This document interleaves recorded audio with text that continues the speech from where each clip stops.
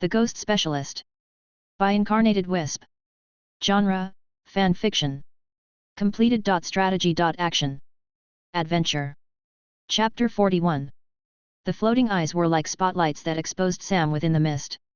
Yet, despite their glow, no light came from them. The only source of illumination was from Xavier's lantern, as Sam shoved his flashlight into his backpack so he could dig through and retrieve his cleanse tag. Unfortunately, the cleanse tag could only imbue a passive, calming aura over the area around it. It wasn't a solution that could be used like the flick of a switch. So as Sam clutched the tag in hand, the mist over the pond grew in intensity, condensing and swirling around the eyes of the ghost. "Xavier, what Pokémon do you have?" Sam asked quickly. "Yanma. Donphan. Noctowl. Poliwhirl." And the older boy chuckled nervously. "At least, those are the ones useful in a fight." Sam nodded once, eyes locking onto the ghost drifting over the water. The stone shore Sam stood on was only 8 or so feet across, and any other dry space was too full of loose rocks and stalagmites to be safe to stand on. Fighting in melee won't be possible. Mankey'll be kind of useless here.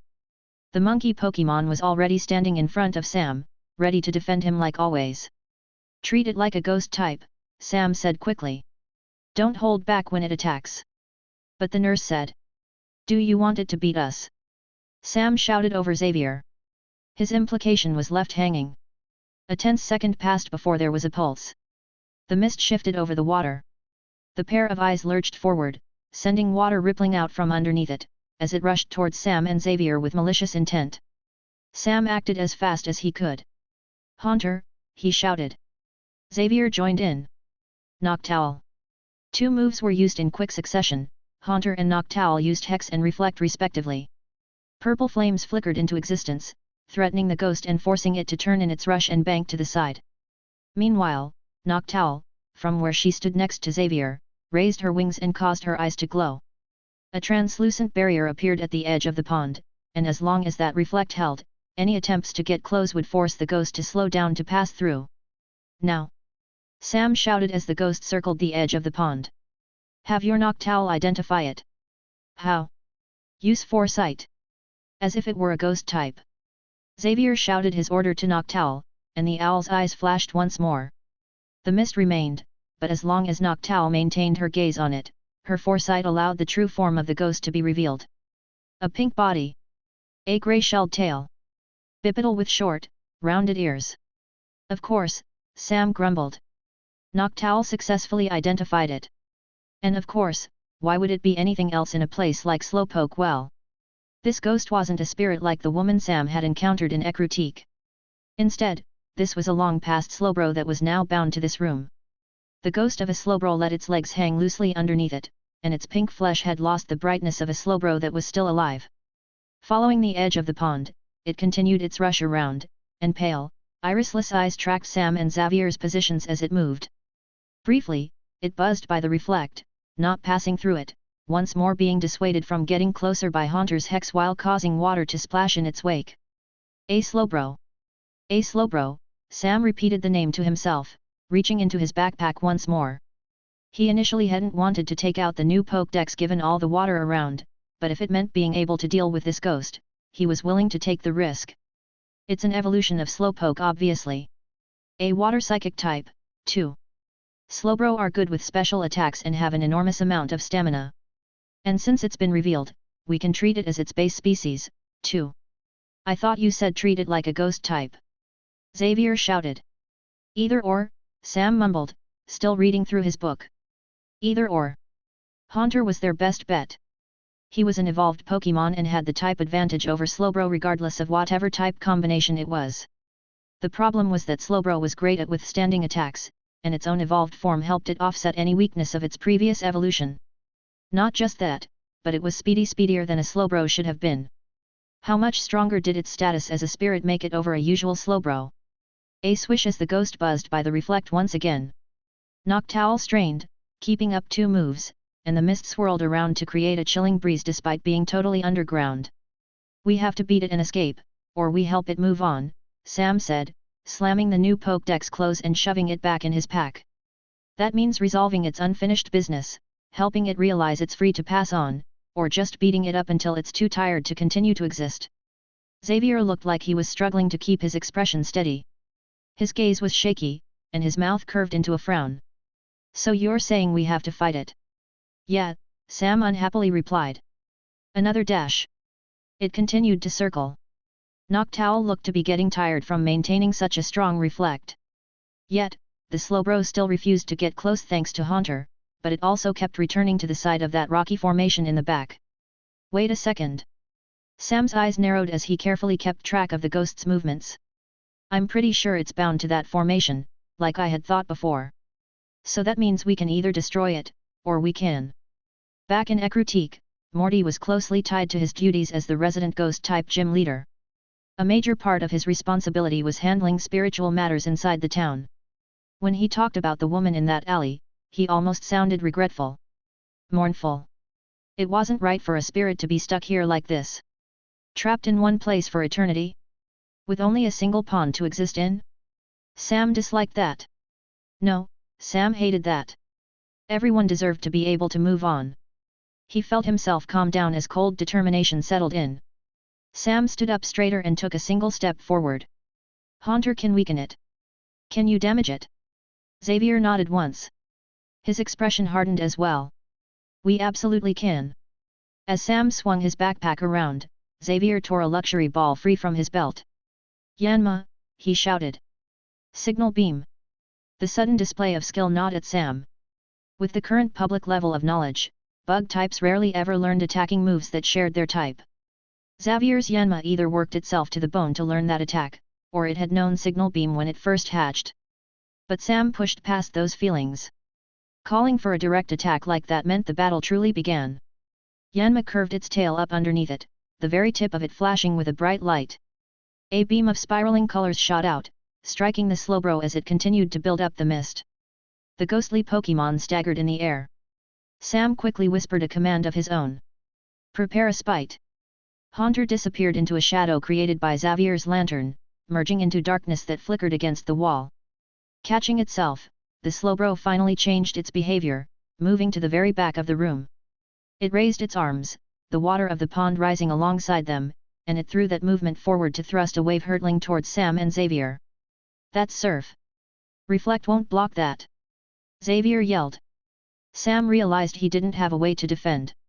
He wouldn't be fast enough to call out any useful orders, either. Just how strong is this Pokémon? He turned around, rushing to pull the tired Cyndaquil out of his hood, and he bent himself around her to try to protect her from the incoming wave. As the water roared closer, to his surprise, he was only hit with a mild splash. Mankey, the ever-loyal Mankey, jumped up with two hands raised. A dual karate chop no, a cross chop split the incoming surf and minimized how much of the attack reached Sam. However, he wasn't strong enough to completely stop it. Mankey was caught by the wave. The wave threw the unevolved fighting type into the wall. Sam shouted, panicked, and Mankey hit the ground in a daze. His fur dripped, he stumbled, and he fell to his hands and knees. From the damage he sustained, he wasn't able to get back up, and Sam quickly returned him knowing he'd be able to be healed at the Pokémon Center later. Thank you. I'll buy you as much food as you want if we get out of this. Cyndaquil cried her name in Sam's arms. He clutched her even tighter and turned back to the rest of the fight. Xavier had protected himself by sending out a burly Poliwhirl to block the wave, and his Noctowl had flown high to avoid the attack. Unfortunately, his Yanma had been caught and was now laying on the ground, unable to fly due to its horribly soaked wings. He returned it as well. Haunter! Sam shouted, turning his head. Use it! The Slowbro was already repeating that same action, using the churning waters to conjure an even higher surf than before. Arms raised, the water began to move, but that was when Haunter struck. He burst from the wall and caused red motes to leave the Slowbro's body. The water shuddered and fell, splashing back into the pond without anything more than a small splash. Pure white eyes glowed and glared at Haunter. Yet, Sam stood tall. Surf won't happen again, he said. This Slowbro is. It's really strong, Xavier finished. Sam noticed that despite everything, Xavier was grinning. In the face of an incredible and impossible foe, a smile had found its way across his face. When Sam touched his own face, he found he had a smile on as well. This is what it means to be a Pokémon trainer. To keep your head high no matter the odds. He was terrified. He was scared. However, Sam was also thrilled. The battle could very well spell the end of his journey, but that was only if they lost. Fighting against a ghost like this was him living out part of his dream. Wasn't this what he wanted in the first place? He made sure Cyndaquil remained safe in his arms as he focused on the fight. Slowbro's blank eyes didn't look away from Haunter. Spite ensured that a wide-ranged surf wouldn't be able to be conjured once again.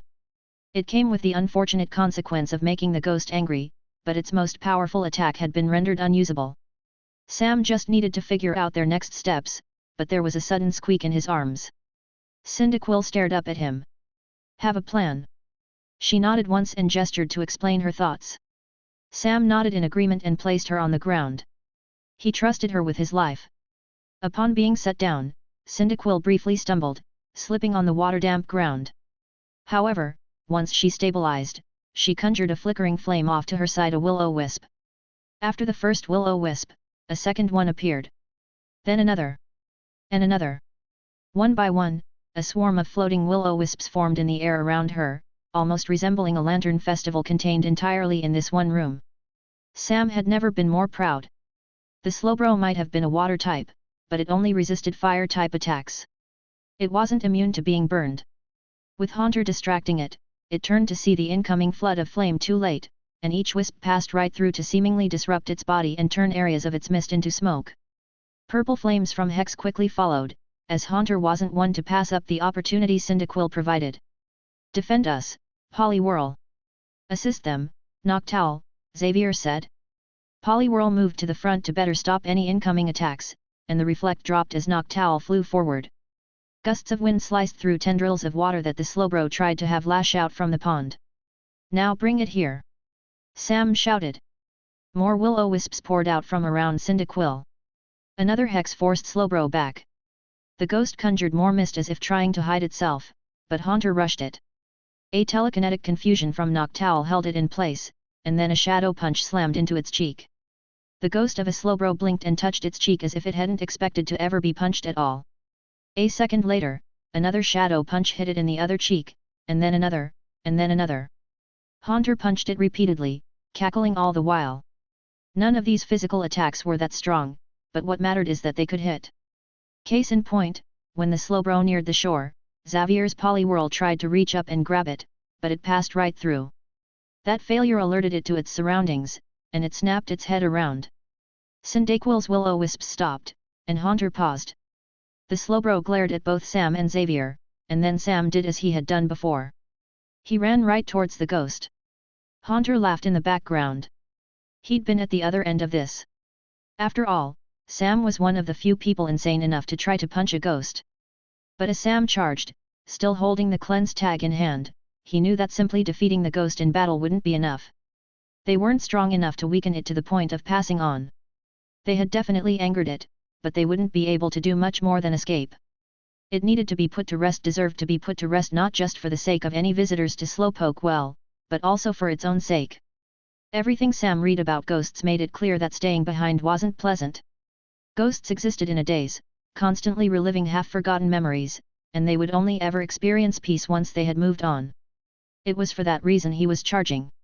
It wasn't for violence's sake, but it was for the simple wish of wanting to help. When the Slowbro reared back out of shock, Haunter used his ghostly hand to lock it in place, keeping it firmly in the material, and Sam finally arrived to act. He didn't punch the Slowbro like he had once punched Haunter. Instead, he swung his arms out wide, wrapped them around the Slowbro, and pulled it into a hug. "I'm sorry," he whispered. The room went silent. Each and every other creature in the room went completely and utterly still. "It isn't fair," Sam said quietly. "It isn't fair that you've been stuck here. No one should ever be trapped like this. No one should ever be stuck in a single place. There's an entire world out there, you know? You shouldn't have to stay in a single, underground room." A weak chuckle left him. The Slowbro lifted up its arms in the same way it had conjured a surf from before, but then it let itself slump. Its arms fell. Its tail went slack. The ghost let its head rest on Sam's shoulder. "It's all right," he whispered. "You can rest now. We aren't going to attack. You can move on." "Sam, what?" A sharp glare from Sam, Haunter, and Cyndaquil shut Xavier up. The ghost of a Slowbro drifted closer to the ground as Sam guided it to lie on the floor. I get it. You wanted to protect this place. And you don't want anyone to hurt the Slowpoke or that formation in the back, right? A groan left its mouth that sent a shiver down Sam's spine. Yet. You felt like you had a duty. That's why you're still here. Well, how about this? We can protect this place. Humans and Pokémon, I mean. We're partners. You don't need to do everything by yourself. It was lying down now. Heavy eyelids began to cover its pure white eyes. Sam let the hug go, pulling back, but he left one hand resting on the ghost's side. It's okay, he said softly. It'll be okay. This was only working because the ghost wanted to rest but couldn't. It needed the permission to know it was able to finally pass on. For a moment, it put one of its paws on the ground as if trying to push itself back up, but Cyndaquil walked over.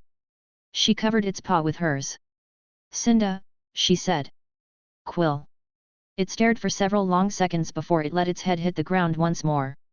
Sam. Xavier said, unsure. Sam and Cyndaquil stayed at the Slowbro's side as the Pokémon finished closing its eyes. Its form became translucent. Then transparent. Then, it was hardly there. Haunter joined in, also placing a hand on Slowbro's side and closing his own eyes. From Sam's waist, a flash. Soaked and barely conscious, Mankey released himself. He wobbled over to place a hand on the Slowbro as well. Poliwhirl joined in. Noctowl glided over and pressed her head to Slowbro's. Nervously, Xavier bit his lip and knelt next to the spirit. However, when he tried to touch it, his hand passed right through, so he just kept it hovering an inch above. No one seemed willing to make any noise. Even the act of breathing seemed to come silently. The group stayed like that as Slowbro came to a rest. And the moment continued until a sudden cracking noise caught everyone off guard. Alerted, everyone snapped their gazes to the back of the room, where the King's rock-like formation crumpled inwards. When it finished falling apart and they looked back down, the Slowbro was gone. Sam's cleanse tag sat on the floor in its place. It really was a ghost, Xavier said, hurriedly standing up. You were right. Sam wiped a bit of moisture out of his eyes. Yeah, he said hoarsely. Kind of surprised that worked. Logically, I knew wild ghosts want to rest, but I wasn't sure. Quilava slapped him on the leg as if to admonish him. Why wouldn't his plan work? Sam didn't feel admonished at all, however, as he did a second take to process the current state of his closest friend. Excuse me? Staring back up at him was a familiar yet changed face. Where Cyndaquil's eyes had been thin enough to look almost closed, Quilava's eyes were wide and bright. Her body had lengthened to be more weasel-like rather than shrew-like, and ears pointed out from her head, with one of them flicking back in curiosity at his reaction. Quill, she said. Sam threw himself forward to bring her into his arms. You did it. Ha ha ha, congratulations, he cheered, laughing. I guess you finally evolved, hey. She blinked and looked down, freezing when she realized what had happened. Her bottom legs kicked at the air as she whined, but Sam held her high. He smiled at her, and she couldn't resist smiling back. He made sure to pull her in close, where she leaned into him, content with her evolution. Xavier cleared his throat. We should leave sooner rather than later. Sam let Quilava climb onto his shoulder, where she draped herself over the back of his neck like some kind of extremely short scarf. Oh. Yeah. Gotta tell Nurse Joy about a job well done, right? Xavier nodded, but his gaze lingered on the ruins of those magnetic rocks. Sam looked over as well to see what he was staring at. In the center of the rubble, a single item sat on top. It was made of stone and resembled the shape the formation once held. A King's Rock, Sam whispered, identifying it. The Slowbro had been protecting it this whole time. Held items like King's Rocks were valuable, insanely so. This one in particular could be used to evolve species like Poliwhirl and Slowpoke, or it could be held to give attacks a chance to cause a flinch. However, the idea of taking it didn't sit right with Sam. The idea of angering a ghost, encouraging it to rest, and then taking the item it had been protecting this whole time? Leave it, Sam said. It's not ours. Xavier opened his mouth, then he closed it. He turned around, running a hand through his hair. Fine. The journey out of Slowpoke Well felt a lot easier than the journey in. The frequent sounds of the many slowpoke groans were mournful, but they were also celebratory. A long-lost companion was finally able to rest. "I want you to know I'm sorry," Sam said, walking through Azalea next to Xavier. Quilava remained around his neck as they slowly walked back to the Pokémon Center where this job had first been accepted. "Are you saying that because of our bet? The competition is off. We saw the ghost at the same time. Neither of us won," Xavier said, looking annoyed about it. "No, it's not about the competition. I shouldn't have been so rude with you. I shouldn't come at you so aggressively. And I shouldn't have bothered you when you just wanted to be left alone. It wasn't right." Xavier didn't reply. "Ever since I battled you back on that boat I've built you up in my head.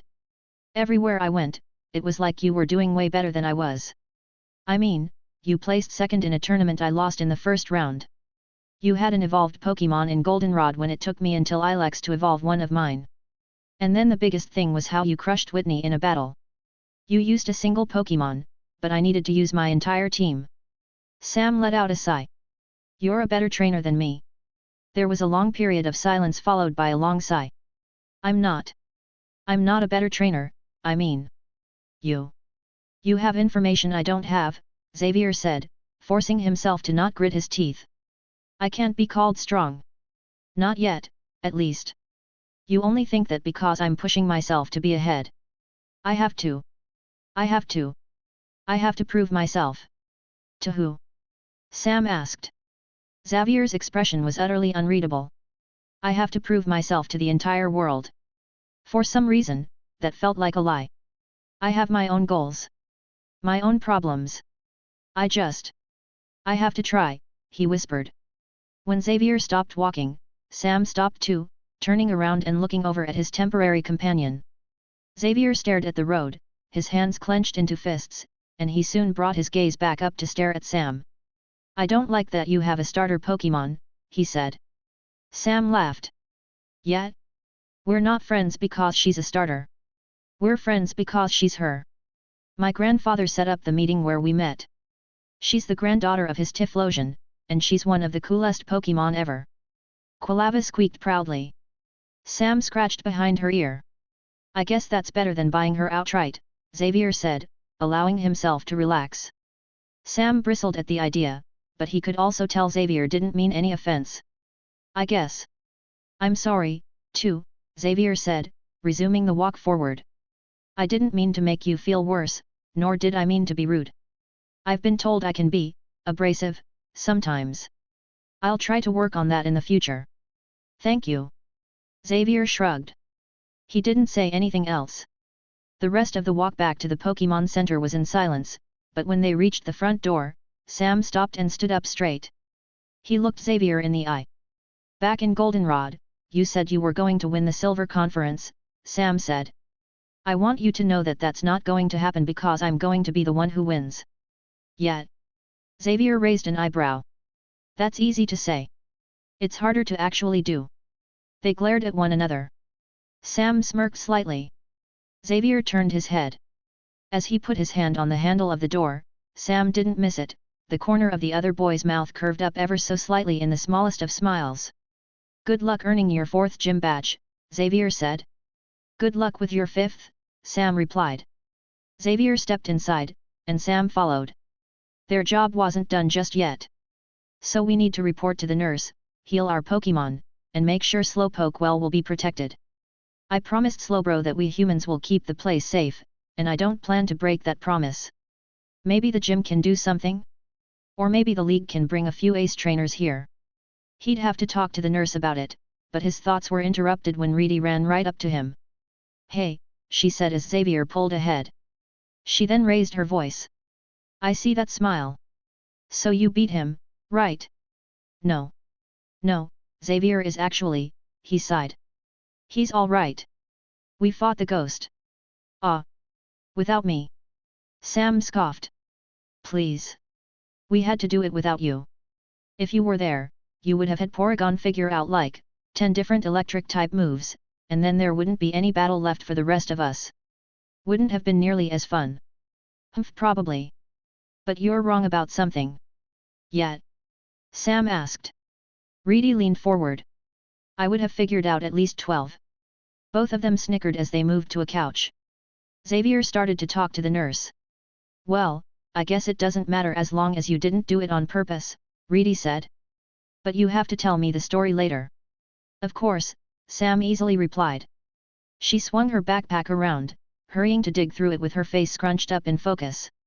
Grabbing something, she smiled and pulled out an item, which she shoved towards Sam.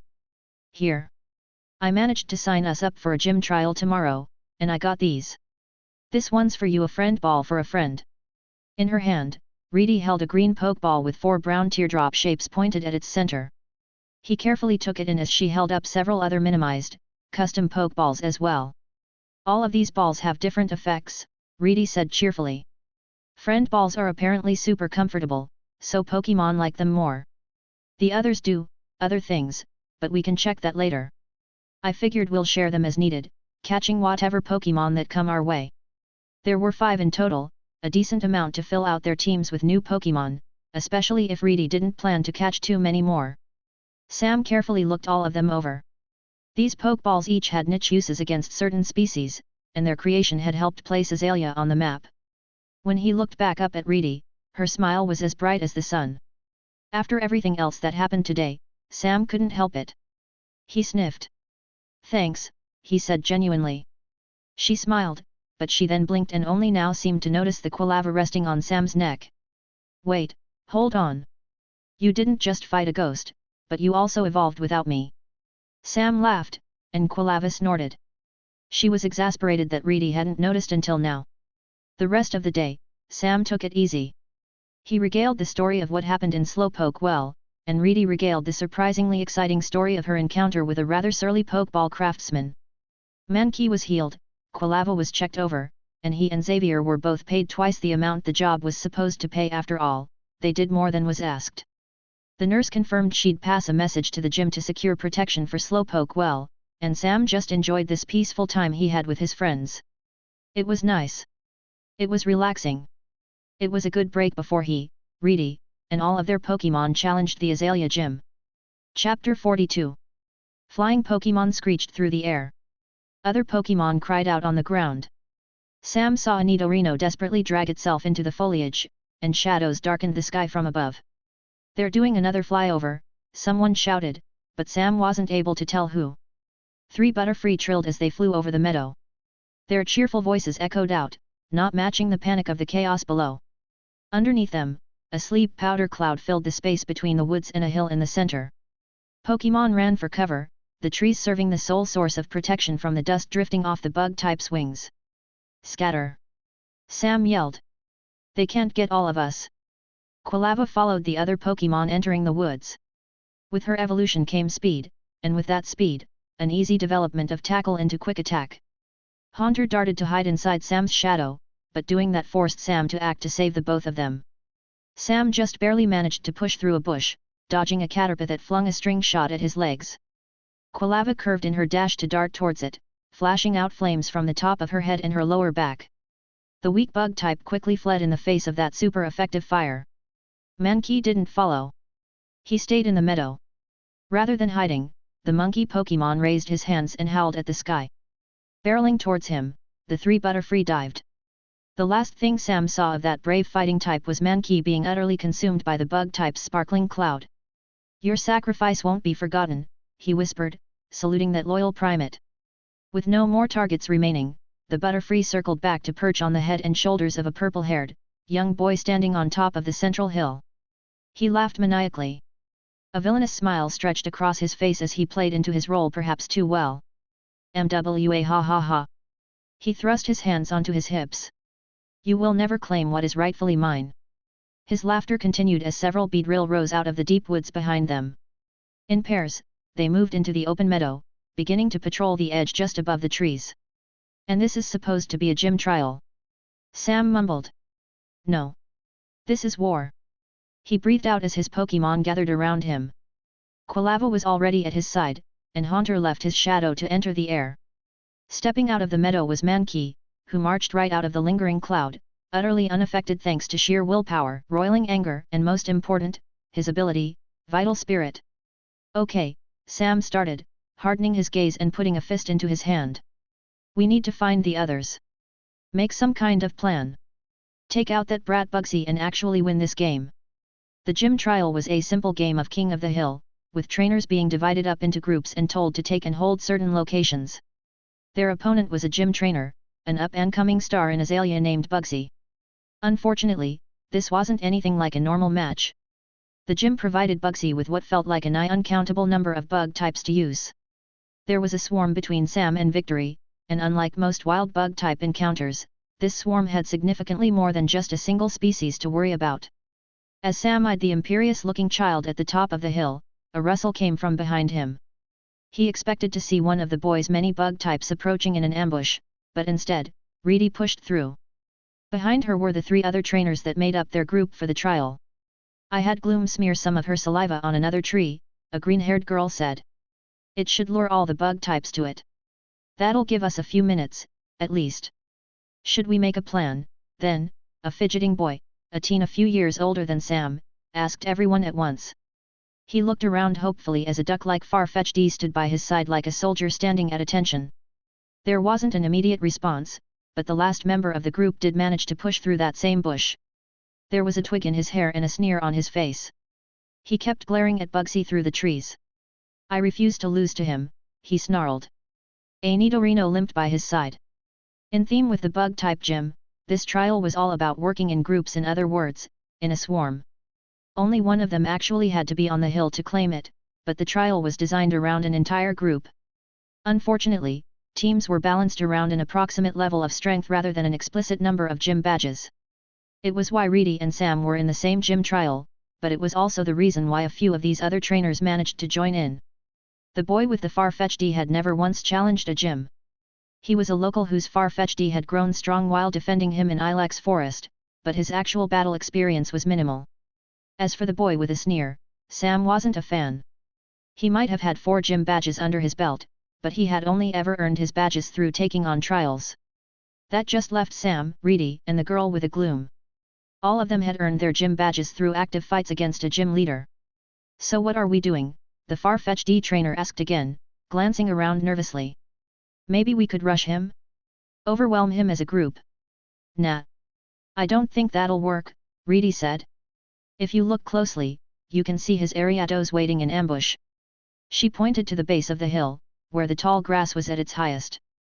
Occasionally, wind blew to allow a red carapace to peek through. To make matters worse, Sam was pretty sure all of the Ariados were actively staring at them. The boy's face went pale as the green-haired girl mumbled something unpleasant about bug types under her breath. Sam raked his brain for any strategy possible, but it was the boy who had only ever taken on gym trials who spoke up. No. He's right. We need to rush him if we want to get through. Reedy, usually one for a straightforward strategy like that, frowned and crossed her arms. No? You're just asking for us to lose. As much as I'd like to punch that kid in the face. The other girl in the group blinked. He has a ridiculous amount of Pokémon with him. We don't have the numbers to fight all of them off. Not even Teddy Ursa can handle a swarm of that size. Despite her argument, the boy grinned. Exactly. He can't command them all at once. Sam barely resisted covering his face with his hand. Look, there's 5 of us and only 1 of him, the boy continued. If we each send out all of our Pokémon, he can't take us all out, right? There were too many things wrong with that plan, in Sam's opinion. While a push wasn't the worst thing in the world, they needed to create roles for each person in the group. Otherwise they were too vulnerable to tricks. Not to mention that by releasing their entire teams, they'd have to be in charge of more than 1 Pokémon at once, which could cause issues when faced with the chaos of a swarm. I don't think that plan would work, Sam said, agreeing with Reedy. Yet? You don't? But which one of us has 4 gym badges already, hey? Sam scowled. Look, I'm the most experienced trainer here, the boy continued. This is meant to be my 5th and last gym badge. Give me this, all right? I really think that if we rush him, we can win this with a bang. Sam frowned, but the boy smiled and raised a hand. Even though Sam felt like the discussion was still going on, by raising his hand, the boy had effectively started the vote. Following him with this plan, the nervous teen raised his own, agreeing with the idea of charging forward. Then, Much to Sam's surprise, the girl with the gloom voted to support it as well. Sorry, she said, but I actually think we can push through if we all work together. Sam sighed. One glance at Reedy told him that she also thought this kind of unplanned rush was doomed to fail. Specifically, she sent him a look of, this kid cannot be real.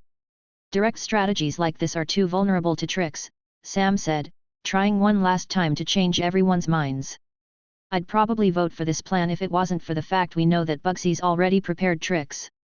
He peeked over at the hidden Ariados, and Reedy cleared her throat. I'm a fan of brute strength, and that usually works, but for once, Sam is right. Hey! I hate to say it, but we need a better plan. As both she and Sam glanced around at everyone in the group, the far-fetched DS trainer looked as though he wanted to lower his hand. There was a grimace on his face, and his hand started to inch down, but he was interrupted. We're going, the other boy said. He marched forward, not giving anyone time to counter, and readied himself at the edge of the woods. A flash of a pokeball saw him release a blue Nidorino, which joined his side opposite to where his Nidorino stood. Sam groaned as the Gloom's trainer moved to ready herself as well, and the far-fetched DS trainer walked past and sent Sam a genuine-sounding, sorry. Fine, Sam huffed, but don't look at me when everything fails. At least it'll be good practice. Reedy offered as she followed him over. Sam hated how she had a point. As they waited at the edge of the woods, a buzz zipped past them as a pair of Beedrill flew by. A Beedrill patrol, the group's self-elected leader said. We'll burst out the second they've passed. They crouched, better hiding themselves in the foliage, keeping an eye on all the passing bug types. Sharp stingers glinted in the midday sunlight, and their leader held up a hand. 3. He put down a finger. 2. Sam made sure all his Pokémon were ready. 1. They didn't all wait for the go. The boy with the far-fetched D charged forward, leading the pack with a scream at the top of his lungs. Despite the group's apparent plan, they never established if they were to run out on 1 or 0. Go, go, go, their leader hurriedly said. The remaining 4 trainers and all of their Pokémon exploded out of trees and charged at Bugsy's hill. You fools! You'll never get past my minions! Bugsy shouted. Rows and rows of Butterfree entered the air over his head. Roughly 24 appeared in a grid, with each one holding a fidgeting, blue pinecone bug-type Pokémon called Pineco.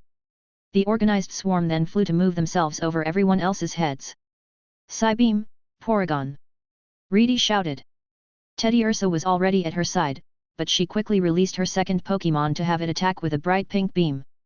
Thankfully, she had already managed to program simple, silent commands for when it came to how Porygon followed orders. She pointed, and a Psybeam shot out, aimed perfectly where Reedy was pointing.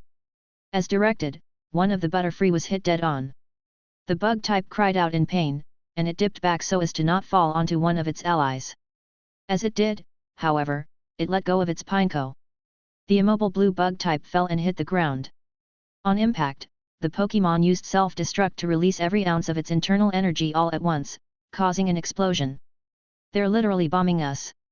Sam shouted, continuing his charge towards the hill regardless. He looked at his Pokémon. Quilava jumped up to land on his back, holding onto him to better aim and Incinerate launched at the grid of Butterfree. Several were hit by that burst of flame, forcing them back as they dropped their Pineco. Their aim was off, missing the group but exploding the ground. Nearby, the leader boy commanded his own Pokémon to help as well. Poison stings shot out of his team members' mouths. The boy with the far-fetched D had his bird Pokémon enter the air. When Pineco fell, the flying type Sleek batted them away, and the fired poison stings managed to push falling Pineco away from the group. The defense was working, but it wasn't perfect. Some members were still charging, and others stopped to play defense. The boy with the far-fetched D didn't stop for even a moment, which, given his lead, meant he was the first to have a Pineco land a foot away from him on the ground. He stopped, bringing his arms up in fright, but the Pineco didn't explode. Instead, the Ariados lying in wait made their move, jumping out to fire off string shots that utterly encased him in a web. His far-fetched D started to desperately try to free him, and Sam looked around. Chaos filled the meadow, and Haunter just barely managed to use Shadow Punch to knock away a Pineco falling towards his head. We're losing, Sam realized. Reedy's Teddiursa used Slash to push back a Pineco before it burst. Another trainer's Gloom suffered a self-destruct right in its face. This was all going exactly the way Sam thought it would. Bugsy's Pokémon were obliterating them. An unplanned rush was never going to work. A lull in the explosions saw several Butterfree flying down to pick up their fallen companions. Pineco were brought back to rest behind Bugsy's hill, but then more healthy Pineco took their place. Another wave was coming. Explosions had churned up the ground, and even more Ariados were still hiding at the base of the hill. Sam bit his lip. How do we salvage this? He already recognized his initial mistake. It was one thing to not be rude. It was another to be a complete pushover. Letting this charge happen like this was on him. He should have fought harder against this plan. So what can we use? One advantage is Haunter. He's immune to all the explosions. And then both Mankey and Quilava have fire-type moves. A solid hit might mean a quick feint. Reedy was protected by Porygon. The artificial creature demonstrated impeccable skill. While its attacks were kept weak, its perfectly aimed Psybeams meant anything she pointed at was knocked away. If we could just regroup. Sam locked eyes with Haunter. I have a plan. You're the linchpin of it. Ready to start a different strat? Haunter smiled and brought up a hand for a perfectly professional salute. Sam whispered his orders. Following along, Haunter levitated into the sky. Enough Butterfree had been injured in the first wave that their grid was thinner, but there were enough left to still threaten the group with their Pineco primed to be dropped. As fast as he could, Haunter pushed around the flesh of his face. As a combination of the ghost and poison type, his body was rather amorphous. Through a bit of effort, he was able to add uncanny creases to his expression that made Mean look easier to use. One by one, Haunter glared at the flying Butterfree. Their progress forward halted as the Mean look challenged them and prevented them from getting away. One threw a Pineco at him. It exploded, but self-destruct was a normal type attack. As a ghost type, Haunter let the energy pass right through him, and when the smoke faded, he was utterly unharmed. With the sounds of ghost-type cackling filling the air, Sam rushed to his allies for this gym trial. He tossed a spare potion to the trainer with the gloom, and then he reached their leader, who was desperately trying to get his two Pokémon to wake up. They had apparently fainted earlier in the fight. What do you want? The boy snapped. Other Pokémon. I saw you have more balls on your belt. What other team members do you have? Just Sandslash. Perfect. Sam said. Go help out Farfetch'd. Use Sandslash to slash through his trainer's web. The boy opened his mouth to argue, but Sam was already running to Reedy. Hey, she shouted, what are we doing? You're leading the charge. I'm the distraction. Go as fast as you can. A malicious-looking smirk appeared on her face. Easy, she said. Will do. Reedy cracked her knuckles and turned towards the hill. It looked like Bugsy was going to shout another taunt, but when he locked eyes with Reedy, the boy froze up and took a cautious step back. All right. Mankey. Quilava, Sam said to his team. Ready to assist. Quilava squeaked on Sam's shoulder, her eyes filled with determination. Mankey, meanwhile, was already enraged. With all these flying Pokémon, he hadn't been able to do anything but run, and that really ticked him off. Sam glanced up to where Haunter had gathered all the Butterfree. He called out an order. Mankey, grab her. Get ready to throw, and Quilava, use Curse. Mankey's fighting type strength let him easily catch her when she hopped down, even with the difference in size. Quilava breathed out, closing her eyes, and her flame started to pulse alongside every breath. The Farfetch'd trainer was freed thanks to the assistance of the other boy. Meanwhile, the gloom was healed, and its trainer joined Reedy's side. Reedy was at the front, quickly going over a plan without leaving room for argument, all while she had Porygon shoot Psybeams at Bugsy's feet. The gym trainer wasn't able to give any more commands to his Pokémon while under assault like that, and Haunter continued to desperately keep the swarm of Butterfree all in one place. However, Bugsy looked to be growing more and more annoyed by the second. A scowl grew onto his face as he brought up a hand for a sharp whistle. Beedrill squads. Take them out. Sam's eyes widened. I forgot about the Beedrill. A buzzing noise. Another joined in. And another. Then there was so much buzzing at once it was like the air itself was vibrating. Enough Beedrill to form two different swarms left the trees and merged up. A cloud of yellow and black darkened the sky. Sam shakily took a step back. There's no way this is a 4-star level challenge, he whispered. He heard a shout. Reedy started to push forward. With such a threat behind them, she chose this moment to make a much more organized push. Change of plans. We're not attacking the Butterfree. We're attacking the Beedrill, Sam said. Mankey huffed in acknowledgement. Quilava was too focused on building herself up as much as she could to respond in any meaningful way. Get ready, Sam said. He slowly inched over to place himself between the Beedrill and the group charging up the hill. They fought off Spinarak and Ariados alike, but if the swarm of Beedrill reached them, that would be it. A bit closer, Sam continued. Those yellow and black bug types began to dive. Each Beedrill was surprisingly fast. At Sam's side, Mankey pulled his arms back, and Quilava finished one last use of curse. Now! He snapped his fingers and pointed towards the swarm. Mankey threw Quilava with as much force as he could muster. Like a boulder leaving a catapult, Quilava hurtled up into the sky. She opened her eyes and shouted her name, curling up her body as she did. While curse increased the user's physical attack, the downside of the move was that it drastically lowered the user's speed. However, Quilava didn't need to worry about speed thanks to Mankey tossing her into the air, himself. All she needed to worry about was maximizing her power, and flames exploded out around her. Flame Wheel was her best move to combine with Curse. Unlike Ember or Incinerate, the boost to physical power actually applied.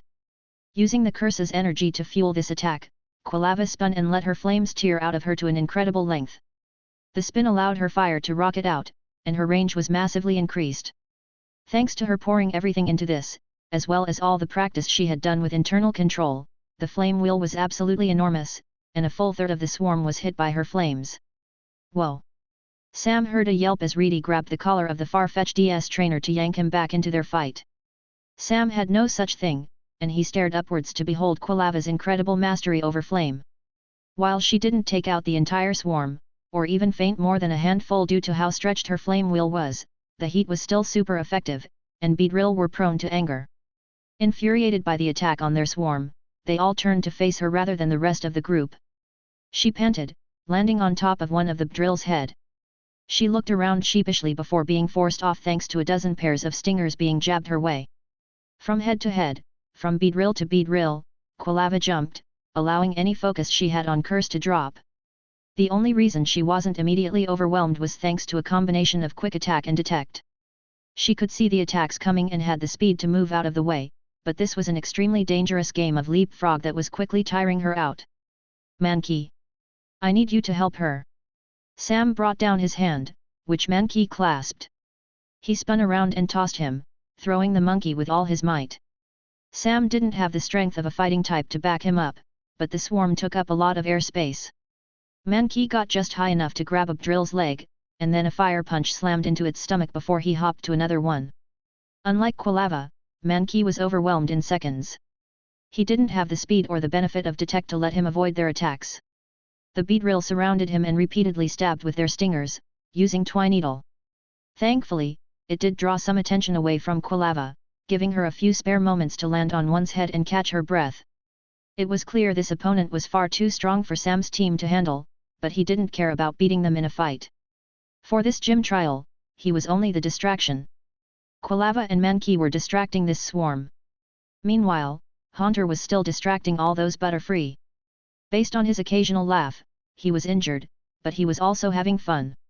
Eventually, Quilava missed a jump, and she began to fall towards the earth.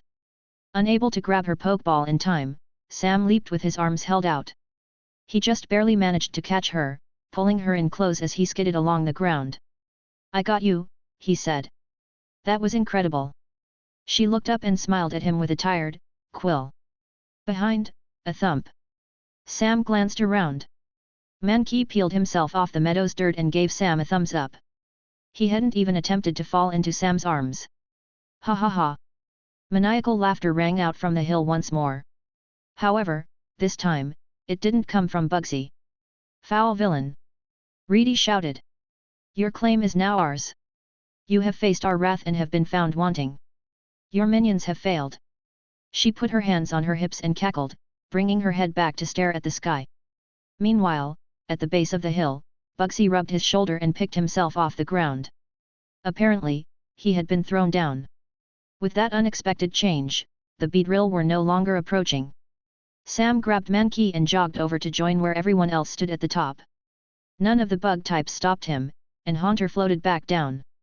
The ghost type's face was covered in bruises and cuts, and his body was battered from all the gusts of wind he had suffered from the Butterfree. "Hey," Bugsy said. The young boy rubbed his cheeks to better recover from what had happened. Up here, the entire group stood tall. The Farfetch'd trainer looked confident for once. The Gloom's trainer looked tired but was smiling. The last member of their group, the boy who had initially pushed for a rush, just grinned at Sam. He looked satisfied rather than annoyed. "So you've claimed my hill?" Bugsy said. "No matter." He threw a hand to his side. "That was the easy part. You may have claimed my hill, but can you hold it? Prepare yourselves. Get ready for an even greater assault." It felt like hours, but it only took 5 minutes. Bugsy threw everything at them, but in the end, they managed to work together and push through. Together, Sam, Reedy, and everyone else successfully completed Azalea's gym trial, and for Sam and Reedy, they only had their actual gym battle left to earn them their next gym badge. Chapter 43. Sam went to bed early after the Azalea gym trial. The fight had been exhausting, his team needed rest, and he had other plans for that night as well. Sleep came easily enough, as practically everyone crashed the moment they touched the Pokémon Center's fluffy bed. He awoke, hours later and in a daze, when something pointed jabbed into his side. His eyes snapped open, and he was met with a Cheshire grin and a glowing red gaze. Haunter cackled when Sam jerked back, as he almost fell to the floor. But, rather than getting annoyed, Sam was thankful. The scare had been effective enough that he was unlikely to go back to sleep anytime soon. "All right, everyone." Sam clapped his hands. "It's the witching hour, like we planned. Time to wake up." Haunter assisted Sam's efforts with a wail that echoed around the room far more than it should have. That was enough to stir Mankey, who grumbled and rolled to face away on his side. As for Quilava, she groggily smacked her lips and tried to sit up. Unfortunately, all she managed to do was collapse back into a pile. Sam carefully took her, placing the limp fire type around the back of his neck. "Sorry, but we did all agree on this, remember?" Haunter wanted to do this as part of his reward for holding off all those Butterfree. Quilava whined why couldn't her reward for the beedrill be to sleep in? Mankey made a noise that he wanted the same. "You can sleep in later this morning," Sam answered. "I want to do this as a team. Doesn't it sound cool to explore the town at night?" Two sets of shared groans. Both of them kept their eyes closed, but Mankey sat up, and Quilava rubbed her face to keep herself awake. Sam got ready as fast as he could.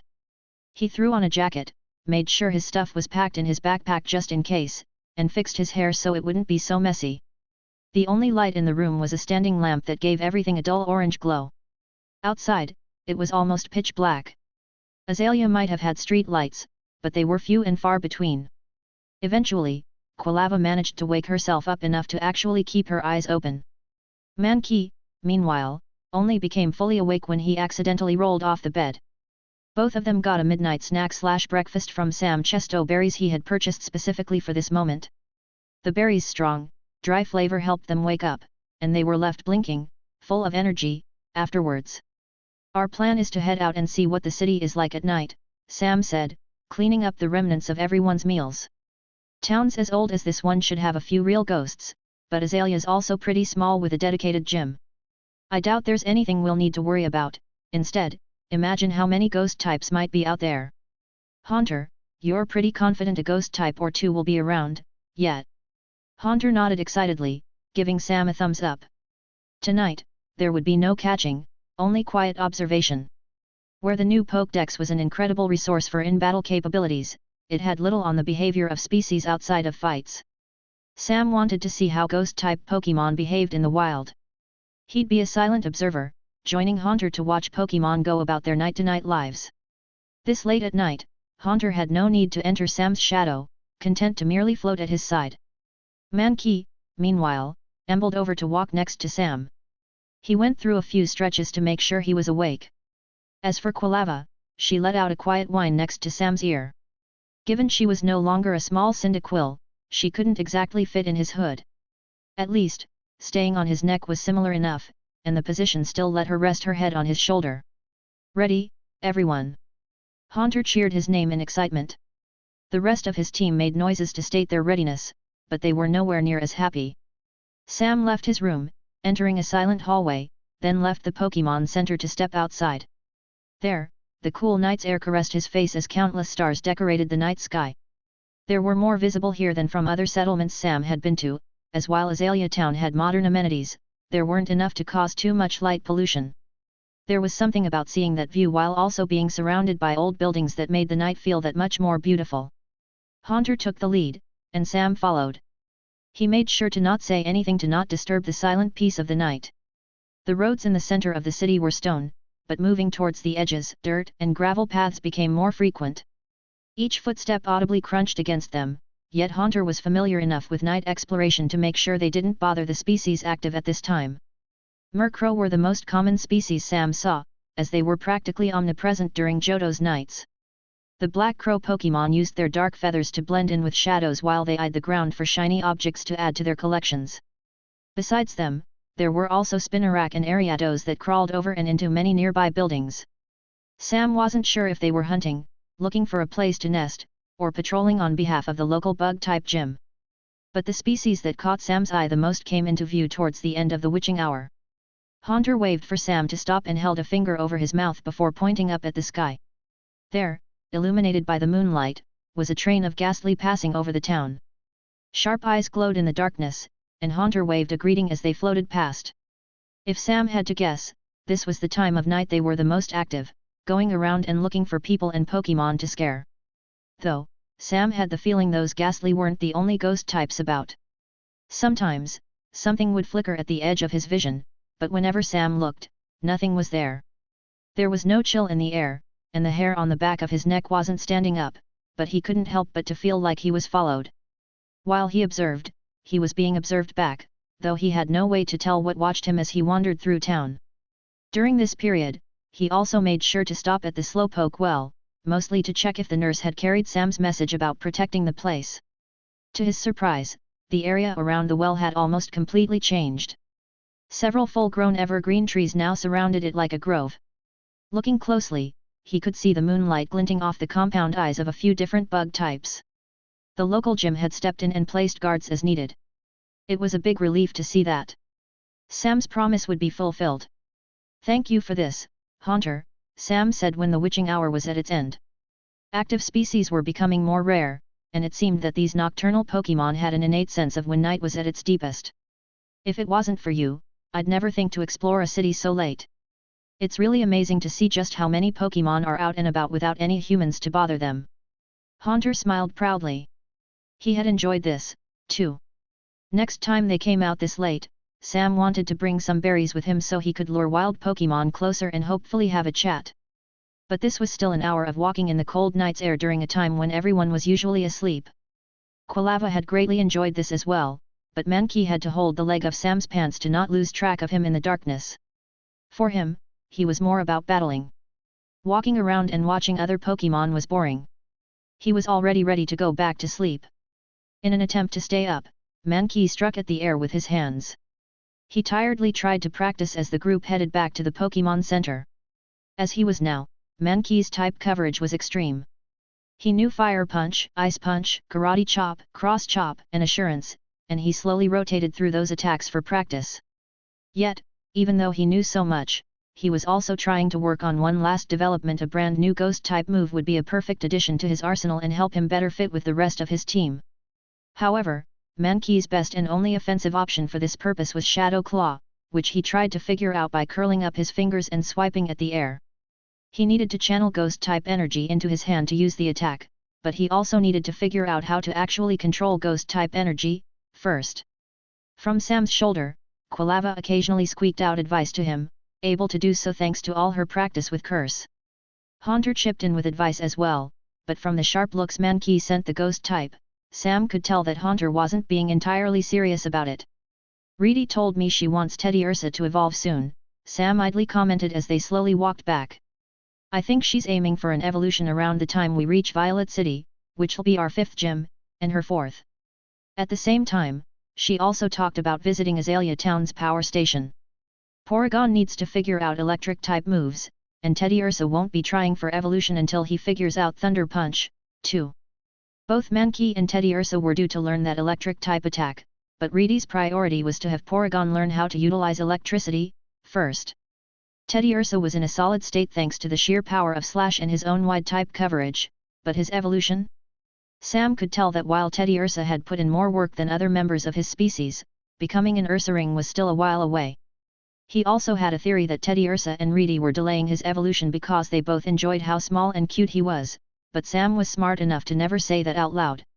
If the rest of the team has evolved, you're next, Sam continued. Becoming a Primeape is when your rage will really start to build, so we'll be focusing on self-control pretty soon. Mankey grunted. His response was less enthused than Sam expected. When he glanced down, the monkey Pokémon was staring straight ahead. His expression was unreadable. We'll make you strong, Sam affirmed. Mankey replied with a firm nod. His absolute faith in Sam's training skills was obvious, and Sam refused to let his Pokémon down. Meandering through Azalea, their little group continued along side paths to return to the Pokémon Center. However, when they reached the part of the city containing its shops, Sam was surprised to see an open door bleeding light onto the road. An old building was still open, which was strange to see this late at night. A large plume of smoke poured out from a wide chimney. On the step outside the front was a familiar Pokémon, a duck-like Farfetch'd holding a leek under a wing. It stood at attention, like a soldier on guard.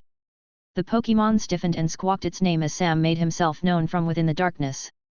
Mankey and Quilava remained either at his side or behind his neck, but Haunter zipped upwards to hide himself in the darkened night sky. Hey, Sam greeted it, raising a hand. You're still up? Even after our gym trial yesterday. Farfetch'd said its name awkwardly. Then it said its name indignantly. It sent a nervous glance behind it, into the building.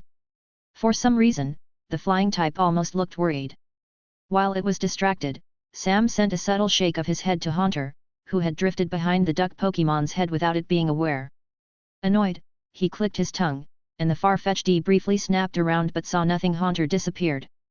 Sam stepped closer to the open door, remnant curiosity from his exploration fueling him forward. Mind if we go in? He asked. He could tell Farfetch'd would have probably turned him down if they hadn't just won a warlike battle yesterday. However, it instead looked up at him with almost an expression of hope, stepping to the side to allow Sam to enter the shop. Inside, he was greeted with rows of shelves filled with charcoal products. Liquid inks, blocks of inks, bottles of powdered charcoal, and pitch-black dyes. The burned wood was being sold in all forms, broken up, clumped, or as solid sticks.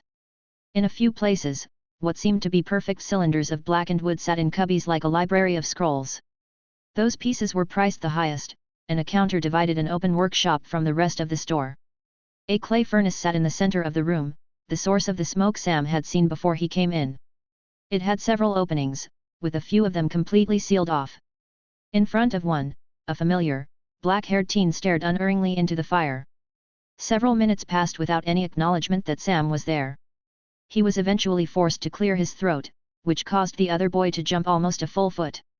The teen looked ready to scream, but when his eyes locked onto Sam, they lit up in recognition. "It's you," he shouted. "It's me." Sam asked. I never got to thank you yesterday. You disappeared so fast. If it weren't for you, we would have lost the gym. So, thank you."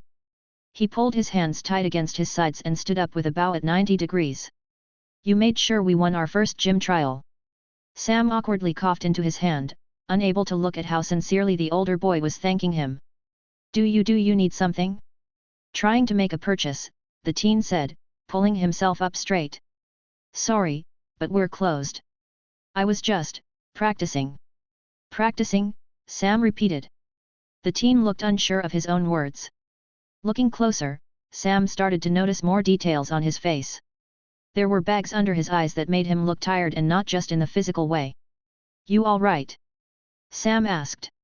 Sam watched the boy slap his cheeks, leaving handprints of dark dust on his face that he failed to realize were there.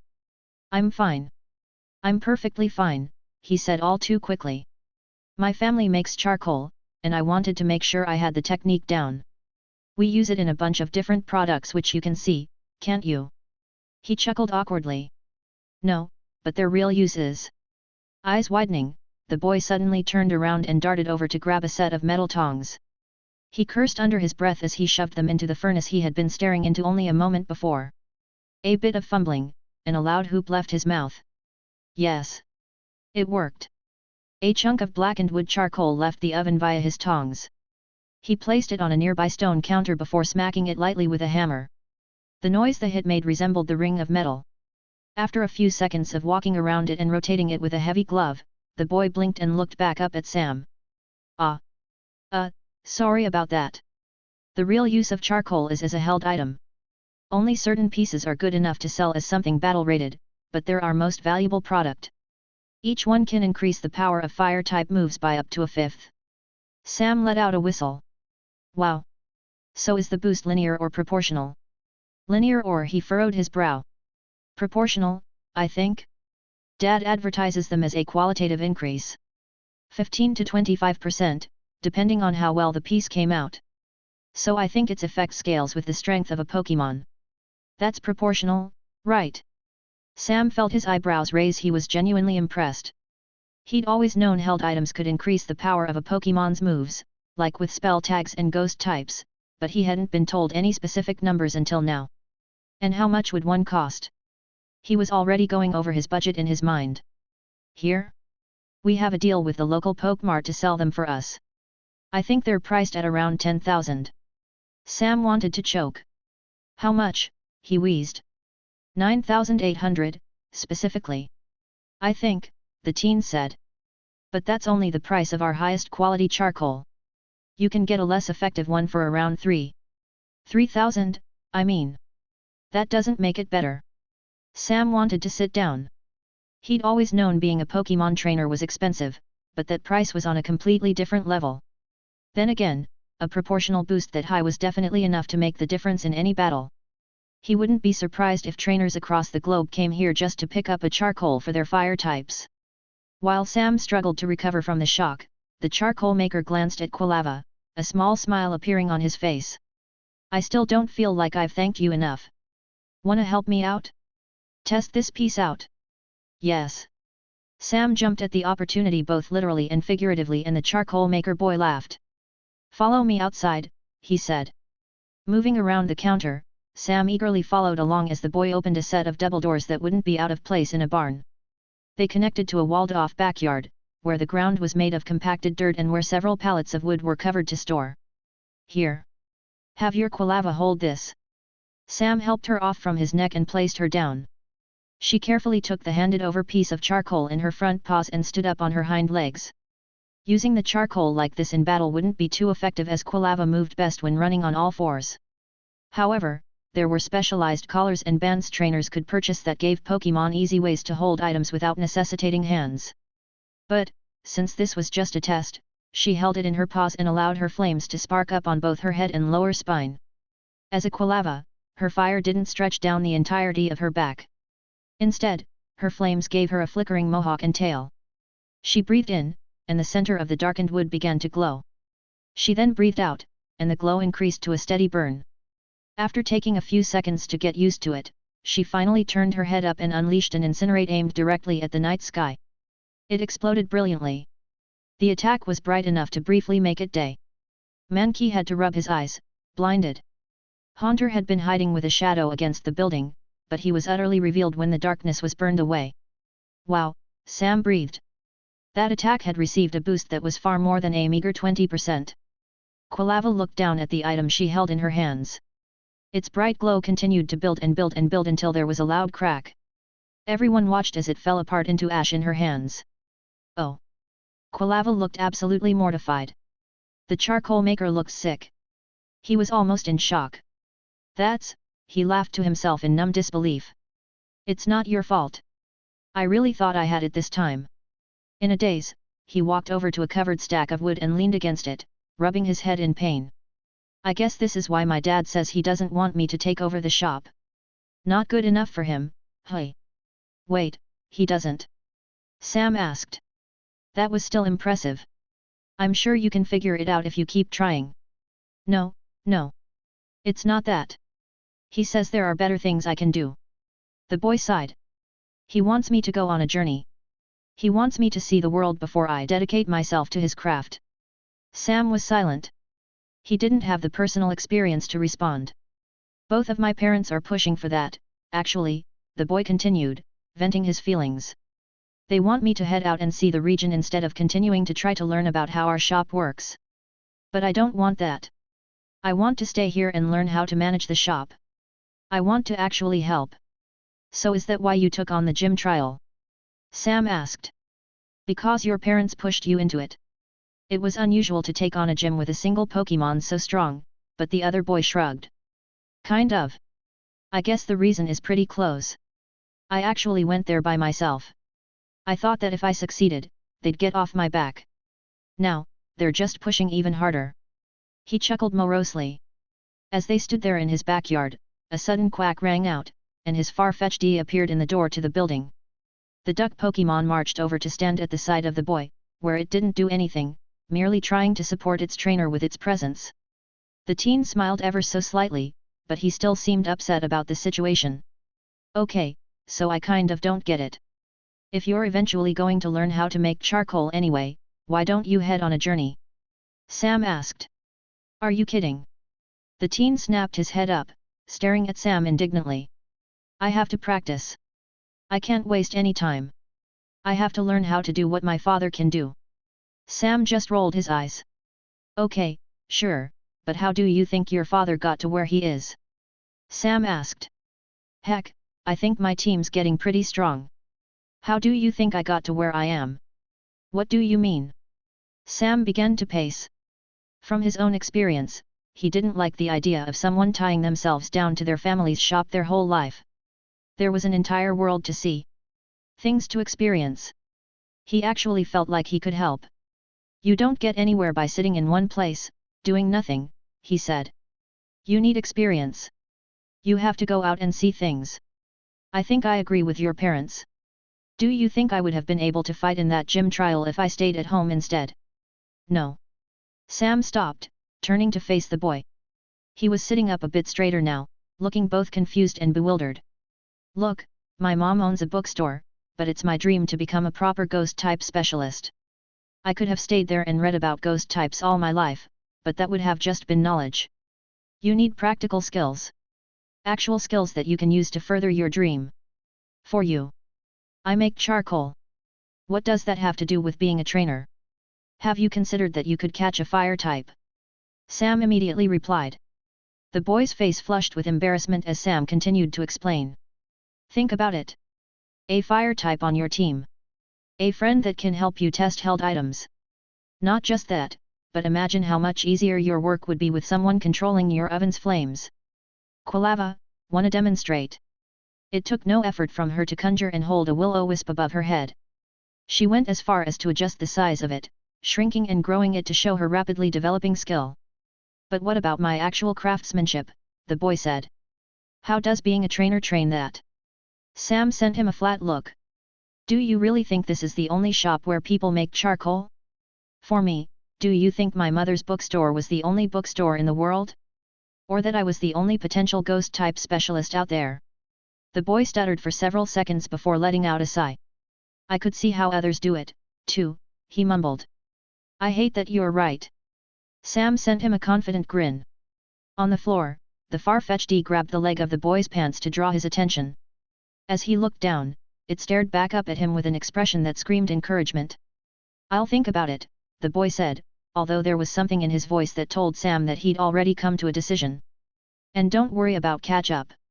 You might be a bit behind on badges, but you have a solid head start, Sam said. The season might have begun a few months ago, but your Farfetch'd is already crazy strong. I mean, 4 stars before your first gym badge. That's something to be proud of.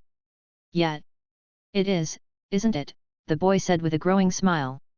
He stood up and knelt to rub his Farfetch'd's head. The Pokémon somehow smiled with its beak. I have a lot to think about. Thank you. But, I think I need to head to bed. Sam blinked. Then he laughed. Yeah, I probably should too, hey. They headed back into the shop, where the boy thanked Sam one last time. Saying goodbye and stepping outside, the lights turned off behind him, and Sam entered the darkness of the night once more. Well, that was a bit unexpected. But it was interesting, yeah? Charcoal sure is amazing. Quilava held up her paws to ask to be picked up, and Sam put her back on his shoulders. She rubbed against his face, and then Haunter snickered. Mankey yawned, but then he blinked when he looked at Sam's face. After a moment of stunned silence, the primate full-on pointed and laughed. What? When Sam got back to his room in the Pokémon Center, he quickly checked his reflection in the mirror. When Quilava had rubbed against him, she took the dust from the charcoal and rubbed it on his face. It looked like he had whiskers. She pranked him. She pranked him. Sam sent her the best glare he could muster before bursting into laughter as well. It was such a dumb trick, but it was funny. He really enjoyed tonight. He wouldn't mind doing this again in the future. The next day, when Sam headed downstairs just before noon, the nurse informed him that a package had been delivered to the boy with the Quilava. He snorted, realizing that neither he nor the charcoal maker had ever exchanged names. But, not one to pass up a gift, he opened up the package. Inside was a simple message, a letter saying, "Thank you for helping my son." Underneath, something wrapped in paper.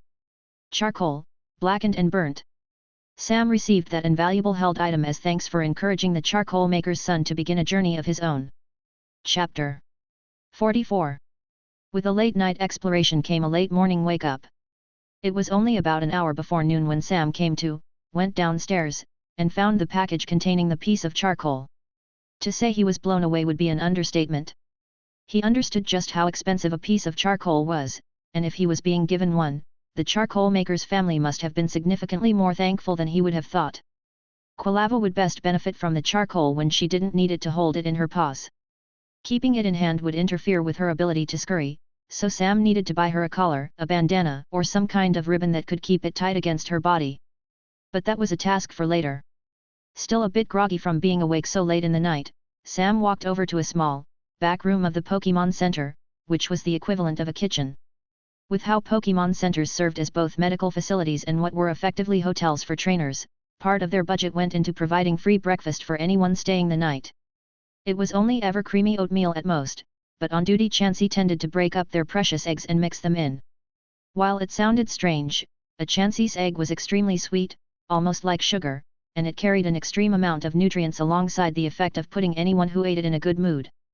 So, Sam and his team ate the cold meal, with a hairnet-wearing Chansey ladling them bowls.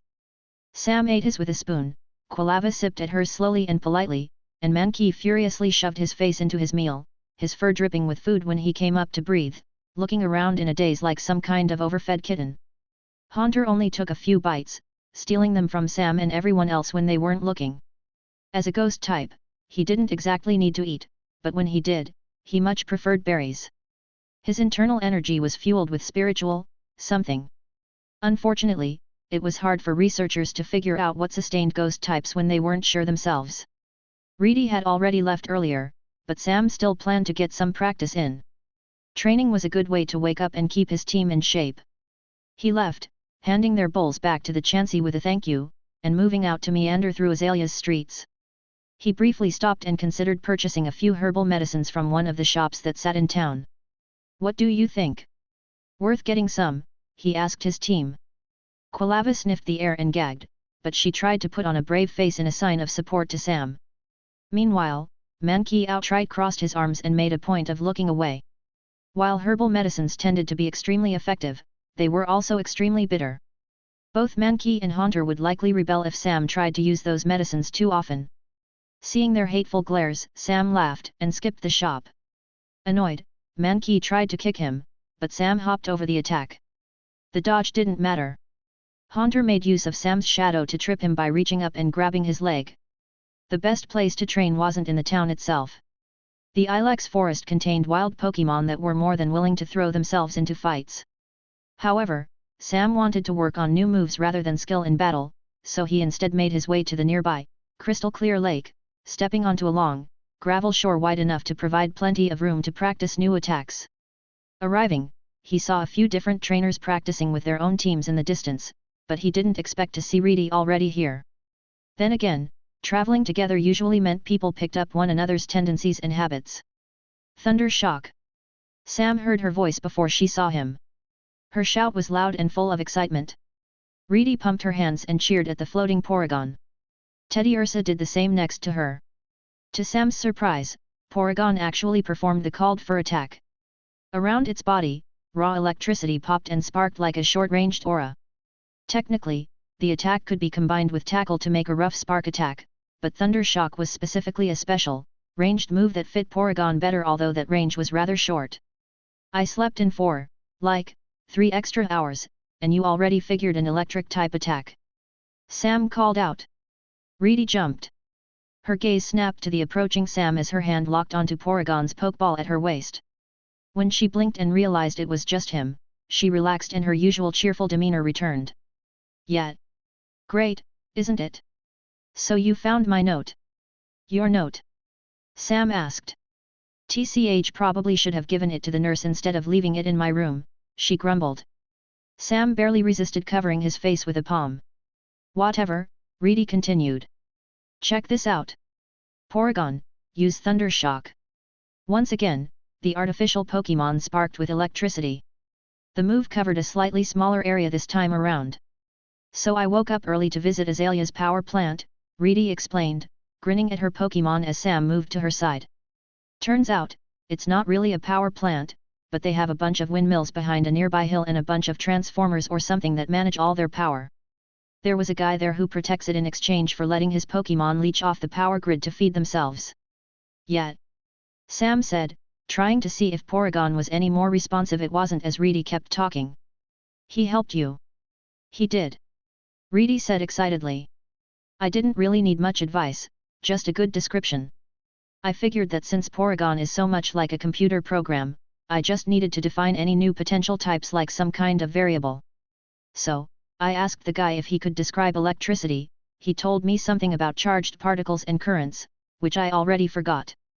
This time, Sam couldn't resist the temptation of covering his face with a palm. But Porygon didn't. And thanks to that, they actually know what electricity is. They can do this now, too. Use Thunder Shock. Once more, Porygon sparked, but it looked more like an inch of static over their surface rather than any large burst like before. We're still working on it, Reedy mumbled, slumping a bit. I think there's a charge to it. Porygon's electric-type moves become weaker the more we attack and stronger the more we let it build. I'm trying to find the best balance of building and release, and then with some tweaks we should figure out. Wait, what were those moves called? Discharge and Charge Beam. Sam offered. Reedy smiled again. Yet. Those. Teddy Ursa made a noise next to Reedy, and the little bear Pokémon smirked at where Mankey stood next to Sam. Teddy Ursa held up a claw, clenching it into a fist. While no obvious thunder punch was used, the message was clear. Teddy Ursa planned to master that attack before Mankey ever had a chance to learn it. An eye twitched, and Mankey snorted at Teddy Ursa. His hand cloaked with the dark-type energy of assurance, and he smacked at Sam's shadow. Haunter yelped and was knocked out, angrily holding up a fist to scold Mankey for ruining his hiding spot. Unfortunately for him, Mankey completely ignored him and used that same dark-type energy to grab onto Haunter's spikes and drag him away, all but demanding that the ghost-type train him in a different move. A little bit of competition doesn't hurt, but this is backwards, isn't it? Teddy Ursa is the one with claws, and Mankey's the one that punches. Yet, Teddy Ursa is working on Thunder Punch and Mankey is working on Shadow Claw. Well, as long as they're motivated. He snickered at the thought while Reedy started to walk around Porygon, carefully looking over her Pokémon for any changes. I'll be helping Quilava to learn a new move in the meantime, Sam said. Tell me if you want advice or need to glance at the new Pokédex. Thanks. I should be fine, though. Just gotta figure out how to make this work before shifting to all those other moves. Try attack and conversion too. She smiled again, her gaze a little unfocused. Sam could tell she was already dreaming about all the nonsense she could get up to with a wider moveset. Sam went ahead and split off to train with his starter. He helped her down from around his neck and stared at her. They had a move to learn today. Mankey's attempts to learn Shadow Claw alongside Haunter also helped Haunter train his personal control of Ghost-type energy. Sometimes, the best way to better understand something was to explain it to someone else. Haunter needed to learn new moves, which included Shadow Ball. Weirdly, it was more difficult to figure out than Hex, but both he and Sam wanted him to learn the attack. It especially grated on Haunter that a wild Misdreavus could use it but not him. Sam also briefly checked to see if that mischievous was nearby. He didn't see anything, but he couldn't help but to be paranoid that the ghost type was following. For Quilava, making use of what she already knew would be best, and she needed an attack that would work on Pokémon that resisted her fire-type moves. The new move Sam had planned for her would help against Pokémon with impeccable dodging skills, though it would be useless against ghost types. It served as a decent stopgap for now. Swift was a normal-type attack specifically, one that would be Quilava's first ranged normal-type move. It conjured a swarm of glowing, homing stars that chased down her foes. It wasn't the strongest move in the world, but it was good for a Pokémon of her level. Like all moves, Swift required some form of type energy to fuel it, and normal type energy tended to be the easiest to work with. Normal type energy was significantly less flavored than all other types, and it could be easily manipulated as a result. Personally, Sam theorized that was why Teddy Ursa was so adept at training his elemental punches. As he was a normal type, he could easily convert that energy into different types to fuel his moves. Sam understood fire and ghost type energy the best, thanks to all of Quilava's training. Through gestures, she described fire-type energy like the feeling of a forest fire at her fingertips, or toes, high-powered, energetic, a desire to spread, an explosive potential. Meanwhile, ghost-type energy was almost insidious. It was persistent, and once used, there was a subtle obsession that allowed such moves to almost always carry through their effects. Strangely enough, the ghost type itself didn't have the same level of maliciousness as, say, the dark type, but there was still a cold need to it, even if that cold need tended to just be the desire to play pranks. Low-level moves didn't necessarily require energy, as attacks like Tackle could be used as a solely physical body slam. Even something like Growl didn't require much extra effort, it could be as easy as an intimidating shout. However, mastery over type energy itself was needed to allow moves to actually carry an effect in anything more than the lowest level of play. For Quilava's work on Swift, she needed to take normal type energy, condense it into stars, unleash those stars at her opponent, and then cause them to home. But she already had everything she needed to succeed with this practice. With her evolution into Quilava came the quick transformation of Tackle into Quick Attack. The same energy that was used for strikes was instead used to push off the ground for quick bursts of speed. With that improvement came an increased understanding of normal type energy, and she was also already familiar with rapid-fire attacks and moves that chased their targets thanks to both Ember and Will-O-Wisp. Not to mention, all her practice with Blaze and Curse meant she had the proper internal control to combine everything together. Her practice started with Quilava standing still, utterly motionless as she underwent complete focus. Normal type energy tended to appear as a pure white glow, like the glow that chased some species' use of quick attack. Around her, Quilava caused motes of normal type energy to appear outside of her body, which reminded Sam of Will-O-Wisp. Unfortunately, each one quickly fell apart and fizzled out. What if you try to build it inside your mouth like with Ember? Sam suggested after carefully observing her continued efforts. Quilava's next attempt caused her to cough up smoke, but Sam shouted more advice based on everything he'd seen. If Misdreavus formed a shadow ball in front of its mouth, what if Quilava did the same for this move? Trying that, she was eventually able to conjure a single, glowing star that she bit down on and tossed with a flick of her head. Surprisingly stable. That's good. Close. Sam called out excitedly. That's the exact shape we need. Now you just need to make it come out faster and in a group. Think you can do that? She squeaked, already somewhat tired but absolutely determined to figure this out. Practice built upon practice, and techniques built upon techniques. While Mankey kept kicking the gravel out of frustration at his failure to figure out Shadow Claw, it took only half an hour for Quilava to turn Swift into a decent attack, and it only took another half an hour after that for her to increase the amount conjured and turn that into a full-fledged attack. Her Swift still needed work, but it was battle-ready. Unfortunately, until she practiced it more, Ember would be more powerful. Still, when Quilava finally got it down, bits of stone were launched into the air from the force of the stars that slammed into the gravel beach. The sight of it caused Quilava to freeze, as if she wasn't expecting that level of impact. Slowly, she turned her head in surprise only for Sam to smile at her. Right away, she ran over and jumped into his arms, wiggling with proud excitement. "You did it," he said, laughing and rubbing her back. "Mankey, you're next." The fighting type huffed, annoyed. Haunter actually looked a bit sheepish for once. It seemed that both he and Sam had thought he'd be able to assist Mankey with the move, but he hadn't. Intending to change his focus and assist, Sam began to walk over, continuing to carry Quilava in his arms. She was larger now. It took a lot more effort to hold her than when she was a Cyndaquil. Have you ever thought about how far we've come? Sam whispered to her as he approached. Think about it. It used to be just us, and we sucked. Mom's training made that obvious. But now? Now, you've evolved. And we have Mankey with us. We have Haunter with us. And we have Reedy, a friend, who has Teddy Ursa and has Porygon and has no problem helping us make sure everything we do to get stronger comes out well. He chuckled. We've built a pretty cool, little group, haven't we? Quilava said her name and leaned into him. He scratched her neck before setting her down. Having arrived, he looked over at both Mankey and Haunter. He cleared his throat to gather everyone's attention. I've been thinking about the next gym, he announced as everyone gathered around. They use bug types there, which means we have a pretty significant advantage.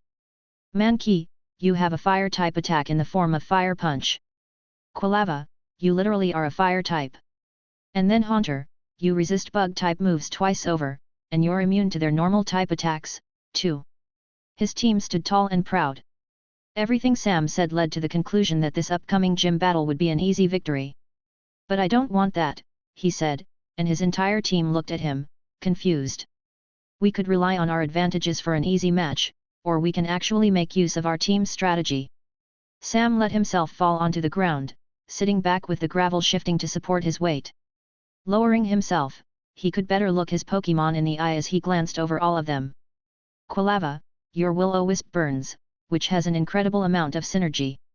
Burn pairs well with both Mankey's Assurance and Haunter's Hex. Then, it also weakens physical attackers, perfect for safe triggers of Anger Point or lessening how much damage you all take. Mankey snorted to say that he wasn't as fragile as Sam was implying. Yet, Sam also knew that he and Haunter had about the same level of physical endurance, not much. He pushed on. That's just the benefit of Will-O-Wisp. I haven't even talked about how moves like Hypnosis and Confuse Ray could apply. Heck, even Ice Punch is incredible. It can freeze someone if you place your attacks just right. Mankey raised his brow. But what I'm trying to say is, Sam took a deep breath. I want us to win based on skill rather than any inherent advantage. I don't want us to only rely on strength. In a gym battle like this, we have the perfect chance to start building the habits that will carry us to a win in the Silver Conference. We're a team. Let's fight like one, two. Gyms were meant to push trainers, to test them to see if they had the strength to continue to the next tier of play. Gym leaders fought battles to win, of course, but their teams were always built to be possible to defeat. Here, the gym would let Sam see how his Pokémon performed against a team of a similar level. Sure, they could rely on fire-type moves and solely focus on type advantage, but what would they learn from that? How would they become stronger if they fought like any other trainer? When we take on Azalea Gym, we'll be at a numbers disadvantage. Whoever fights us will be using 4 Pokémon to our 3. However, we also have to remember that none of you fainted against Whitney. And I genuinely think we can do that again. Sam smiled at his Pokémon.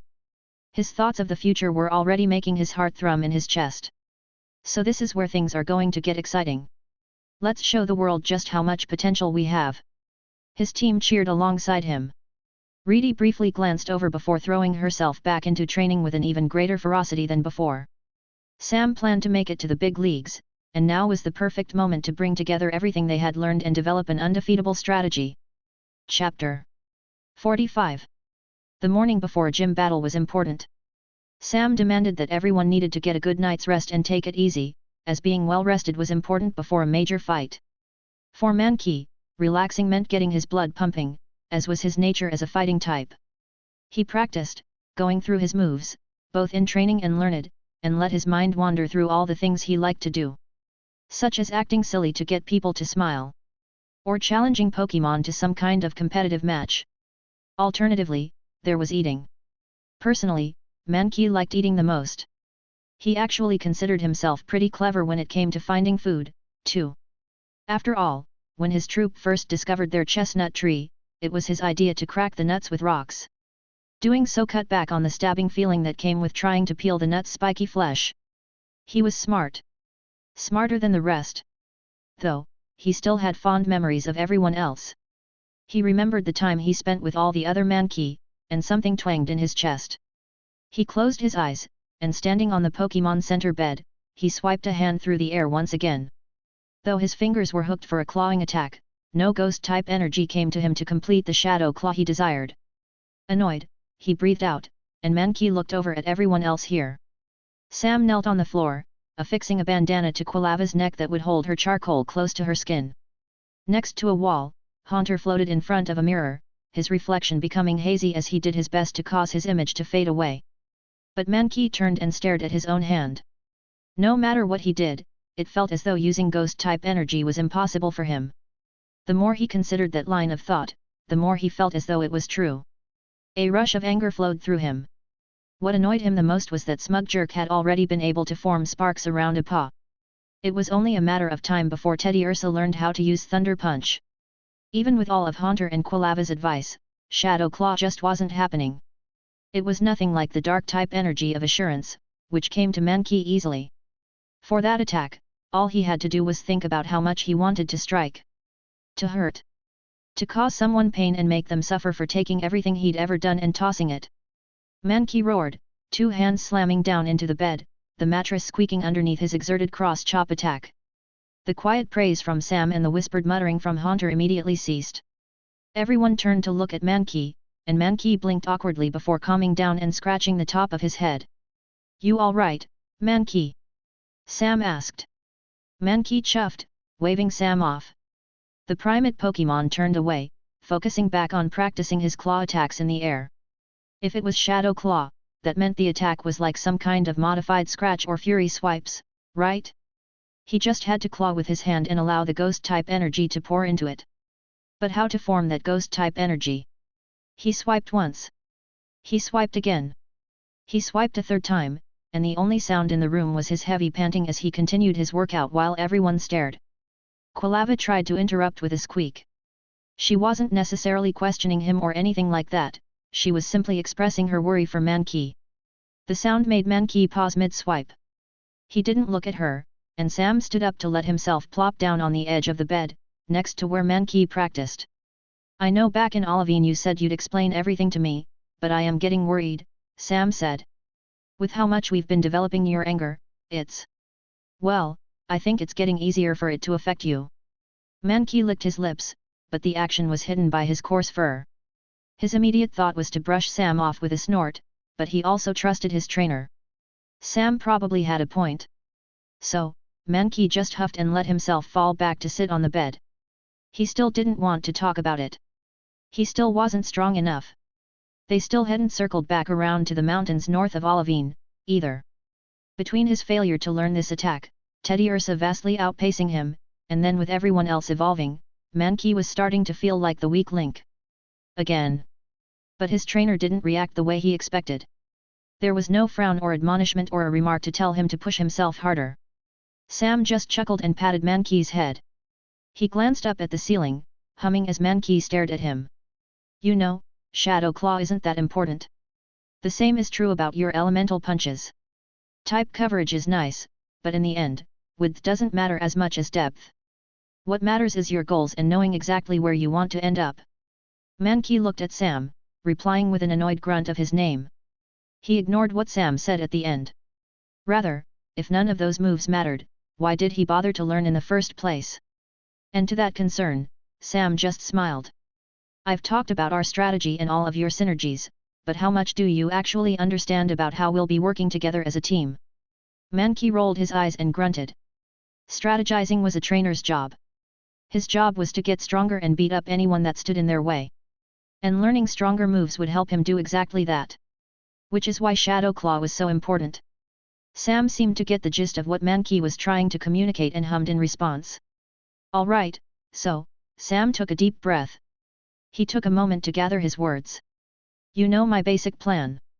Overall, we're going to fight via overwhelming our opponents with status moves to make it difficult to fight us back. Haunter's the best example of that, with moves like Hypnosis, Spite and Confuse Ray, and Quilava can do the same thanks to Will-O-Wisp, Leer, and Smokescreen." He looked down and rubbed Mankey's head. A smile was on his face. However, Sam continued, conditions aren't enough to win battles, which is actually the first piece of advice I ever received. Instead, we need good, solid offense to take advantage of Pokémon we weaken, and that's where you'll come in. Mankey blinked and rolled his jaw as he struggled to process everything Sam said. Haunter's speed makes him a pain to pin down, and Hex can utterly destroy anyone inflicted with a status. With Quilava, Incinerate is an incredible, explosive attack, and now Swift means we can handle speedier targets, too. However, those are all special moves, and their physical attacks won't hold up in the long run. You're the linchpin of all of our strategies, Mankey. I don't want you selling yourself short. He looked up at Sam, but Sam was no longer looking at him. The boy was staring out at nothing at all in particular. There was a plan behind his eyes, a plan that had slowly been building all of this time. He once promised that their team would never be beat, and there was something about his gaze that told Mankey that the dreamed-for future was rapidly coming to fruition. Ghost types don't tend to be strong up close, Sam said, his voice basically a whisper. Most are fragile. Speedy and powerful, yet, but only certain species can really withstand hits. So if we take you and your incredible physical strength into account. Sam turned back to Mankey. There was a shine to his eyes, and Mankey found himself sitting up a bit straighter. Rage Fist and Bulk Up. Those are the only two moves you'll ever need. Learning them now won't do you good, but I want you to keep them in mind for when you evolve soon enough. Sam then paused, running his tongue over his teeth as he seemed to silently picture that future in his mind. Rage Fist grows for every hit you take, fueling you with the anger of pain, he explained. You need to master it to evolve into Annihilape, and know that the power behind the strike can grow to outmatch even a Hyper Beam. After that, there's Bulk Up, which is a Dewford speciality. It'll boost you physically in every way, increasing both your offense and defense and making you a menace in melee fights. And when you combine the two, he laughed. I see a future where you'll be able to take on even a Dragonite on your own and come out absolutely victorious. Mankey hadn't ever asked about the future. He had one goal, yet, but throwing himself in with Sam meant they both shared their goals now, too. But now, he could only look up at Sam in awe. It wasn't that he was going to evolve into a secret, final evolution, but Sam was going to make him a monster along the way. His trainer grinned back at him excitedly, but the moment didn't last forever. Quilava suddenly squeaked something and broke Sam out of his excited, almost dreamlike state. But, that's for the future, he said, clearing his throat. I'm not sure if that strategy will actually work until we try it, and we still have to actually train to get there. Big developments for when you're a Primeape, but we're sticking to general training for now. Practicing new moves is a good way to train your strength and control of type energy, so don't worry about Shadow Claw. You'll probably figure it out within the next few weeks. At this point, Mankey no longer cared. He saw Sam's dream, and he saw that it was beautiful. More than anything, he wanted that power. He wanted that strength so much. He hopped out of his seated position to stand on the bed with his fists clenched tight. Staring right at Quilava, Mankey started to speak.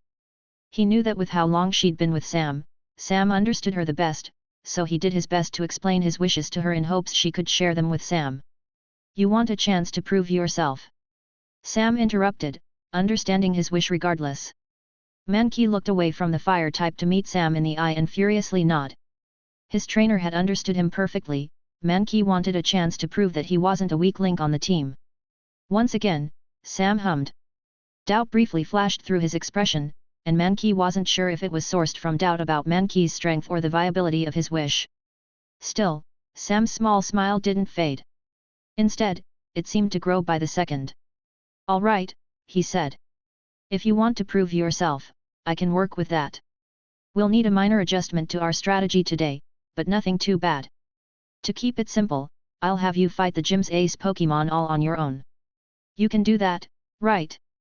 Excitement shot down Mankey's spine. His hair stood on its ends as he pictured the impossible battle before him.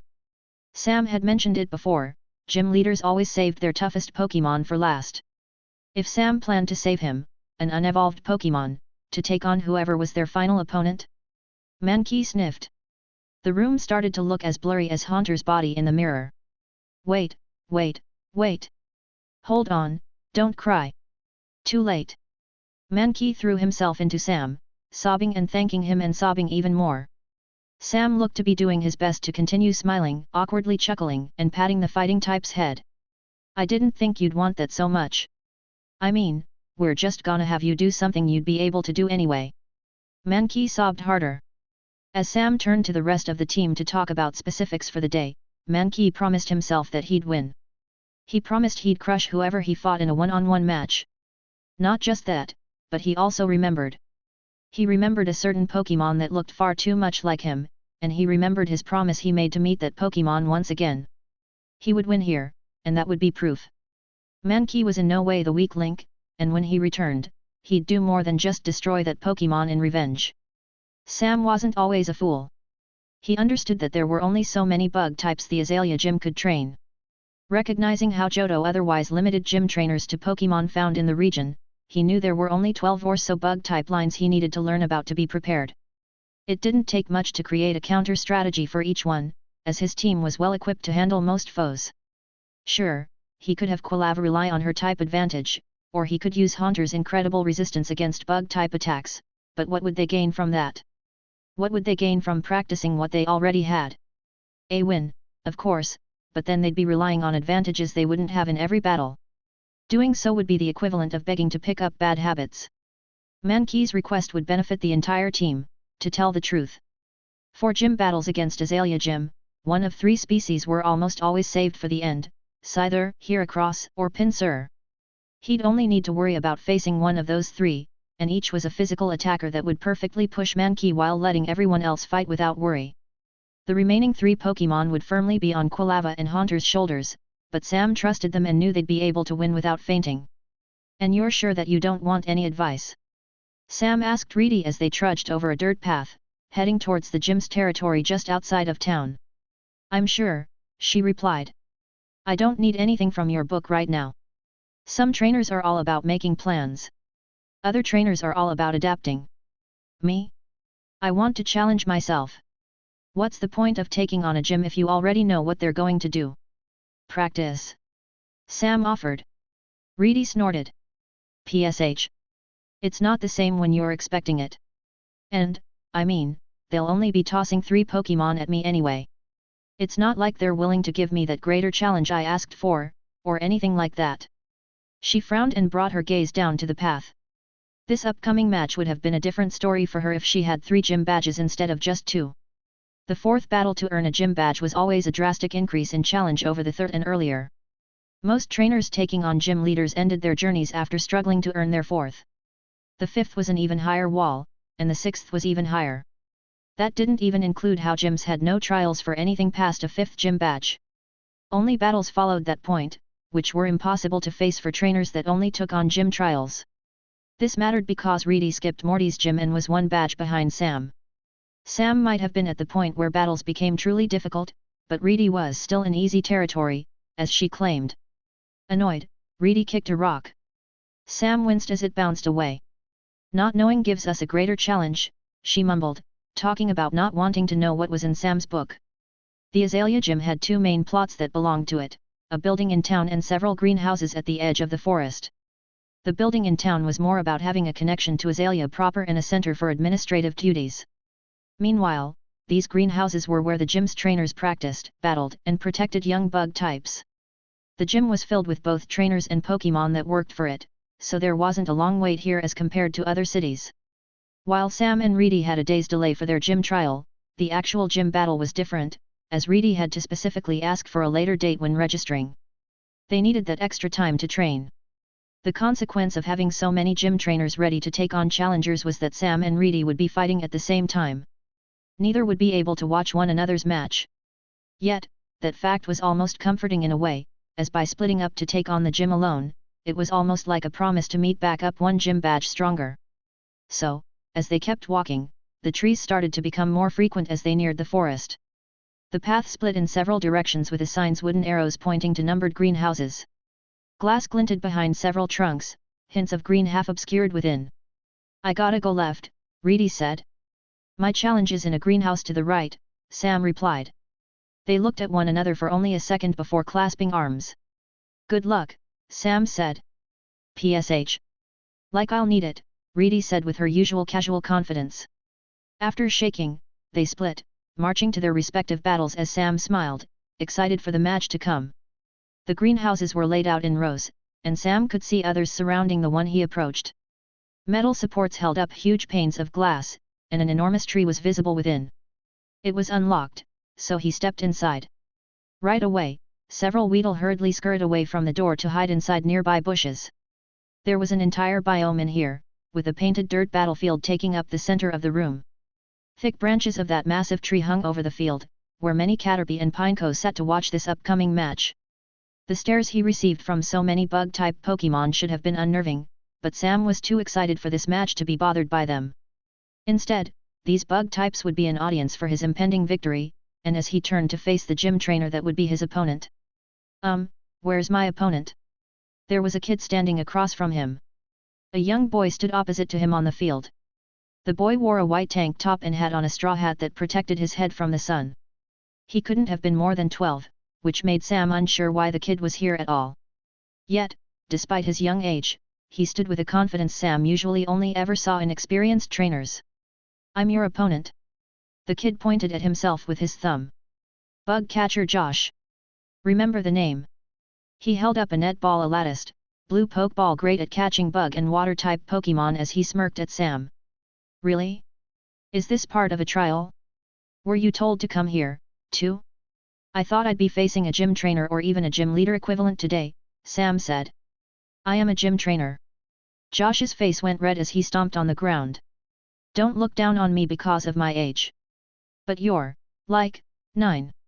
I'm 11, he huffed. What about you? You can't be older than 13. I'm almost 15, Sam said indignantly. From the side of the room, someone cleared their throat. A young man, sitting at what looked to be a lawn table, stood up and walked over, glaring at both Sam and that kid. He adjusted the sleeves of his tan turtleneck, the most memorable part of the uniform that generally denoted a league-approved referee. I can confirm Josh will be your opponent today, the man said. Rather than one trainer facing many different tiers of opponents, we do it a bit differently in Azalea. Our trainers are trained to fight at specific tiers of strength to make arranging matches easier. Hey, Sam said. But I will also state that you should not underestimate Josh, either, the referee continued. He may be young, but he's personally fought over 40 trainers on behalf of Azalea Gym. And I won most of those battles, too, the kid added in. Sam glanced over to Josh, who cheekily smiled back at him. Somehow, the young boy looked as smug as Reedy did at times. So how many 4-star teams have you beaten? Josh then asked innocently. Sam tried to ignore that comment, but he couldn't stop a scowl. I don't need to answer your question, Sam said. He ended that line of discussion by tossing forward a Pokeball and sending out his first Pokémon Haunter. Haunter appeared as a mist that seemed to coalesce from the shadows of the overhanging tree. A cruel grin stretched across his face in an attempt to intimidate the young boy, but Josh just swiped a thumb under his nose and sniffed. He looked unimpressed. This will be a 4-on-4 match between challenger Samuel and gym trainer Josh, the referee called out. Each trainer will be granted 4 switches, and the battle will conclude once one side is out of usable Pokémon. He continued to go over the rules, but there were no changes from the standard rules of a gym battle. Please, send out your Pokémon, the referee said to finish off his speech. As the kid clutched his net ball, Haunter was already excitedly bouncing in the air, ready to take on whatever bug type was sent his way. Sam silently went over all of his plans and strategies in his head, preparing himself to absolutely crush whatever was sent his way. However, the first Pokémon sent out wasn't anything Sam planned for. Yes, it was a species found in Johto, but Sam never bothered to plan for it because he didn't think he'd need to. It was yellow, immobile, and protected by a hardened cocoon. 2 tiny claws scratched at the air as Josh's Kakuna let out a threatening but pathetic hiss. Are you kidding me right now? Sam asked. The words left his mouth without him even realizing it. This is a joke, right? Why is he using a Kakuna, of all things? Man, you're pretty unoriginal, Josh taunted. You're saying the same most of my opponents say. You know, the losers. Josh. The kid winced when the referee scolded him. He started it. Josh whined. The referee glared at the boy, and then he glared at Sam as well. After clearing his throat again, the referee brought up 2 arms before bringing them down in a snap. Begin, he shouted. While Sam was wholly unimpressed by the mid-stage bug type in front of him, he also absolutely refused to underestimate his opponent. Against a bug type specialist, there was no counting the number of tricks the kid had up his sleeves. Or, lack of sleeves. Sam needed to be careful if the kid had fought in dozens of battles like the referee had said, but he also didn't plan on letting up on his attitude. Josh was already annoyed, and if it meant causing his opponent to make a mistake, he was willing to push that even farther. Hypnosis, he shouted, giving no time to delay. This'll be easy. String shot. Josh quickly yelled to counter. Haunter went completely and utterly still, his body blurring and forcing observers to squint to make out his basic form. The lack of movement from him let a sticky string shot connect to his body, and the white gunk spiraled around him before being pulled tight in an effort to restrict his movements. Sam said nothing, the string shot didn't matter. Haunter had already unleashed a perfect hypnosis. Wait, don't look. Close your eyes. The panic in Josh's voice made Sam smirk. Haunter was plenty speedy enough to lock eyes with Kakuna before the string shot had ever been called for. The blurring of his body was just an added effect, Haunter purposefully let himself become hazy just to add to the image of his act. Kakuna, already stuck in one place, locked up even more than before. The two claws at the front of its shell went slack, and there was a mighty but underwhelming thunk as the cocoon Pokémon fell on its side, utterly unconscious. Some battles would end there, as sleep generally meant a Pokémon had no way to react. But, against Haunter, and in a gym battle too, there was a sense that Haunter's physical, ghost-type attacks wouldn't be enough to take it out. One strike, and Kakuna would wake in response.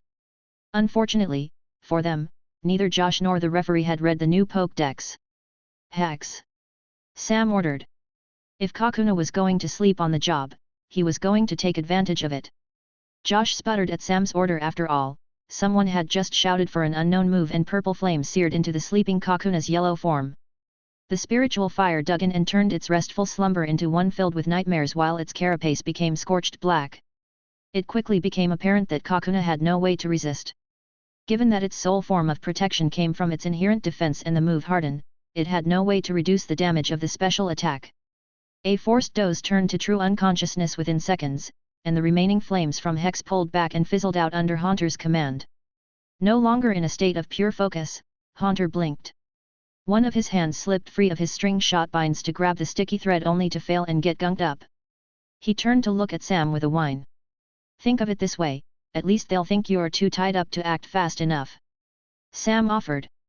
A mischievous smirk flashed across Haunter's face. Kakuna disappeared back into its pokeball as Josh looked at Sam with a huff. The boy glanced down, staring at the net ball containing his first Pokémon, before angrily shoving it into his pocket. So what's next? A Metapod? A Pineco? Maybe you'll throw a Caterpie at me, too. Sam said. Okay, sure, he might have been taunting a kid, but mind games were proven to work. Maybe not academically, but he'd seen them work on matches shown on television, and Reedy had used them to great effect in the past. However, Josh didn't look anywhere as furious as Sam expected. Instead, after a few more seconds of feigned anger, a smile rejoined the kid's expression. Thanks for that, Josh said. Glad to know you're as predictable as everyone else. Excuse me? Sam asked. A different net ball was tossed forward. Come on out, Beedrill. Those bullies beat up Kakuna and didn't even let her fight. Appearing on the field was a massive wasp with two sharp stingers for hands. Two sets of wings furiously flapped behind it, moving at such a fast rate that they caused a loud buzz. The Beedrill, its initial movements slow and analytic, looked between Sam, the string shot covering Haunter's body, and the subtle indent in the grass that had once been filled by Kakuna's unconscious body. Haunter nervously chuckled, floating back an inch in the air. The Beedrill's already red eyes turned redder than before. There was a moment of tension so thick it could be cut with a knife. The buzz from Beedrill's wings felt as if it were deafening. Resume, the referee yelled. Haunter yelped as Beedrill zipped directly towards him. To Sam, the sacrifice of Kakuna was questionable, but he couldn't argue against the result. The strategy almost reminded him of two moves he had read about Memento and Healing Wish, which caused the user to faint in exchange for a powerful effect. Here, with this kid's with this gym trainer's familiarity with a species so dedicated to protecting its young, Sam had been set up tricked in the way he wanted to trick his opponent. Beedrill was enraged, and it would fight with a power that it otherwise wouldn't have had. Chapter 46. Beedrill blurred yellow as it zipped over the battlefield. The leaves of the overhanging tree shook from the wind that followed in the bug-type's wake. Haunter had time for a single yelp, but nothing past that. 2 gleaming stingers jabbed into him, piercing his purple flesh, and then Beedrill repeated its twineedle attack to jab him again and again and again. Haunter was riddled with holes when Beedrill drew its arms back to take a breath. Confuse Ray! Sam shouted. The lingering holes warped to twist in on themselves, filling the gaps in Haunter's amorphous body. His injuries looked much worse than they actually were. He was less rooted in the physical than other ghost types, and he had a 4 times resistance to bug-type moves as well. He was still in the fight, but the sheer amount of strikes he had taken couldn't be ignored. Still, his eyes flashed with light. A grey beam struck Beedrill in the center of its forehead. The confusion settled in, but it didn't let up. Its angry focus allowed it to remain wholly focused on Haunter as it lunged to resume its twineedle once more. Sam breathed out, forcing himself to not panic from the onslaught directed Haunter's way. Come on, Sam. We planned for this. This was the entire reason we didn't bother to have him dodge string shot in the first place. The sticky gunk from Kakuna was still stuck to Haunter's body. It remained there, though now with several holes, as the Beedrill continued to attack and as Josh pulled back his straw hat to better observe the battle taking place in the air. Keep it up, Beedrill. Go, get your revenge, he shouted. For how young he was, the kid's bloodlust was somewhat off-putting, but Sam had seen worse. He'd been traveling with Reedy. Escape! Sam shouted. Use the shade. As one last jab of twineedle pierced Haunter, he exposed the smile he had barely been holding back. His malleable body had helped minimize the damage from Drill's attacks, and now it let him pull in on himself as the string fell to the floor. The shade of the tree assisted, as the edge of Haunter seemed to fizz. He lunged rather unexpectedly, surprising Beedrill enough to cause it to pull back out of wary shock even through its rage. The bug type brought up its stingers into an X shape to try to block whatever Haunter was doing, but his body turned to mist as he passed right through his foe. Beedrill snapped around, expecting to see Haunter behind him. Red, compound eyes met nothing. Its gaze rapidly flicked around to try to find him, but no matter where it looked, Haunter was gone. Sam could finally allow himself to stop holding his breath. Though Sam's heart was hammering in his chest, he was relieved that Haunter was able to successfully pull off this trick. Only one Pokémon was visible on the field now, but that Pokémon was growing more frustrated by the second. Check the tree! Josh shouted, biting his lip. The boy looked almost as annoyed as his Pokémon. When Beedrill looked straight up, nothing was there. When Beedrill looked directly underneath it, nothing was there. It raged and struck at the air, but its attack missed. Haunter remained completely hidden. As Sam started to receive the ire of both Josh and his Pokémon, he chose to simply smile cheekily and say nothing, leaning into their rage. Josh looked like he wanted to shout for something, but he was interrupted when there was finally a change on the battlefield. Red light began to leave Drill's body as a spite began to drain it. The stratagem worked, but it did reveal Haunter's position as the light seemed to be pulled to a small spot right on Drill's back. If he was able to dive into shadows, who was to say he couldn't dive into a shadow on top of his opponent's body? There! It's under your wings! Josh yelled. Sam didn't bother to stop his laughter at the Drill's panic as Haunter's red eyes peeked out from a small shadow. Going underneath their opponent was what they originally planned, but if the gym was so kindly providing them the shade of a tree to use, why not make the most of it? Drill desperately tried to turn around. It did, but Haunter remained on its back. Stingers dug backwards as it tried to scratch behind it. It landed, allowing its wings to stop moving, and it did its best to try to peel Haunter's shadow away. Sam hurriedly lifted up a pokeball. Return, he shouted. Quilava, come on out. Using his first of 4 switches for this battle, Sam replaced Haunter. Josh tried to react with a poison sting, but Quilava's flames were already ablaze and a flash of detect allowed her to dodge to the side. The Beedrill didn't let up its attacks, but that was no problem for Sam nor Quilava. While its anger had let it focus, the subject of its anger was gone. That meant the move used so long ago was now in full effect. Subjected to the illusions of Confuse Ray, Beedrill didn't bother returning to the sky. Incinerate, Sam said. He didn't need to call it out that loud. Quilava promptly acted in accordance with his command. From her mouth, a ball of flame formed and slammed into Beedrill. The explosion of the super effective move sent it clattering to the ground. Still not knocked out yet, it tried to push up. However, its movements were slow from the effects of spite. Quilava was able to fire off a quick ember to finish it off. Sam smiled and swiped a hand over his mouth to disguise his next command. "Make sure to taunt him," he said as quietly as he could. As Beedrill was sucked back up into its net ball with a beam of red light, Quilava sat down and rubbed her paw across the top of her head. It was an action clearly inspired by Delcatty, and she managed to pull off the feline's smug aura quite well. Josh seemed to see that the act, inhaling through his nose and furiously clipping the ball back to his belt. "Sure, using Beedrill like that was wise?" Sam asked, adding insult to injury. Strategy was more than just using the right moves. Sometimes, you needed to adjust your opponent's mindset as well. So far, the battle against Josh had been exactly what Sam wanted to see, a rotation, where opposing Pokémon were set up, then finished off, then set up, then finished off, and so on and so forth. It was less about dealing damage outright and more about making it so Pokémon couldn't fight back. Add a few taunts and snarky comments to make an opponent angry, and then those Pokémon might be subjected to a few emotionally influenced, mistaken commands. In the future, Sam hoped to be able to stack enough conditions on one opponent to make it that even just recalling that Pokémon would be a doomed proposition. He wanted it so that anyone he faced felt so overwhelmed that they struggled to come up with any moves. Sam waited for the kid to send out his next Pokémon, but he just pulled his hat down to cover his face. "You're mean," Josh mumbled. Sam winced. The comment hurt, but Sam knew he had to get over it if he wanted to bring this strategy to higher levels of play. As Sam chose not to respond, Josh went ahead to grab a new Pokeball from his belt. Quilava was already heated up and raring to go, and the red-hot charcoal tied to her neck suggested flames even more powerful than from a usual Pokémon. In the face of such a strong fire type, Josh didn't look like he was satisfied with his own decision.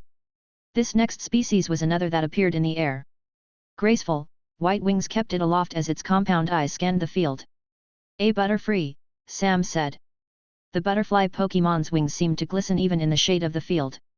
With its appearance, Josh seemed to get a second wind, as a smile was forced back onto his face from under his hat, and he looked back to the field while trying to stand taller than before. "You might have taken out half my team, but the rest won't be that easy," the kid shouted. "Butterfree. Use sleep powder." For a second, Sam paused. "Half his team?" He blinked. "Oh yeah. I forgot about Kakuna." The kid let out a growl as he made a show of dramatically pointing forward. His expression gained a malicious satisfaction as a cloud of sparkling powder drifted out from under Butterfree's wings. Except, Sam had seen this trick before, and he had the perfect counter for it. His experience in the war that was Azalea's gym trial meant he had the time to think of how to stop it. Curse. Into Flame Wheel. Curse was used almost instantaneously. The flames on Quilava's back gained a dark tint, looking closer to a shaded red. She then curled up into a ball to accelerate towards her opponent, becoming consumed by the dark fire and carried forward by the momentum of Flame Wheel. Together, these moves offset the slowdown of Curse while emphasizing the boost it brought. If she hadn't spent so much time working on her control over that boosting move, it wouldn't have been possible. But since it was her doing this, she was able to push off the ground to jump into the air, still spinning, and the fires of her attack burned away any sleep powder that dared to drift near her. Once the flame wheel finished burning a path through the cloud, Sam shouted. "Now, as practiced, will-o-wisp into swift confusion." Sailing in an arc, Quilava unfurled as she caused motes of flame to coalesce from the lingering sparks of her previous attack. Each one was launched right towards the gliding Butterfree, who turned around, eyes glowing blue, and tried to use confusion to stop their advance. Yes, some of the will-o-wisp motes became stuck in place, but not every mote stopped. More continued their path towards Butterfree, and as Quilava fell, she went ahead and unleashed a barrage of stars from her mouth. So focused on keeping the wisps away, Butterfree didn't have a defense against the swift Stun Spore. Whirlwind. Josh desperately shouted. His own combination of moves was clever, Sam had to admit. Stun Spore created another debilitating cloud not unlike sleep powder, and Whirlwind pushed it all forward directly towards Butterfree's foe. Together, it meant Quilava didn't have enough space to run away, as the Whirlwind scattered the Stun Spore everywhere. Even Detect wouldn't do. There was no empty space to move to. Quilava sneezed as the spores hit her, but Butterfree had a much more violent reaction as it trilled in pain. While its combination attack came out quickly, both Will-O-Wisp and Swift had landed. The bug type was struggling to stay in the air from the injuries it sustained and the blackened marks of a burn that now scarred its wings. Josh clicked his tongue, hesitating. A hand hovered over his waist, as if he were considering a switch. TCH. If you really want to play it that way. Return, Quilava, Sam interrupted. Are you kidding me? Replacing her on the field was Haunter, with Sam using his second switch for the battle. The very second the referee off to the side called for the battle to resume, both Sam and Josh called out their moves. Hex. Psybeam. Purple flames chased Butterfree, but a psychic-type attack pierced through their advance. When the hex struck, it seemed as though Haunter was about to take the attack, but at the very last moment he dipped to the side. He cackled. Sam let out a snort. With its computer-like mind, Porygon had exceptional aim. Its Psybeam was far more accurate than Butterfree's, and Haunter had his share of practicing against this very move. If Josh had called for confusion, he'd likely have taken out Haunter thanks to the damage Beedrill had inflicted before. Instead, Haunter took no damage and his hex struck Butterfree. It fell out of the sky, calling out its name, and when it crumpled to the floor, it didn't get up. Return, Josh mumbled. He looked like he was gritting his teeth. Sam, meanwhile, hid his sigh of relief with a cocky smile. That switch was a risk that paid off. Quilava had hidden it, but he could tell she was exhausted after putting everything into that expansive combo. Not to mention, she was suffering from paralysis thanks to Stun Spore, too. Josh, though, glanced around. He glared at Sam, meeting him in the eyes. That dodge was bunk, and you know it, he said. Sam merely shrugged. Sure, it was luck more than anything else, but isn't a bit of luck needed to win every Pokémon battle? Haunter readily agreed and added to that statement by sticking out his tongue and blowing a raspberry at the kid. Grumbling, Josh grabbed one last Pokeball from his waist. Whatever. I still have my strongest Pokémon left. And since your team's so weak. Return, Haunter, Sam said quickly. Josh took several seconds to stare with his mouth still open from where he had been interrupted mid-sentence. Ugh. Why don't you just leave your Pokémon out, he yelled, stomping on the ground. Fuming, Josh tossed forward the final Pokeball standing between Sam and Azalea's gym badge. Sam was already reaching for Mankey's Pokeball as this last opponent appeared on the field. So between Scyther, Heracross, and Pinsir, it's Pinsir. Now that's lucky for us. Pinsir was a Pokémon covered in a brown carapace with a set of white horns that clacked as they pinched at the air. Stubby hands clenched into fists, and on its face, a vertical mouth gnashed together teeth that honestly reminded Sam of a rib cage. Hey, ref, Sam said, turning to the man overseeing the field. The referee didn't verbalize a response, but he did turn his head to Sam to show he was listening. I know my other two Pokémon are still able to battle, but is it okay if I withdraw them from the match? You can't do that. Josh interrupted. What if your final Pokémon faints? Sam smiled. He won't. Frowning, the referee nodded, accepting Sam's request. Sam went and tossed his final Pokeball. He knew Mankey had been listening from within, and while strategically flawed, withdrawing both Quilava and Haunter from the battle carried a purpose. Mankey wanted a fight between him and this battle's strongest Pokémon. There was no backup, and there was no way out. He'd need to win, or the entire team would lose. Sure, that added a lot of pressure to his shoulders, but it was also a way for Sam to express his absolute faith in this fight. When Mankey hit the field, he was absolutely ready to go. His fur stood on its ends, and his hands were held up above his head, positioned to strike. Sam went over the possibilities in his head and decided to cash in every taunt he'd been building up right here. How about we end this in one move, he asked. He heard Mankey snicker. An agreement, then. Across from him, Josh practically turned red with rage. And it worked. Every moment of cocky arrogance from Sam caused Josh to finally have enough. Once more, he pointed forward, and as his teeth ground together, he managed to get off one more shout. Just tear it off the field. Grab it with vice grip, and make it hurt, Pinsir. Sam wanted to laugh. Everything was lining up perfectly. The instant the battle resumed, the Pinsir lunged forward, head lowered and horns to its front. They stretched wide, ready to grab, and Mankey hunkered down to prepare himself for this strike. But he didn't dodge. The pincer charged and yanked him right off the floor without an ounce of resistance from his part. The result was that Mankey howled in horrible pain. Moves that happened to land in such a way to bypass a Pokémon's defense were generally referred to as critical hits, but what if a Pokémon didn't bother to put up a defense in the first place? Those were generally critical hits as well. Josh had made a mistake with his final order. Vice Grip was inherently a weak move. It didn't do much damage, but it grabbed an opponent to set them up for an easy, follow-up strike. In this case, Mankey was held in the air and squeezed, but the pain from the critical damage overwhelmed him with rage. Anger point, Sam explained as Mankey began to thrash. I know Pokémon abilities are still being discovered, but you should know that's Mankey's. When he takes a critical hit, his physical attack is maximized. Josh's eyes widened. Submission. Throw it away, quickly, he said in a panic. Pinsir tried to rear its head back, but Mankey roared and wrenched open Pinsir's horns. The jerking movement made it stumble, and Mankey broke free from Pinsir's grip. Falling, his brown eyes briefly flashed red, and he twisted around to cause a fist to spark into flame thanks to friction off the air. Screaming his name, the fire punch crashed into the dead center of Pinsir's head. The impact sent Mankey falling backwards and Pinsir continued its stumble. Flames licked at its carapace from where the move hit. Eyes rolled up as its movements stiffened. One final step backwards, and Pinsir fell. Sam felt as though the thud could have been felt from miles away.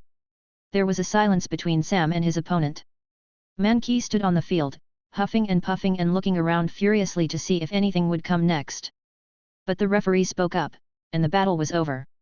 Bug catcher Josh has no more Pokémon usable in battle, he called out. Challenger Samuel wins. Josh rubbed his eyes as if he couldn't believe what he was seeing. As for Mankey, he came to after several rapid blinks before swinging his arms around in victory. Sam shouted, not saying anything, just needing to vocalize something after that win. Mankey turned around and threw himself at Sam.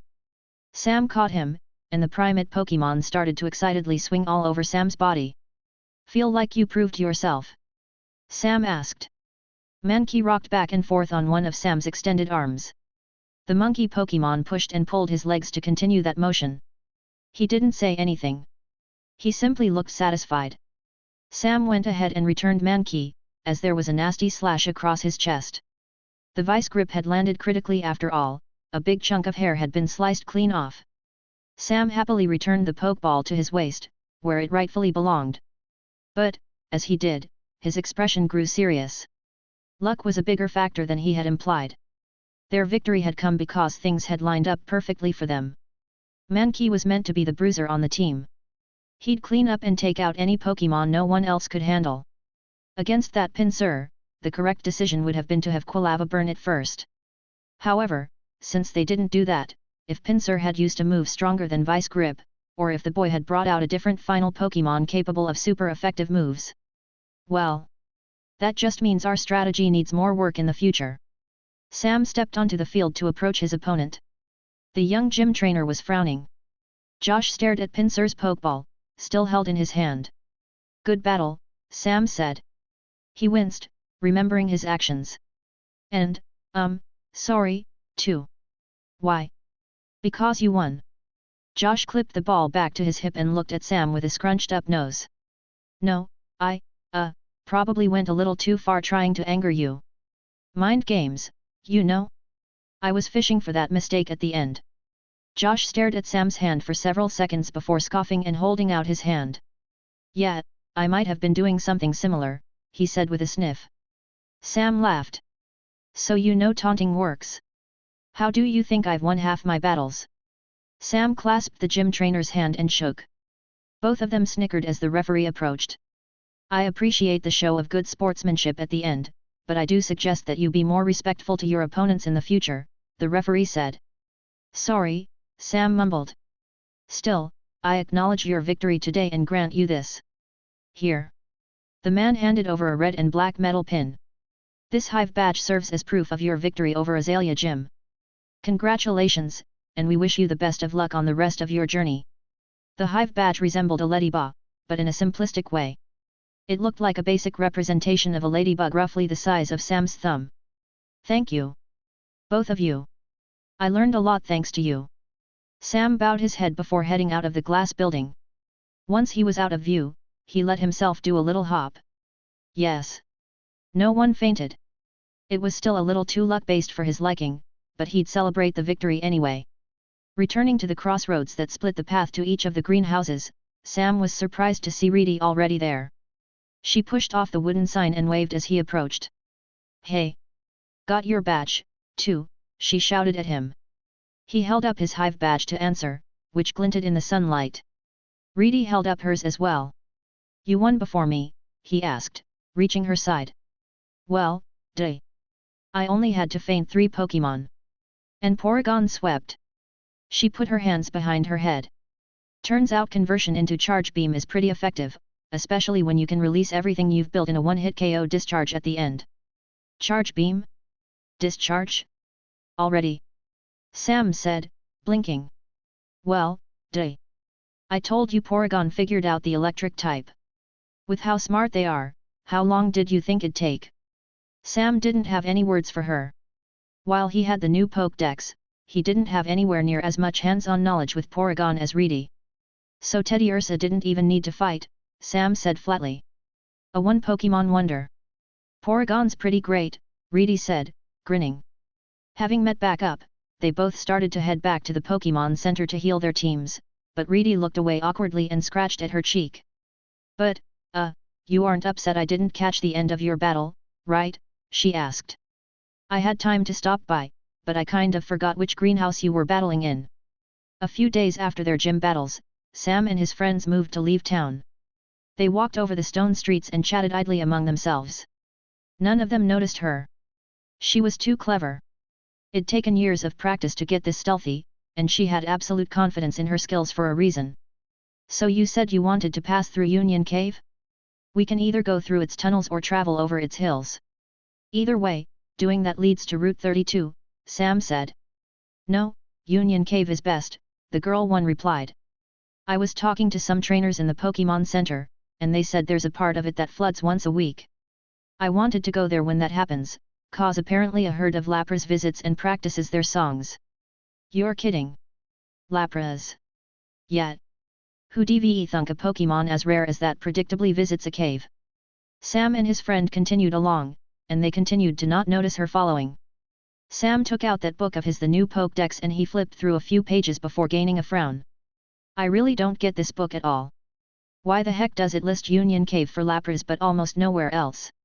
So I'm right, the girl one smiled. Oh man, this is going to be so cool. They walked a bit further as Sam put away his book. However, he paused outside of one shop right at the side of the road. Mind if we make a stop before heading out? Sure. It's not like we're in a rush. Still got a lot of time ahead of us until the conference. Sam stepped inside, and the girl one and her team waited on the road. Watching the girl, she desperately wanted to go inside as well. To greet him once again and chat and rest and talk and train, but that. Something inside her chest hurt. She waited behind a nearby rooftop, instead. Sam came out holding a rolled bundle in his arms. Something beneath its paper was white. I'll be quick, he said. Just one more stop, all right. All right, the girl one said, now speaking with a much more serious tone. They didn't talk any further, and she had to keep herself even more quiet than before. Sam hadn't yet realized the benefits of nightshade. Controlling shadows made hiding within them a breeze. Sam and the girl one continued down the road, exiting the town to approach the lake. When they reached the well, the girl one stayed behind, but Sam continued forward. He approached the stone structure, now surrounded by trees, and he knelt, placing the bundle on the ground and whispering something over it. She couldn't hear what he said, as she couldn't risk getting close. There were too many watchful eyes. Too many that would see a strange shadow moving across the ground. He knelt there for several minutes before standing up, sniffing and wiping his face. I'm good. We can head out, now, he said, returning to his friend. The girl one threw her arms up behind her head and took on a casual stance. Great. You want to talk about ghost-type moves? Sure. I'd like that, he said. Sam looked genuinely happy. She waited for them to leave. She waited for them to travel far enough away that none of them would see. At this point, she didn't care if anyone else responded to her, and she finally left her shadow to drift over to that bundle. A spinnerack in the tree hissed at her, but she hissed right back. She had no plans to enter the well, she was just curious, that's all. Inching closer, she allowed herself to linger in the air a foot away from what Sam had left. They were flowers. White and beautiful. Lilies, she recognized. Something about them stood out to her. Their presence made everything nearby feel peaceful. She wasn't sure why she did it, but she floated down and picked up a fallen petal in her mouth.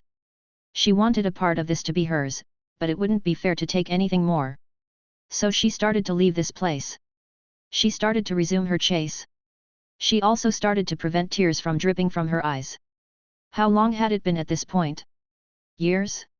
Decades? More? She was tired. She was upset. But to tell the truth, Miss Drevis just didn't want to be on her own anymore. Chapter 47. Sam sat in front of a blank monitor. His stool squeaked with every slight shift. The machine before him made no noise, it was off, and he fidgeted, unable to find a comfortable position. I don't want to make the call, he said quietly. You have to. Reedy said, bringing her hands up for emphasis. If it were any other day, we could have taken our time searching, but Union Cave is supposed to flood today. Come on, Sam. You know we need a guide. He sighed, not able to look her in the eye. I know, but... do I really have to? All right. I have an idea, Reedy said, drawing back and nodding once as if she suddenly understood. Do you want an argument that'll change your mind? Sure. She cleared her throat, and a second passed without her speaking a word. Then, out of nowhere, she dropped to the floor and pressed her head to the ground, her hands clasped together to beg in just the most pitiful way. Please, please, please, please, please, please, please, please. Ugh. Fine, Sam said. Just stop. Yes. Reedy hopped back to her feet. Sam rubbed his temples and faced the video phone once again. Getting to this Pokémon Center was underwhelming, to say the least. He generally expected routes to actually last a while and force them to spend time passing through. However, Azalea was called one of the safest cities in Johto for a reason. It was protected by the Ilex Forest to its west and a series of rugged hills to its northeast. To reach Violet City, trainers had to either climb over those hills or face the tunnel system that was Union Cave. Like how there was a Pokémon Center at the start of Ilex Forest, there was a Pokémon Center at the start of Union Cave as well, as the tunnel's entrance was just far enough away from Azalea to require its own medical facility in case of emergency. It had taken barely half a day to arrive at this building. This Pokémon Center wasn't anywhere as large or as modern as the one in Azalea. Heck, it was barely even the size of the Pokémon Center north of Ilex Forest. This place felt more like a lodge than anything else, offering bunk beds to sleep in rather than independent bedrooms, and it had a clinic that was only there for emergencies and basic aid. Yet, as it was with all Pokémon Centers, this one still had a video phone. Only one, but with how few people actually bothered to stop here, no one was around to occupy it and prevent Sam from making this call. He took a deep breath and hit the power button. After dialing the appropriate number, the phone connected to one back in Dewford. There, the Pokémon Center passed on the message that someone had a call waiting, and Sam's mother appeared in almost record time. Sam. Is everything all right? Are you okay? You never call me out of the blue like this, she said, speaking a mile a minute. Sam winced. On the screen, the tips of Delcatty's ears flicked with annoyance. She had likely been woken up from a nap, but there was still a measure of alertness to her that spoke of hidden worry. Additionally, something with dark fur briefly flashed at the edge of the screen. It wasn't Delcatty, and its presence signified something else. Everything is fine, Sam said with a sigh, rubbing his head. I'm sorry. I didn't mean to make you worried. I needed to ask you for a favor. Delcatty let out a row of annoyance as his mother let out a breath and placed a hand over her heart.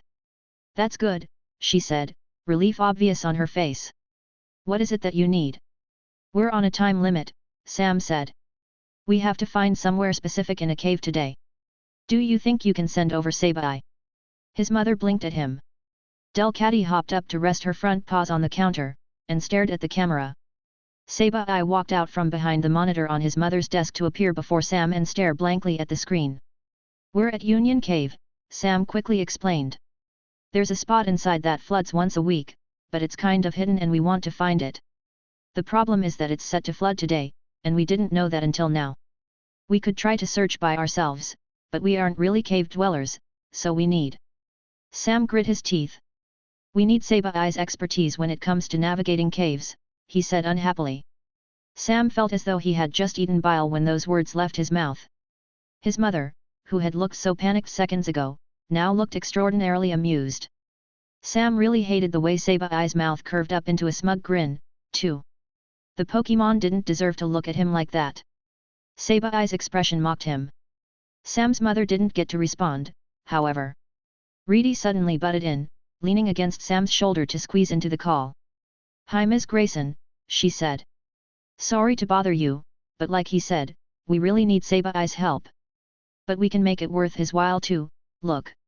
She pulled out a chunk of white polished stone from her pocket. "I managed to get this from a hiker who digs for them in these hills. Sabaeye eats quartz, yet." Sam stared. Reedy had bought that crystal barely a few minutes ago.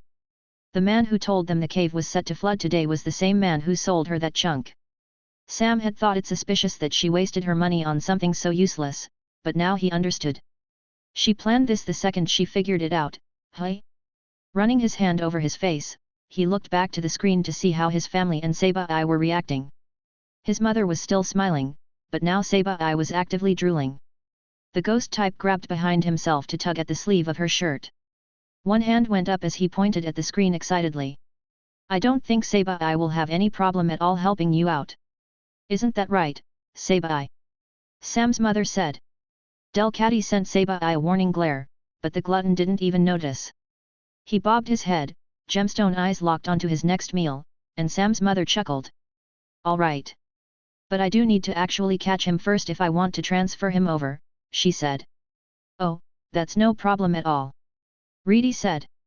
"A lot of people keep Pokémon around without Pokeballs, so Pokémon centers are prepared for that. If you go up to the front desk, I'm confident you can get a temporary Pokeball that's in reserve just for the transporter." "Perfect. I'll be right back." She stood up and left the screen, likely doing exactly as Reedy said. Both Delcatty and Sabaeye hopped down to follow after her, and Sam muted his side of the call to glare at Reedy. "Are you sure we have to do this? You know what Sabaeye did back in Granite Cave, right?" Reedy replied with a determined stare back. "You wanna wait here for an entire week," she replied. Sam clicked his tongue. Part of the reason they left Azalea was to, leave Azalea. Sitting in a tiny, boring Pokémon Center for a week straight didn't appeal to Sam. It was either get Sabaeye, or he'd be forced to do nothing that interesting.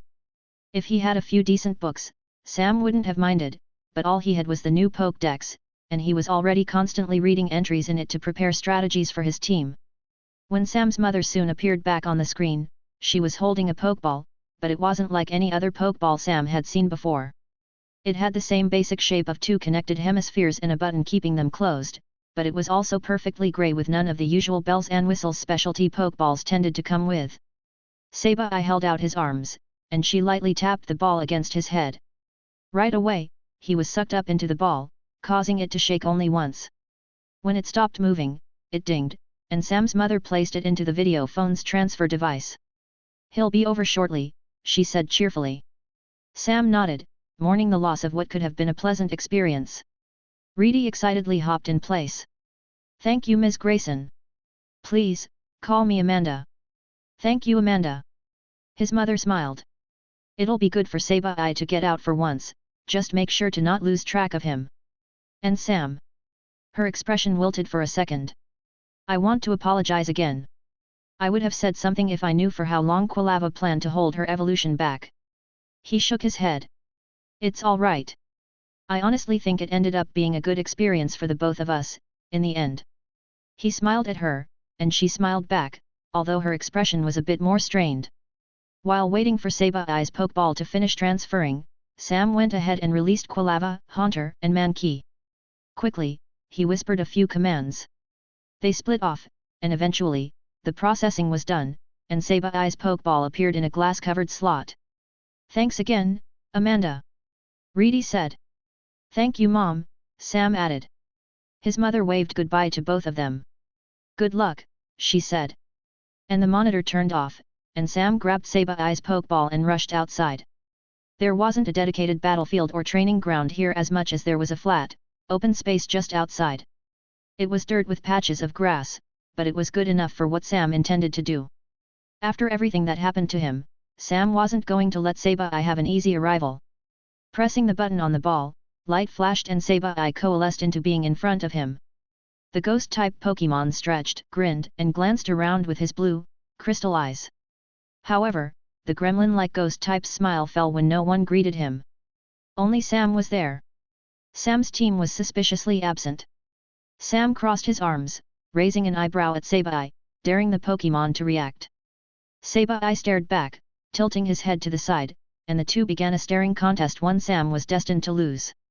Sabaeye wasn't exactly a Pokémon that could blink, but this served as the perfect distraction. With nothing else of interest, Sabaeye only bothered to pay attention to Sam as everyone else prepared in the background. Eventually, Sam saw the signal, a single flame telling him that everyone was ready. "Boo," he said, speaking the keyword that'd start the plan. His Pokémon acted. A purple hand reached out from Sabaeye's shadow, grabbing the Pokémon's leg and causing him to fall backwards. Sabaeye yelped in surprise, and as his view turned upside down, a cloud of stars rushed right at him. He cringed, but the swift went wide. Although, due to type effectiveness, it wasn't like the move would have damaged him even if it hit. However, it wasn't done just there, because as Sabaeye's back hit the ground, Mankey rushed out from where the stars obscured his charge with a fist sailing towards Sabaeye's face. Sabaeye brought up his hands in an attempt to block, but he had been caught completely flat-footed. His mouth was wide and ready to yell as Mankey's fist continued towards his face. There was no impact. The punch stopped an inch away from Sabaeye and the monkey Pokémon instead lightly poked Sabaeye on the nose. The silence was deafening. Sabaeye stared with his expression locked to the same fearful expression he had when he saw everything coming his way. Mankey drew back his hand and stared back, taking in the Pokémon's look before him. Then, a single snort as Mankey wasn't able to hold it back any longer, and he dropped to the floor, howling with laughter. Haunter left his shadow to reveal himself as well, cackling the whole way. "Got you," Sam said. This was payback for what happened in Granite Cave. On the ground, Sabaeye glared at Sam, but the Pokémon pushed back up to his feet and nodded once respectfully. Fair's fair, the action implied.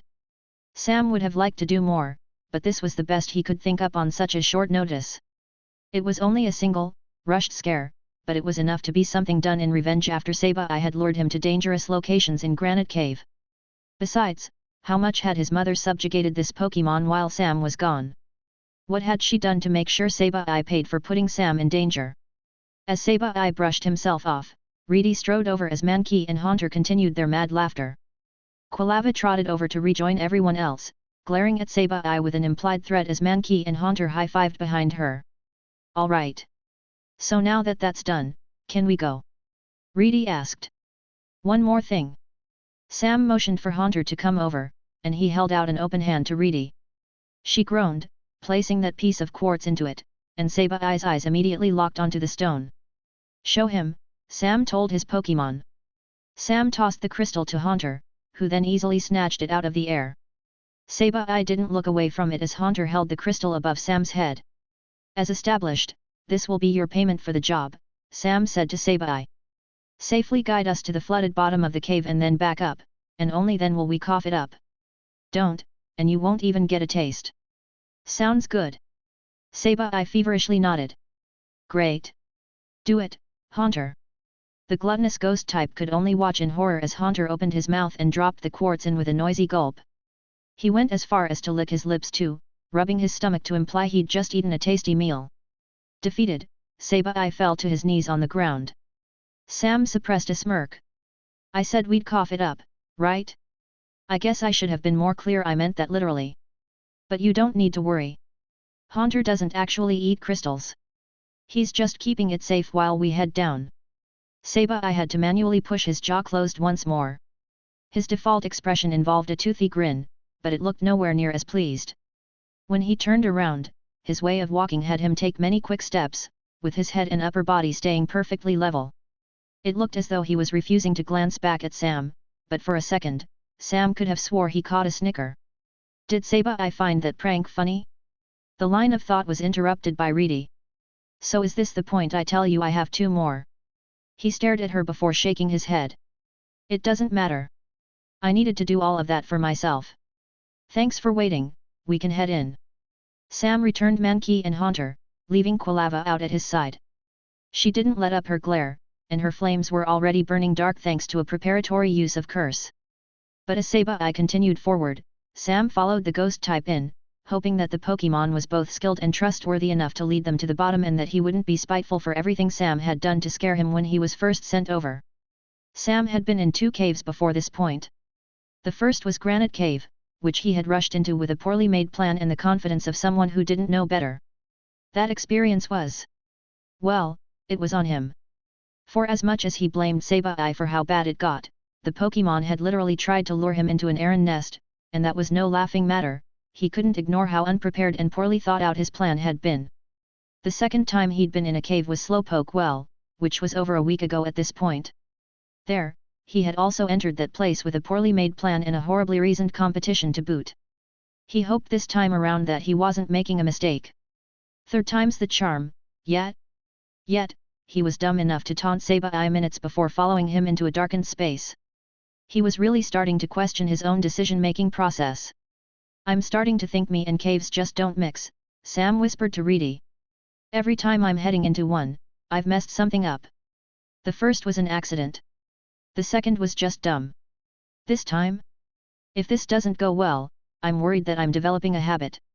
I'm sure the 4th time you enter a cave will be perfectly normal, Reedy said, bumping his arm. Sam stopped walking to stare at her in horror. Why would you ever say that?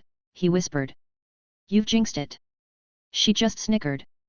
Sabai briefly shot them a look from the front of the group, his gemstone eyes glinting off of Quilava's flames. Sound could lure wild Pokémon, so if they were going to talk, they needed to be quiet. Sorry, Reedy said. Sorry, Sam added. As Sabai turned back around, Sam grumbled to himself, why was he apologizing to Sabai when the Pokémon never apologized to him in the first place? At least, Sabai seemed to be taking his job seriously. From his position at the front of the group, he was just barely visible at the edge of the light from Quilava's flames. Sabai was clearly more at home in the darkness, and alongside his night vision, he would occasionally stop to sniff the air in his continued task to lead them. Sam knew that Sabai ate minerals, but he wondered to himself how much scent influenced Sabai's perception of the space around him. He knows we're looking for some sort of flooded section that probably connects to the ocean, which we know since Lapras is an ocean-bound species. Is he just sniffing for water? Salt? Can he detect minerals via scent? Sam wasn't going to lie, for all his distaste for this Sabai in particular, there were so many things he was dying to learn about the ghost-type species. Unlike the other caves Sam had been inside, Union Cave was almost exclusively a series of tunnels rather than caverns, with pockets of water formed by dripping stalactites. There were no massive, cavernous rooms like the entrance of Granite Cave, and there was no underground lake like the main room of Slowpoke Well. Here, Sam was unsure if this place was Pokémon-made or naturally formed. Rock types always liked digging and reshaping their environments, but there was a natural slant to the ceiling that made Union Cave feel like it had been carved out by flowing water. Occasionally, a wild Rattata would scurry away from them, scared away by Quilava's fire. Sometimes, a few Wooper would stick their heads out from muddy puddles, and there had even been a smiling Quagsire at one point. Feels like this place is just cramped enough to only have smaller Pokémon, Reedy said, ducking beneath a low ceiling. What did your book say? A lot. And little. It's hard to tell what species of Pokémon can be found in specific places. Location entries can be massive and include names I've never heard of, like where the heck is 10 Carat Hill? And there's somewhere called Seaward Cave. Sam sniffed. But I think I'm slowly picking things up. Usually I just check for specific common species to see if they're present. I can't scan every entry, so it's a sum of guesswork.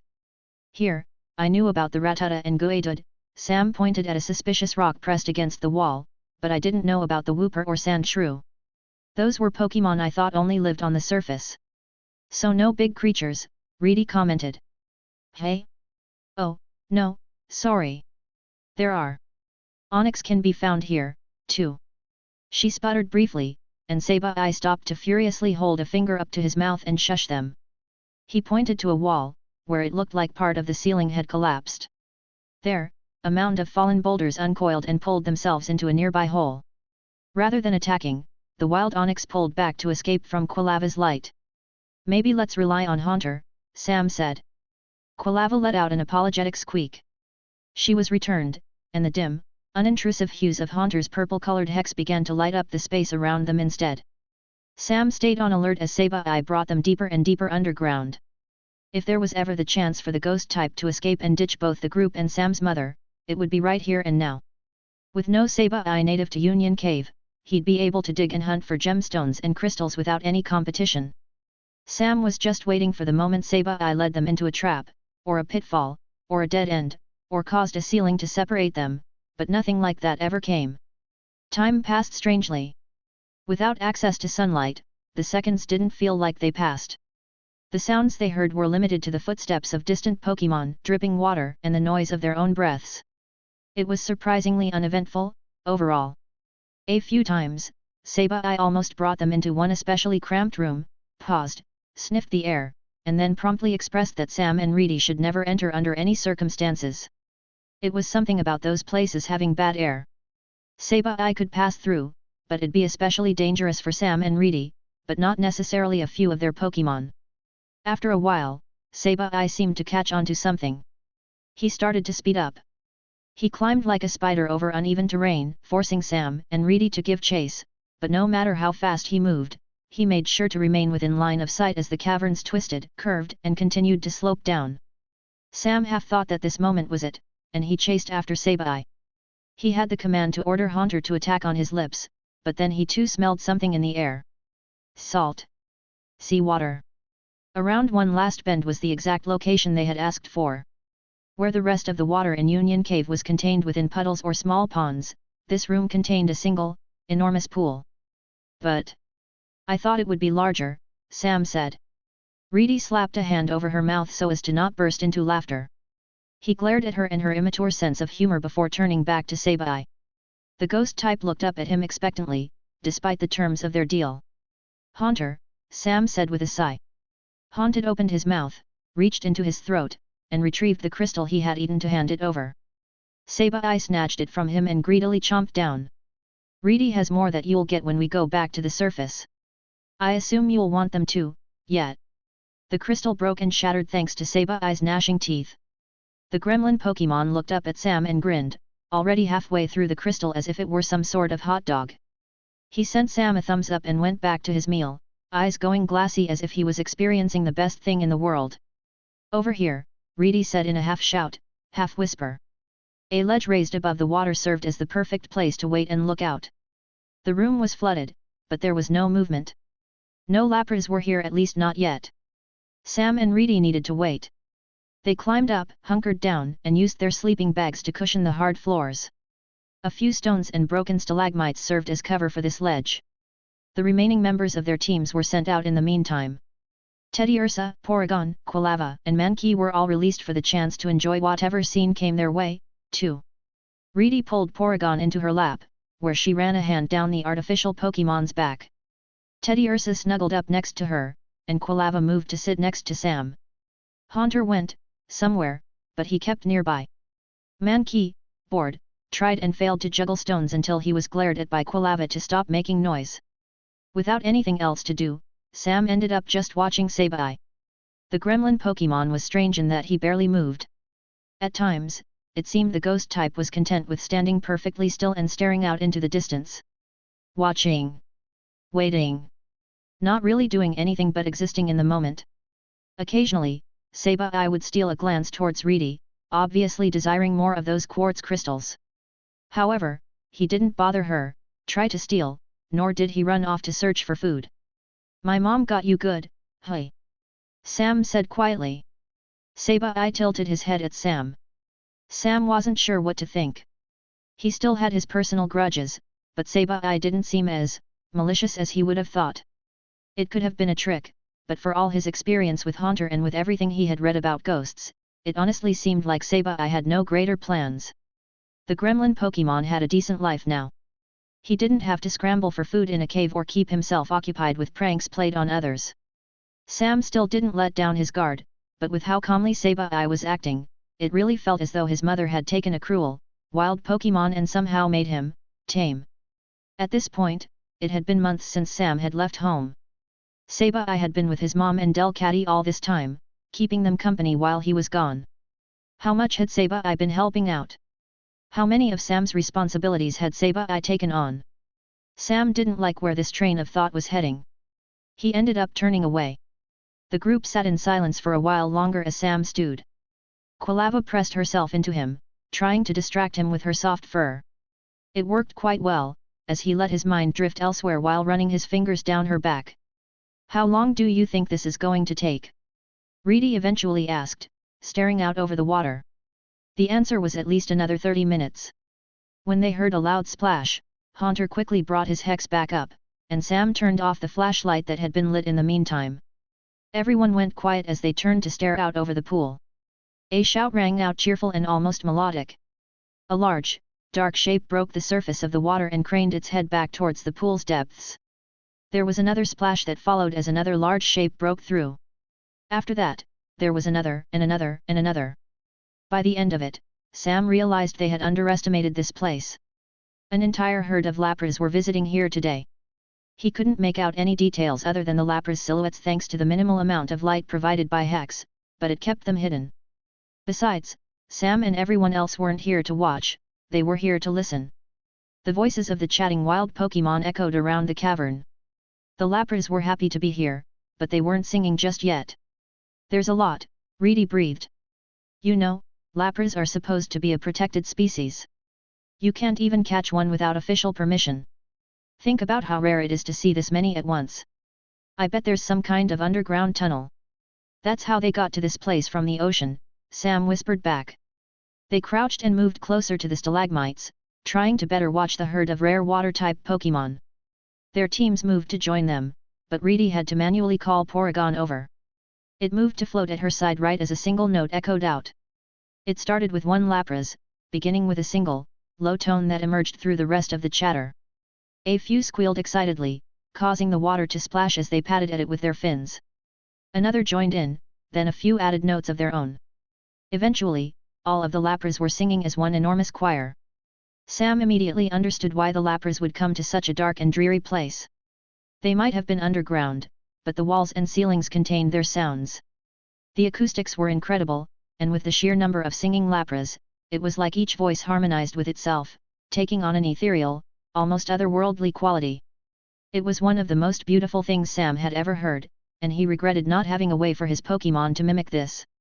Being able to recreate this noise in battle would create the perfect haunting melody to throw off any foe. Hey, Sam. Reedy's voice came out slurred. Yet. When Sam spoke, his tongue felt strangely heavy. I think this isn't just music practice. I think they're practicing a move. Ah, Sam realized. That's probably why I'm so tired. The Lapras weren't just singing. They were specifically practicing sing. Reedy slumped to the ground, already beginning to snore. Porygon drifted down to sit on the floor, with the rate of its tread spin slowing as it shut down. Teddy Ursa pushed himself into the crook of her arm before settling back, and Quilava passed out right as she climbed into Sam's lap. Sam turned to Mankey. Protect us, he groaned out. The last thing he saw was a thumbs up from his Pokémon, and the last thing he heard was the herd's continued, haunting song. When Sam woke up, nothing had changed. Everyone was still asleep where they had fallen, but Sam was the first to come to. Mankey sat on the edge of their platform, feet dangling off the side as he stared out over the pool. Thanks, Mankey. Good thing we worked on your vital spirit, hey. Mankey's ability helped him resist being forcibly put asleep. Having spoken, Mankey turned to Sam in surprise, but the primate's eyes curved up with a smile. Since Haunter had passed out too, Mankey had taken Sam's flashlight to use as a source of light. Unfortunately, the Lapras were gone. The likely scenario was that they finished their song and dived back down. Sam rubbed his eyes to try to wake up a bit more. He didn't regret coming here, but he did find it a bit funny that yet another trip into a cave had a poor ending. It took him a second to realize it, but... Where's Sabai? Mankey pointed to an opposite edge. The gremlin Pokémon was still here.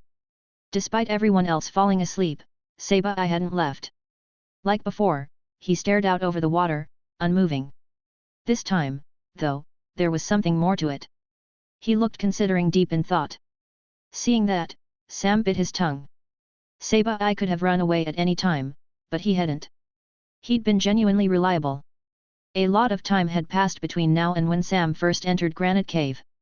Sure, he might have been upset about never receiving an apology, but he could at least be the bigger trainer Pokémon person, between the two of them. Hey, Sabai! Sam called out. Thank you for all the help. The ghost type didn't turn around, but he did reply to Sam with a slight nod. Slowly, over time, everyone else woke up, and once conscious, they began their trip back up to the surface. Sabai led them back out with no problems at all. Chapter 48. When they found themselves back at Union Cave's Pokémon Center, Sabai returned to Dewford without any issues. That grey-painted Pokeball was transported, turning to light, and a few button presses later, and he was back with Sam's mom. Sam didn't do anything special to say goodbye. Sabai got the last of the quartz courtesy of Reedy and Sam thanked him.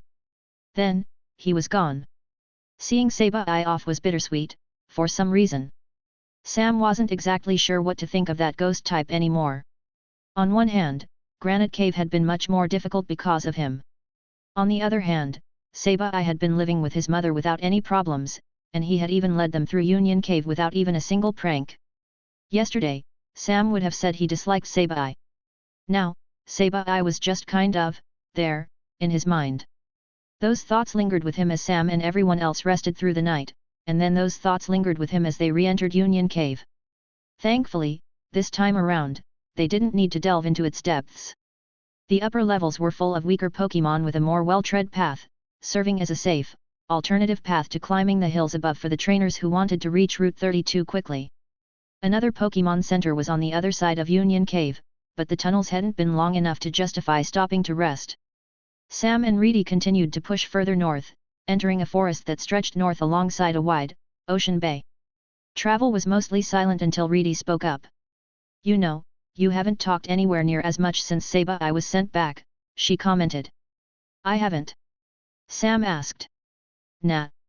You're usually mumbling about ghost-type Pokémon or talking about all those little plans you think up. Or you're just talking about your book. Sam frowned. He wasn't sure what to say. Sorry. I'm just thinking, he answered. About ghost types. Kinda. Ah. So it is Sabai, then. Sam glanced at her as they walked along the edge of the forest, the waves lapping to their right. Reedy saw his glance and smirked at him. She waggled a finger in his face. PSH, you really didn't realize, did you? She asked. Every time you looked at Sabai, it was like your face got all twisted up. And not in disgust like Quilava's expression. She didn't bother to hide that at all. On the ground, Quilava sniffed. It was a dismissive noise, she wasn't going to bother with hiding her dislike of that Pokémon. She was just satisfied he was gone. I've been thinking about him, yeah, Sam said. Mostly thinking about how I'm supposed to think about him, I guess. Like, his pranks were pretty malicious back in Granite Cave, but he's also ghost type. It's kinda what they do.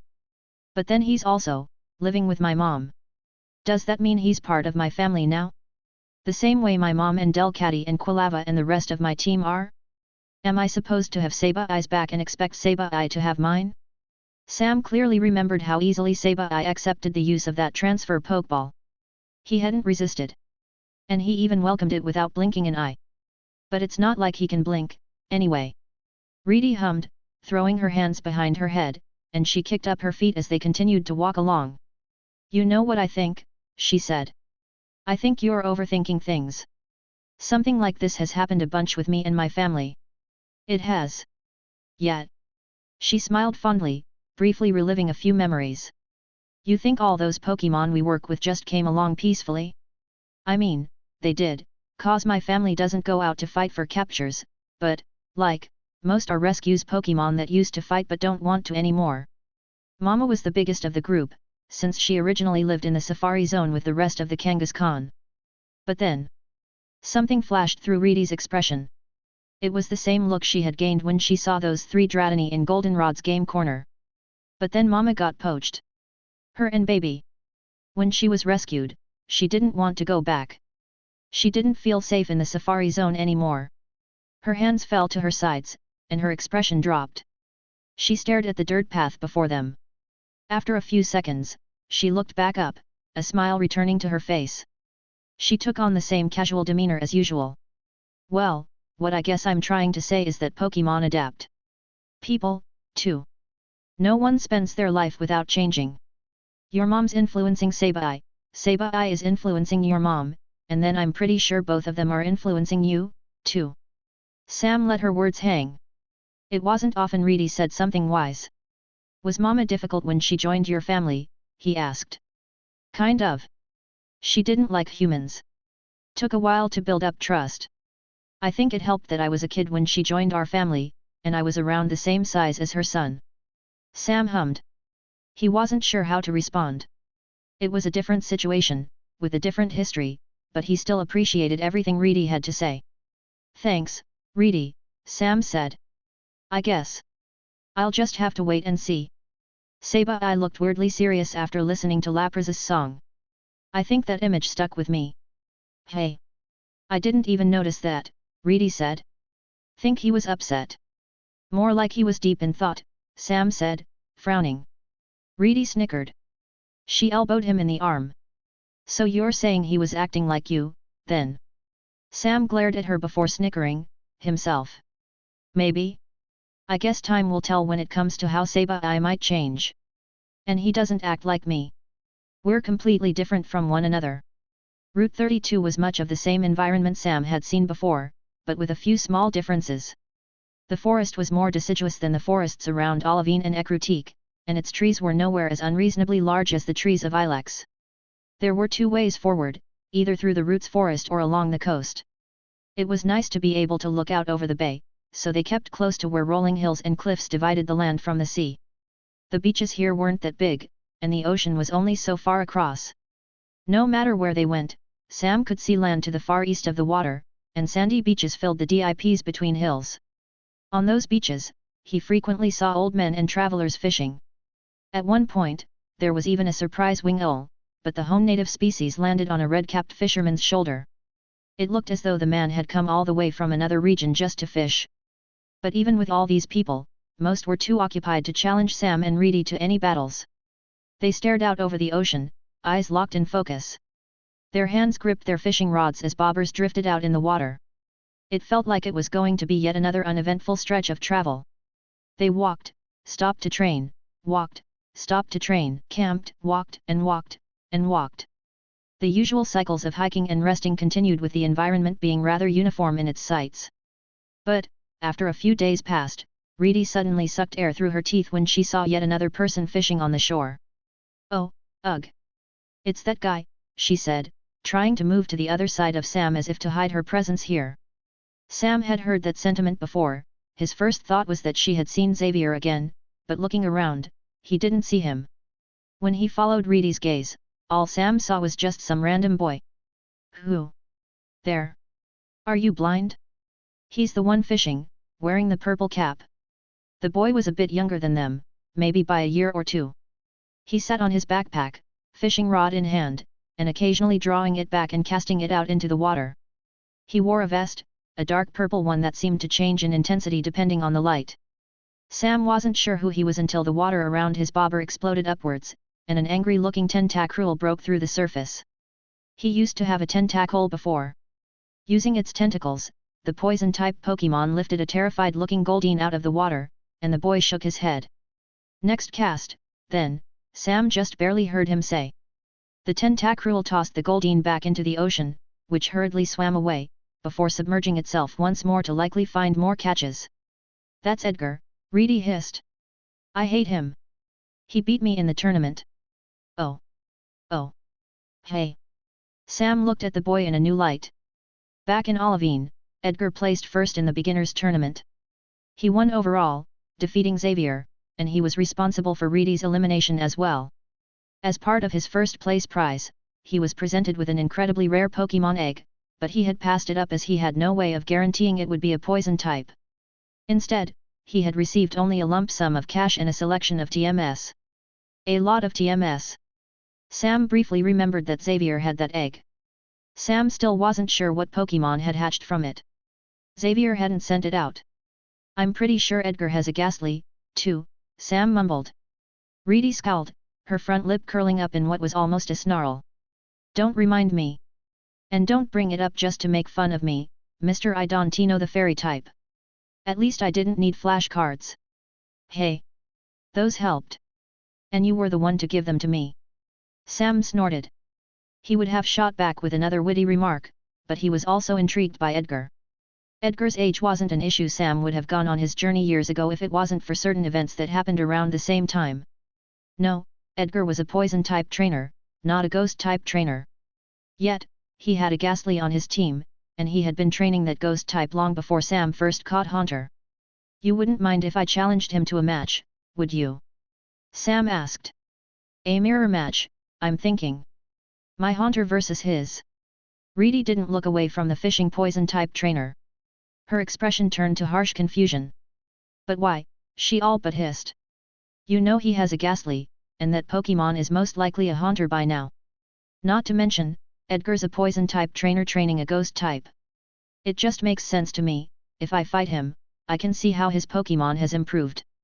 I might be able to figure something out for Haunter, but I'd also be able to see how someone who doesn't specialize in the ghost-type trains a ghost-type Pokémon. Reedy rubbed her chin. She was still standing behind Sam, using him as cover as her head peeked out from his side. She was trying to act casually about this, but there was a measure of distaste to her expression that half reminded how Quilava reacted to Sabai. However, the more Reedy seemed to consider Sam's idea, the more a small smile began to stretch across her face. You know what?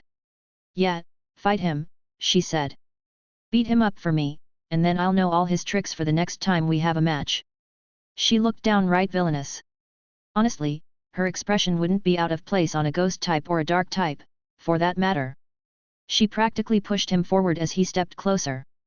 Sam stumbled before catching himself, and he turned around to glare at her only to watch her run over to a tree to position herself casually underneath. Sam just shook his head and walked closer to the shore. Hey, he shouted. Edgar, right. The boy in question glanced over his shoulder at Sam and watched him approach. We were in the beginners tournament together, Sam continued. But I never got the chance to face you back then. I saw that you have a ghastly, and I have one too. A Haunter, I mean. Would you be interested in a mirror match? Pick up some tricks from one another. Edgar wobbled his head, considering it, before a bright smile appeared on his face.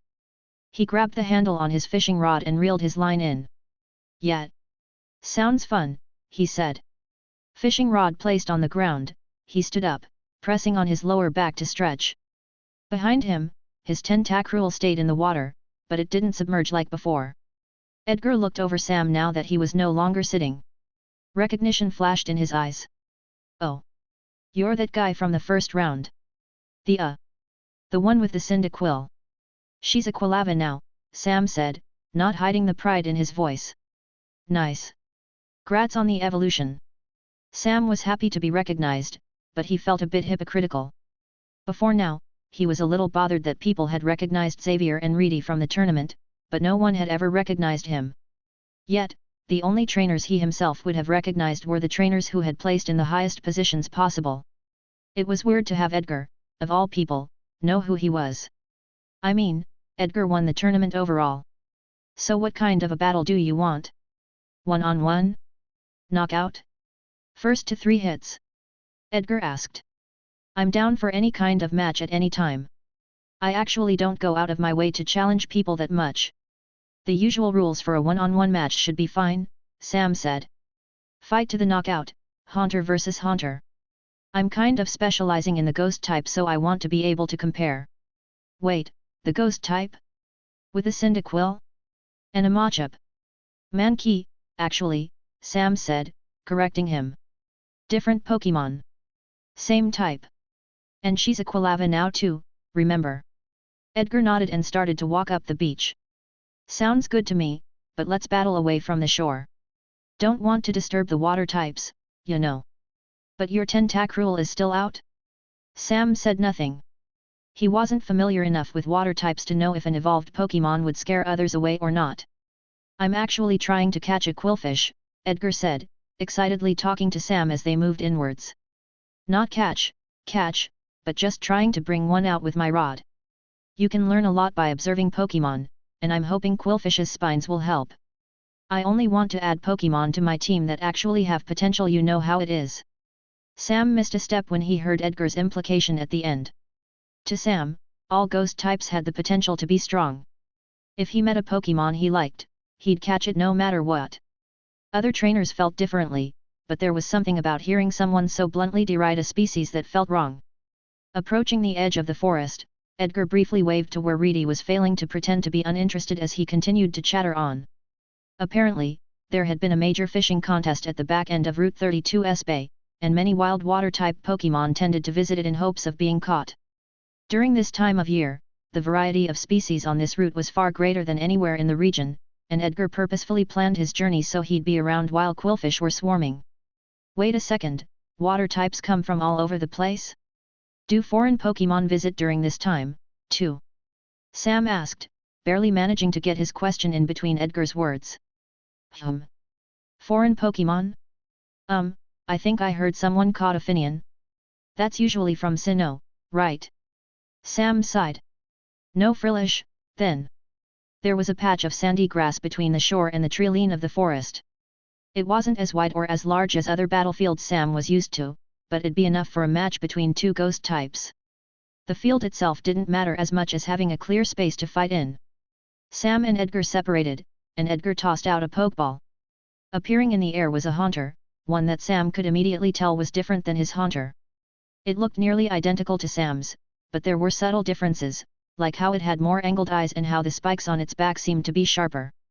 To send his Pokémon out, Sam merely pointed forward. Out from underneath him, his shadow stretched onto the field. Once it was a few feet away, red eyes flashed from within, and Haunter allowed himself to dramatically float out and enter the air.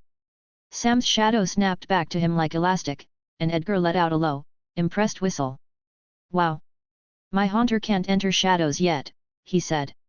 Looking over their two Pokémon, both trainers nodded their heads, satisfied. Ready! Edgar shouted. Ready, Sam replied. There was no referee for this match. The two shouts of ready were enough to signify that they were prepared to start. Sam began by quickly shouting an order. Let's start with a few probes. Keep it weak, but use he. The word caught in Sam's throat. Haunter knew 3 attacking moves, Lick, Shadow Punch, and Hex, but Lick was too weak for him to consider, and while Shadow Punch was useful, Haunter's lack of physical strength meant it dealt little damage. All of his successful battles relied entirely on Hex, as it was a special attacking move that combined well with status conditions. But Sam didn't want to use Hex here. That was his secret weapon, and if he showed it off, then Edgar would learn of the attack for himself. According to Morty, Hex was a game changer, and Sam wasn't comfortable with allowing other people to learn it so easily just yet. Stalled by the dilemma, Edgar capitalized on Sam's delay to shout a command of his own. Smog! Surprise M! The opposing ghost type opened its mouth, and sickly, dark green smoke poured out to surround it. In almost no time at all, it became hidden within its own toxic gas that slowly spread to cover a decent chunk of the field. Sam's next best option would have been Confuse Ray, but now that the smog obscured Edgar's Pokémon, there was no way for the move to land. The same was true for Hypnosis, and Spite would drain the opposing Haunter's energy but not get rid of the effect of the move.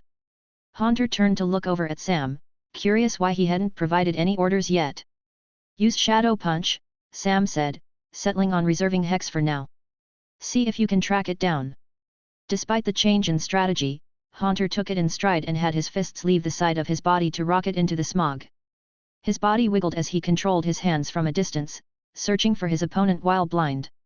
Yet, from out of nowhere, he yelped, and his hands snapped back to his sides as he shook them and blew on their surface, wincing. The smog parted slightly as Edgar's Haunter let up its move. Revealed from underneath was an aura around it, a swirling sphere of darkness that obscured all space in a set radius. Usually smog poisons and damages our opponents, but since your Haunter is a poison type, Nightshade is the next best thing, Edgar said. The Nightshade had burned Haunter's hands. Thankfully, it wasn't a super effective attack, as though it was a ghost type move. Nightshade dealt damage solely based on the user's current level of strength. Edgar's haunter looked decently strong. Now revealed, it once more opened its mouth, and another use of smog poured out to fill up the gaps that had appeared over time. Sam bit his lip and thought, hex would be the perfect way to damage something within, but since he didn't want to reveal it, he didn't have many other moves to choose from. But with so few options came only a handful of solutions to pick from. That helped Sam figure out their next step. Spite, he said. The energy needed for the opposing haunter's last used move, smog, was drained away. More importantly, the red motes that left its body revealed where it was hiding. Shadow punch! Sam then shouted. Haunter once more sent his fists rocketing forward. His opponent used Nightshade as a defense again, but this time he was prepared for the pain, and the actual damage he took was minimized thanks to the move only affecting his hands. The shadow punch struck, knocking Edgar's Pokémon away. The Nightshade failed as the impact slammed it right out of its cloud. There we go, Haunter. Who needs other attacks? Sam shouted happily. Haunter smiled and seemed to lean forward in the air. Yet, for some reason, Edgar looked unbothered. Shadow Ball. Dodgeball style. His Pokémon cackled, opening its mouth to let a pulsated sphere of darkness form before it. The attack started out small, but it grew over time. Surprisingly quickly, the shadow ball became greater than its body, and a breeze curved into it, causing some of the smog to shift where it was lingering above the ground. Sam shouted for Confuse Ray, but as the grayish beam left Haunter's eyes, his opponent rolled to the side to dodge. The shadow ball fired out, but it moved too slowly to be a threat. The attack might have been filled with a ridiculous amount of energy, but the increase in size meant it wasn't able to move anywhere near as fast. Nice try, but... Sam's words were cut off by a shout from Haunter. Turns out, there wasn't just one shadow ball being used, but two. The first was large and slow-moving to draw attention away from their opponent. Behind that attack, where it couldn't be seen, Edgar's Haunter then charged up a second shadow ball that came out significantly faster thanks to its smaller size. Haunter was hit by the super effective attack. It pushed him back in the air, leaving a nasty discolored spot on his body. Annoyance flicked within his usually merry eyes. He shouted something, but then he yelped again. Edgar's Pokémon rushed Haunter. Hypnosis! Sam shouted. He wasn't sure if the move landed or not, as a nightshade pulsed out of Edgar's Pokémon's body to consume both Pokémon in the air. Sam clenched his hands. I should have used Hex. The smog was now only a thin layer above the ground, scarring the patches of grass black. Edgar looked at Sam with a smug grin. Great battle so far, he said. Impressed by smog? Took forever to teach Haunter that move, and I'm pretty sure I'm one of the first to do so. You can learn a lot by observing other Pokémon, and coughing can be great tutors. He paused briefly, eyes flicking up to the dark sphere in the sky. It's a shame the battle's ending soon, though. Your Haunter is well trained. Didn't know the species could learn a move like that. Like what? Sam said through gritted teeth. Shadow Punch, Edgar answered, and Sam winced. So focused on Hex, he hadn't remembered Shadow Punch wasn't common knowledge yet. Staring up at the sky, something was going on within. Likely, Haunter was attacking with Shadow Punch, and his opponent was reacting by controlling the damage of the Nightshade sphere. Edgar had said the battle would be ending soon, and Sam didn't doubt him. Except, it would be his Pokémon winning, not Edgar's. As the hidden brawl continued, Sam noticed Edgar raise a hand at the edge of his vision. He held up 3 fingers before bringing them down one by one. 3, 2, 1. He clenched his fist, and something dropped from the bottom of the sphere. For a moment, when Sam saw a Haunter fall, he thought they had been successful. However, he quickly recognized that the Nightshade was being maintained, and the falling Haunter lacked the sharp features of Edgar's own Pokémon. There was a dull thump as the ghost type hit the ground. Sam stared blankly forward. There was no hypnosis involved. Haunter wasn't asleep. He was unconscious. Taking that shadow ball alongside those nightshades had been enough to do him in. I should have used Hex. Sam stared at Haunter. Without Hex, they had fought the battle with their hands tied behind their backs, but Edgar didn't learn the move. Knowledge of its existence wouldn't spread. Keeping the end-of-season conference in mind, Sam felt as though he had lost a battle to win a war. He decided right there and then to expand Haunter's moveset. He needed more viable attacks, and probably an attack or two that wasn't ghost type. Normal types would utterly wall him, otherwise. Returning his fainted Pokémon, Sam closed his eyes. He held Haunter's Pokeball in one hand and felt the weight in his palm. Over the field itself, he heard a noise akin to some kind of suction. When he opened his eyes back up, any trace of the lingering smog was gone. Edgar's Pokémon licked its lips before rubbing its stomach. It let out an ashy burp. "Good job, Haunter," Edgar said. "Return for now." The ghost type disappeared into its Pokeball without any further words. Edgar then jogged over to meet where Sam was standing on his end of the makeshift field. "So, what did you think?" the boy asked. He looked up at Sam hopefully.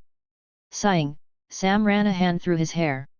"Your Haunter is well trained," he said, feeling bile in his throat when he said it. "You played to your strengths well. The smog trick was impressive. I'd have never thought to combine it with Nightshade like that. Yet. Took forever to get that move down. But it makes a bunch of shadows for Nightshade to use, perfect for a Haunter. And since smog poisons whatever goes into it, it's perfect for my team." Edgar's smile was blinding. The boy seemed to be genuinely happy to receive that compliment. "I could totally tell the difference in how we've trained our Pokémon," Edgar said, continuing. "Like, I'm clearly a poison-type specialist, and you're clearly a generalist." "I'm a ghost-type specialist," Sam repeated. Edgar blinked at him. "Oh yeah. Sorry. You didn't use Shadow Ball, so I guess I forgot." Sam did his best to not frown. "Anyway, I think we should get to the end of this. When do you want to trade?" "Excuse me?" Sam wasn't sure how to respond. "You know, trade Haunters," Edgar eagerly explained, speaking as if those words answered everything. "Trading can trigger an evolution. We both want a Jengar on our team, don't we?" No. I do." It's Sam breathed in. "You mean trade them and trade back, right?" Edgar shrugged. "Yeah, I guess we can do that, too," he said. Sam visibly gaped at him. "You'd really trade away a team member just like that? A Pokémon you've spent time with and trained with and traveling with and befriended, and all Pokémon want to get stronger. Does it really matter who they're with?" Edgar smiled a childlike smile of perfect innocence. It was like he couldn't even comprehend why Sam might be appalled. "Well, if you're not ready to evolve your Haunter, at least take my number," he said, reaching into his pocket. "You got a Pokémon? No. Oh. I got mine for helping out at Goldenrod's radio tower." "Yeah, brag about that too, why don't you?" Edgar scribbled down his number on a piece of paper and handed it over to Sam. Sam took it, but he had nothing polite to say. He chose to remain quiet. As Edgar waved goodbye and returned to where his backpack still sat on the shore, he resumed fishing for quillfish with the help of his tentacruel. Sam turned to Reedy, who approached looking like she had just eaten something sour. "Is it bad? I kind of expected that. It might sound funny, but when I fought him, it felt like he was just ordering his Pokémon around instead of working together. I thought I was just imagining it since he tried to hug his Ghastly at the end, but now it's like he got worse," she said quietly. "Too focused on winning, maybe," Sam said. "Ruined by previous success." Something inside of Sam churned. He remembered the promise to his team. He wasn't supposed to lose anymore, but how was he supposed to account for fighting without Hex? He needs to value his Pokémon more. Not caring about sending away your friend like that is gross. "You should hear what he said about Quillfish," Sam said. She crossed her arms and grumbled something about not believing she lost to him. Sam patted her on her shoulder. "I guess we'll be losers together," he said in mock comfort. Reedy raised a fist as though she was about to hit him in the arm, but in the end, she chose not to and brought her hand back down. Sam moved away to leave Edgar behind them before he sent out Haunter. The Pokémon was still unconscious when he appeared on the ground, but Sam used a potion to bring him back. It wasn't as effective as a revive might have been, but it was enough to treat Haunter's injuries and allow him to heal naturally. They didn't need the immediate full jump start right now, and not using a revive saved money, too. "So, I did hear him talk about trading. Do you plan to evolve Haunter like that?" Reedy asked as Haunter re-entered the air. The ghost-type mime stretched with his hands and turned to face Sam. He might have lost, but Haunter was still his usual cheerful self. If anything, he almost looked excited to have participated in that battle. It made it clear that he still had a long way to go before being strong enough to do whatever he wanted. "Not sure. I know I want Haunter to evolve, but the idea of trading him away is wrong, Sam answered, standing back up. Trading feels bad. It might be hard, but I'm tempted to try for something more natural. That can take years, Reedy said. She wobbled her head. Well, your book says Porygon needs to trade to evolve. Maybe we can keep it simple and trade back once I find an upgrade. Yeah. I'd appreciate that. Thank you, Reedy, Sam said. She smiled at him and turned to continue heading north. Sam was a lot more comfortable trading with Reedy than doing anything with a trainer like Edgar. Someone like that. Well, Sam wasn't sure if it was just his upbringing or just common sense. Pokémon were friends, not just tools to use in battle. For now, we need to get you some more moves, Sam said to Haunter. If there's anything we learned from that battle, it's that Hex isn't enough on its own, especially if we want to win matches outside of gym battles. Haunter happily nodded his head and dipped back into Sam's shadow. Sam took out the new Pokédex to skim through Haunter's entry to see if he could pick any attacks out from the expansive list included within. Shadow Ball is obvious, but maybe we should branch out, he mused as they walked. Honestly, we might be neglecting your poison type a bit too much. That combination of Smog and Nightshade was pretty effective, wasn't it? Chapter 49. There was a heat to the air, a palpable tension. After all the talk of Pokémon reaching new forms, both Mankey and Teddiursa had enough. They fell to an extreme case of evolution fever. Cyndaquil had evolved into Quilava. Ghastly had evolved into Haunter. And now, a random trainer was already bringing up the idea of Haunter evolving into Gengar? No, it wasn't fair that Mankey was still in his base form, and Teddiursa felt the same way. Even though it was morning, and even though they should have been continuing along Route 32, both Mankey and Teddiursa woke up, stood apart from one another, and refused to move until they started the day off properly. That meant a fight. You know you two won't be able to fight in any other battles today if you injure yourself in the morning, Sam pointed out. Mankey snorted, communicating that it didn't matter, and with the way Teddiursa growled, Sam was pretty sure the bear tried to imply that they'd have time to heal. All Sam could do was shake his head and step back. He had hoped they'd finally reach the end of the route today, but if these two wanted to battle, then so be it. With the space between them set, the two Pokémon began to circle one another with a foot dragging behind them. They tilled the dirt, drawing the lines for a perfectly square field. As they both stepped into opposite corners, Sam was briefly reminded of a boxing ring. Actually, he was pretty certain that was exactly what they were going for. As Teddiursa breathed out, he flexed his paws. Reedy rushed over to start whispering in his ear. All right, Teddiursa, if you want to win, you're going to have to. She cupped a hand around her mouth to hide the rest of her advice. When Sam glanced over to Mankey, his expression fell. And you too, Quilava, he said. She squeaked at him apologetically before going right back to whispering advice to Mankey as well. Sam couldn't even help his own Pokémon as a coach. Quilava was already fulfilling that role for him. Both sides of the boxing ring glared at one another as they centered themselves, breathing at regular intervals. Something about Teddiursa's movements was familiar, and Mankey's attempts at regular breathing caused alarm bells to ring in Sam's mind. You at least understand you'll need to hold back, right? Sam asked. We aren't anywhere near a Pokémon Center. If you faint. The two Pokémon responded by taking a step forward. Sam dragged a hand down his face and moved to stand at the side. Reedy practically jumped to join him, pumping a fist in excitement. For a brief moment, Sam felt a deep longing for his reading nook back home. But, at the same time, he was a Pokémon trainer for a reason. You want to start it properly? Sam asked Reedy. She grinned, exposing her teeth, and brought her hands up to the sides of her mouth to cause her voice to echo. Ladies and gentlemen, Reedy shouted. Are you ready to rumble? A cheer. Off to the side, within the shade of a tree, Haunter howled his name.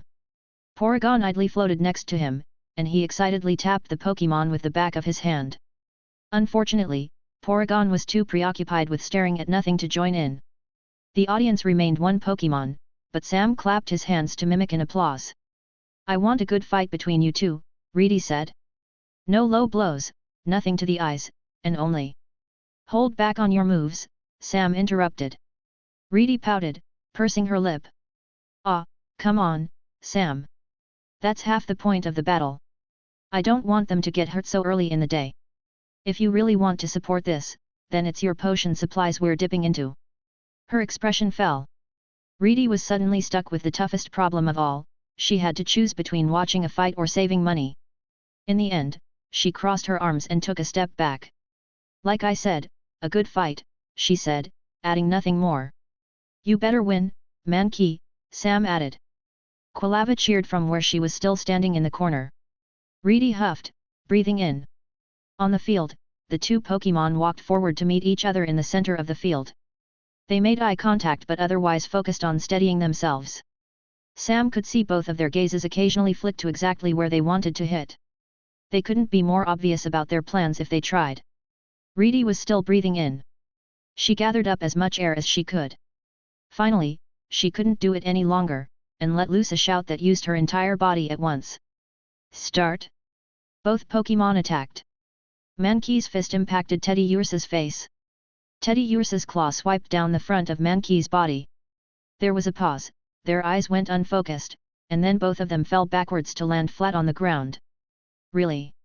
Sam covered his face with his hand as neither of them got back up. This was probably the dumbest way this could have ended, in Sam's opinion. If he had to guess, both of them had abused set-up moves.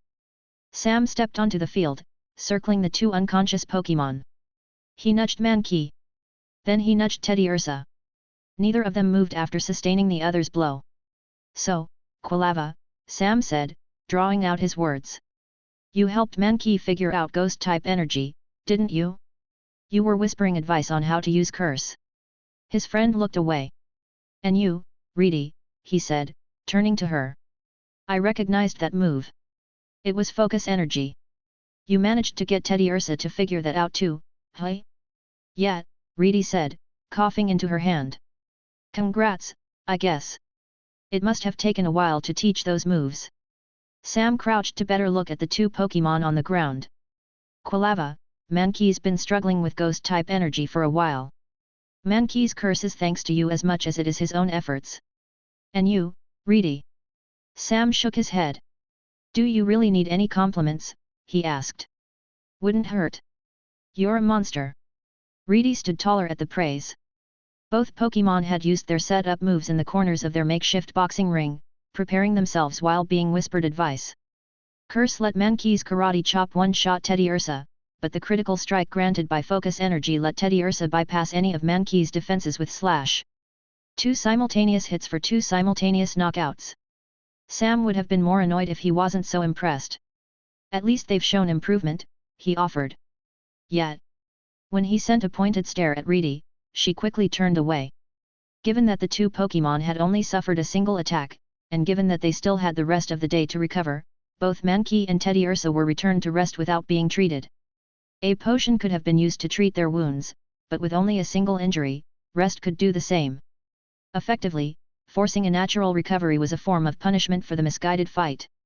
It was kind of funny, though. But I'm not going to say that out loud. He had a persona to maintain. Someone had to be the responsible one, and it couldn't be Quilava anymore since she had chosen to participate in that. Let's pack up camp and head out. We're close to the end of the route today, Sam said. With the battle over, Haunter dived back into Sam's shadow, Quilava moved to walk alongside him, and Porygon was returned to its Pokeball to ensure no one too smart would learn of the species. So far on this route, outside of what had happened in this match, developments had been sparse. Haunter was still working on his Nightshade for their Totally Not Stolen combo, and Quilava was now trying to combine Quick Attack and Flame Wheel into the speed-boosting Flame Charge. Most of their practice was about building up a baseline, anyway. That kind of training was constant to ensure they wouldn't fall behind. So when are you going to help us with ghost-type moves, anyway? Reedy asked Sam once they resumed their travels north. Probably after Mankey's evolved, Sam answered. I might know a lot about potential attacks, but my actual experience training ghost-type moves is limited to just Hex and Curse. Even then, Haunter basically figured out Hex on his own, and Curse was a trademark. Quilava has properly claimed it as her own, so she can help, but I might be able to help you more once Mankey evolves. Teaching him Rage Fist should help me understand the type. Reedy hummed. Not Shadow Claw. Might be a good stopgap, but Rage Fist is the attack that'll get him to evolve. I might have gone back and tried to teach him that, but someone somehow taught him how to use ghost-type energy already. It's like I'm not even his trainer or something. Quilava let out another apologetic squeak next to him, but Sam laughed and shook his head. No, no. I'm not actually angry, he said, waving her off. You're getting crazy good with ghost-type energy, and your control is still growing. I'm just feeling a little tense, today. We should reach the ruins by this afternoon. Route 32 connected to two places: Violet City and the ruins of Alf. Both were right at the end of the route, with the ruins of Alf located not too far away from the city. Sam wanted to go to the ruins of Alf to search for information. The place was an ancient, abandoned settlement famous for unexplainable phenomena. Most importantly, it was a hotspot for researchers and archaeologists. If there was anywhere Sam could go to ask about a long-lost evolution, it would be there. You're really going to ask for help? Reedy asked. I am. The new Pokédex says Hiswian Typhlosion is the evolution of Quilava in Old Hiswi, but that doesn't really help us. We're playing a guessing game when it comes to Quilava's evolution. I don't want to risk it. The ruins of Alf are ancient. There might be information in the ruins, or one of the researchers might know something. Either way, I can't pass up this opportunity to find something to help. Quilava moved a bit closer to Sam as they walked. She briefly leaned into his leg before making room so he wouldn't stumble. Her potential evolution was meant to be secret, something that'd make her and the rest of the team well known, but neither of them were willing to ignore a way to get answers. They were almost already there anyway, as a fork in the road split the path between the ruins and Violet City. Overall, travel hadn't been too difficult thanks to the relative uniformity of the forested coast, though the water had reached its end a few days ago. Union Cave was almost like a shortcut too, in that it was a direct path through a bunch of otherwise difficult terrain. Not to mention, there were fewer places to explore in Azalea Town than Sam wanted. They hadn't lingered. Right now, they were actually ahead of schedule. It only took a few hours to arrive, allowing them to reach the archaeological site just around noon. The ruins were located within a wide valley, hidden within a set of rocky hills. Dedicated research buildings sat on those hills' tops, providing a good view over all the ancient buildings below. This place was open to tourists, and Sam could already see people wandering about within the old city, but his goal was to talk to researchers first. He'd be a fool to think himself a better archaeologist than trained professionals. Pokémon weren't allowed inside due to issues involving type energy, so Sam had to return Quilava before heading in. Despite it being midday, it was rather quiet as he stepped into the building. The place was like a combination of a warehouse and an office complex. There were desks set up along its sides where younger researchers furiously took notes and analyzed small artifacts under bright lights. Crates were stacked in the back, and long tables had collected artifacts spread out in the center. Sam didn't see any other tourists here even though anyone was free to enter. There was only him, Reedy, and the many archaeologists working in the room. Sounds of scribbling and murmuring filled the air, and he was hesitant to call for help out of worry he'd disturb them. Thankfully, a nearby worker noticed him and approached with a friendly smile on her face. We don't get many visitors to this building. Can I help you? She asked. Yes, I wanted to ask a few questions about the Pokémon here. Sam said. The woman nodded along, her eyes flashing with understanding when Sam mentioned Pokémon. Ah, you'll want to talk to Dr. Hale, then. I'll fetch him for you. Give me one moment. She ran off to grab an older man standing in front of the table filled with artifacts. He looked to be 40 or so years old, looking over clay tablets with bubbly letters carved into them, one on each tile. As the woman tapped his shoulder to get his attention, she whispered something to explain. He looked up, a sharp gaze snapping to Sam and Reedy. His height made him intimidating at first, but as he headed over, his expression was far too excited to carry any malicious intent. Hello, he said jovially with a deep voice that suited him. I'm Dr. Spencer Hale, but please, just call me Spencer. Sam said, shaking the man's hand. And I'm Reedy. Reedy said, doing the same. Spencer tilted his head at her. Ready for what? No. Actually, Reedy's my name. Spencer blinked before letting out a deep laugh. Ah, that's fun. Pleasure to meet you, Sam, Reedy. So. I heard you're trying to find out more about Unknown, yes. Sam frowned. Reedy pursed her lips. Sorry, Unknown, she asked. I thought we were here about Tiflo something else. The man's expression faltered. His excitement began to fade, but Sam quickly spoke up. Wait, he paused. Sorry, but I don't think I was specific enough when I asked for help. You came over here to talk about unknown, right? You looked kind of excited about it. No. It's fine, Spencer said, waving him off. I can still answer your questions. Sam sent a glance to Reedy. She stood up a bit straighter, getting the hint. Actually, I'd like to hear about unknown first, if that's okay, she asked. Sam nodded furiously, and Spencer replied with a smile. However, it was more than just a friendly smile. It was one of someone given the chance to give a lecture that all of his colleagues had grown tired of hearing. Spencer started with a totally unnecessary crack of his knuckles. Unknown are an absolutely fascinating Pokémon, with appearances dating back thousands of years. They're extraordinarily rare, only ever found in these ruins and other, select places. They have a connection to the mysterious, and sightings tend to place them next to many unexplained phenomena. They're a favorite of many conspiracies that tend to be true, more often than not. In fact, it's commonly agreed that they're responsible for many of the ruins of Ulf's unusual events. He then leaned in and brought up a hand as if he was sharing a secret. A few myths even say that if they worked together, a group of unknown would be comparable to legendary Pokémon. We have no proof of such a fact, but it's a common story told across the world. A fantastical idea, isn't it? Wow, Reedy said. Her eyes looked glazed over. Wow, indeed. Spencer drew himself back and laughed.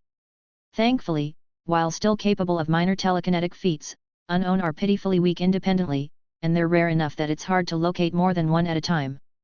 Any mass linkage is exceptionally unlikely. That kind of foretold power would be devastating, but we don't have anything to worry about. If something like that happens in my lifetime, I'd be surprised. He chuckled. Unknown are the core of my research, which is why I commonly find myself at these ruins. I think they deserve to be understood better. They're my favorite Pokémon. I can tell, Sam said. And if you want to see one. Here we go. Take a look at this. He jogged back over to the central table, put on a glove, and came back holding one of the tablets. The image inscribed onto it was a rounded letter with an eye right where a gap normally would be. Unknown take the form of letters of this ancient alphabet, hence why this place is called the Ruins of Alph. The name can be sourced both from the original name of the city and from the word Alpha, as these ruins were the first major archaeological site established in Johto. But Alpha is still part of the alphabet. If I could write a letter to historians. He laughed at his joke. Thank you. I didn't know most of that. It was a lot of information, Sam said. He took a step closer to Reedy to hide his smack to her arm. She snapped back to attention and quickly nodded her head. For sure, she shouted. A few of the other researchers briefly turned her way. So, for my question, Sam continued. Of course.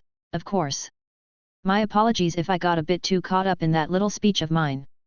I've been told I can be a bit ecstatic when it comes to unknown. Reedy still looked like she was in a daze. Well, I actually wanted to know if this place has any connection to Sinnoh, Sam asked. Or, I want to know if there are any species depicted here that used to be found in Sinnoh. Spencer didn't seem to be expecting Sam's question. Thinking, he hummed and rubbed his chin. That's a very interesting question you have there. I wouldn't be surprised if someone could write several papers on that topic alone. Yes, I do believe we've seen a few variant species depicted on these walls but not many. Which ones? Sam asked. A few ancient fossil Pokémon, mostly. A legendary Pokémon or two. Additionally, some walls have depictions of Growlithe that don't quite match up to the species' current appearance. Spencer went on to explain how those carvings of Growlithe often included hair that covered their face and neck. Unfortunately, it wasn't what Sam was looking for. He wanted to know if Hisuian Typhlosion specifically was depicted in this place, and if he could find any clues to help out Quilava. So, is there anything connected to Hisui here? Sam asked. The doctor hummed again. He spent a while in deep thought. You're at the wrong ruins for that, I'm afraid. Oh. Sam slumped. But that doesn't mean these are the only ruins around, the man continued. Have you ever heard of the Sinjar ruins? The Sinjar ruins? Sam asked, repeating the word to try it out. It sounds like someone mashed up Sinnoh and Johto. Exactly. Spencer's sudden outburst made Sam jump. That's exactly what the Sinjar ruins are, a mashup of Sinnoh and Johto. They're located between the two regions, so much so that it's set perfectly between the two of them. The Sinjar ruins can be found high up in the mountains north of Johto, and we researchers are still struggling to understand them. Strangely, if you travel to the ruins from one region before the next, no matter how long the trip is, you'll find your travel takes less time. That's so weird, Reedy said.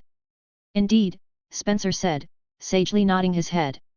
Something in Sam's gut told him that the Sinjar ruins were exactly what he was looking for. He absolutely needed to go straight there. So how do we get to the Sinjar ruins? Spencer winced, and he suddenly looked almost ashamed. Ah, he said, rubbing his neck. I might have gotten ahead of myself. Only approved researchers or qualified trainers 8 gym badges or more are permitted access. I have a feeling neither of you meet those requirements. Sam sighed. There goes that hope.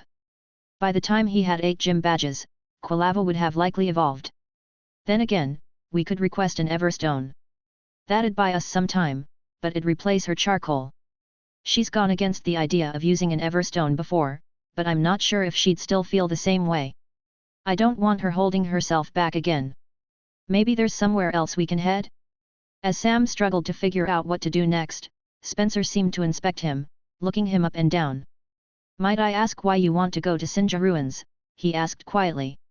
Sam looked back up, his focus returning to the conversation at hand. He took a deep breath. I have a Pokémon I'm trying to evolve, and I think she'd be able to evolve into one of those variant species I mentioned if we could just obtain more information. Reedy immediately looked at him, sucking air through her teeth nervously. Revealing Hisuian Typhlosion was a risk, but Spencer was a researcher rather than a Pokémon trainer. He was clearly more focused on learning about Unown than stealing any potential discoveries from Sam. The new Pokédex was Sam's advantage, and he had no plan to hand it over. It would stay that way for a long time, but the book wasn't perfect. He needed supporting information this man might have. As Sam explained the concept of Hisuian Typhlosion, Spencer's eyebrows practically went to the top of his head. Reedy openly gaped at Sam, now properly recovered from her daze. When he finished speaking, she took his arm and turned him around, leaning closer for a whisper. You sure you wanted to reveal that? I'm sure. If it means success, I'm willing to reveal a lot more, not everything but anything that's necessary. She gave him another look before turning back to Spencer. The man continued to inspect Sam, and his expression leveled out. And you're confident such an evolution is possible? Absolutely. We've been working towards it for months at this point. He hummed one last time before giving Sam an approving nod of his head. Who am I to stand in the way of such a determined young trainer? I might not be able to provide you the information you seek, but I can help in a different way. If you give me your names and ID numbers, I can pass along a recommendation that should grant you an approval for an early visit to the Sinjar ruins. Sam let out the breath he didn't know he was holding.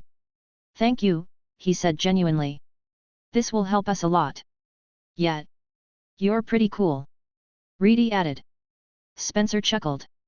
Of course. And perhaps this experience might encourage you to become researchers, yourselves, when you grow up. When Reedy scrunched up her face in disgust, Spencer just laughed.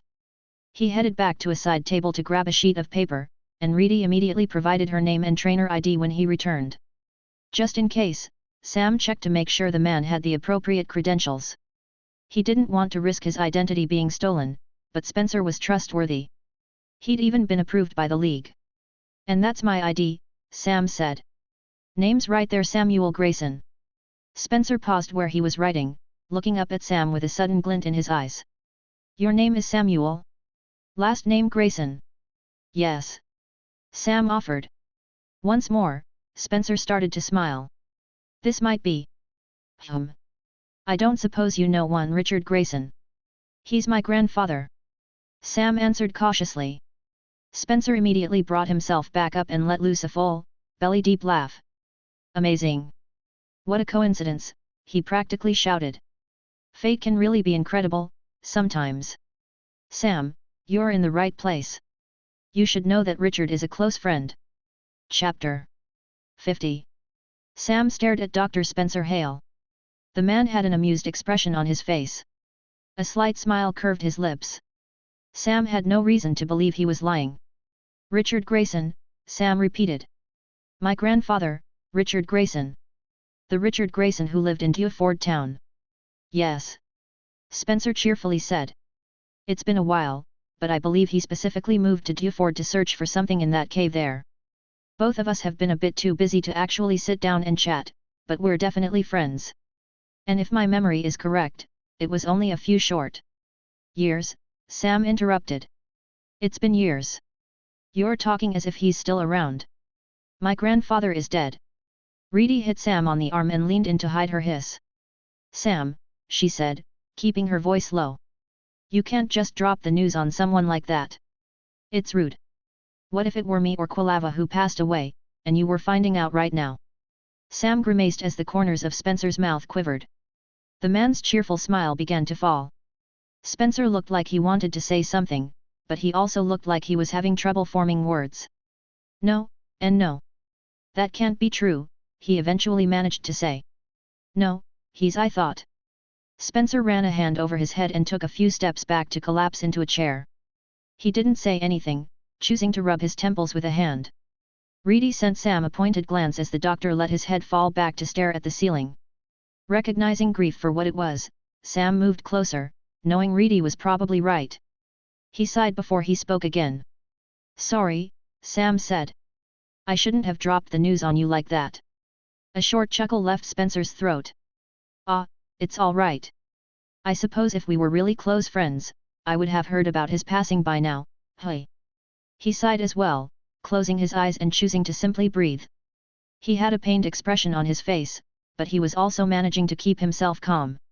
I first met your grandfather when he served as a guest lecturer, Spencer said, a small smile twitching back onto his face.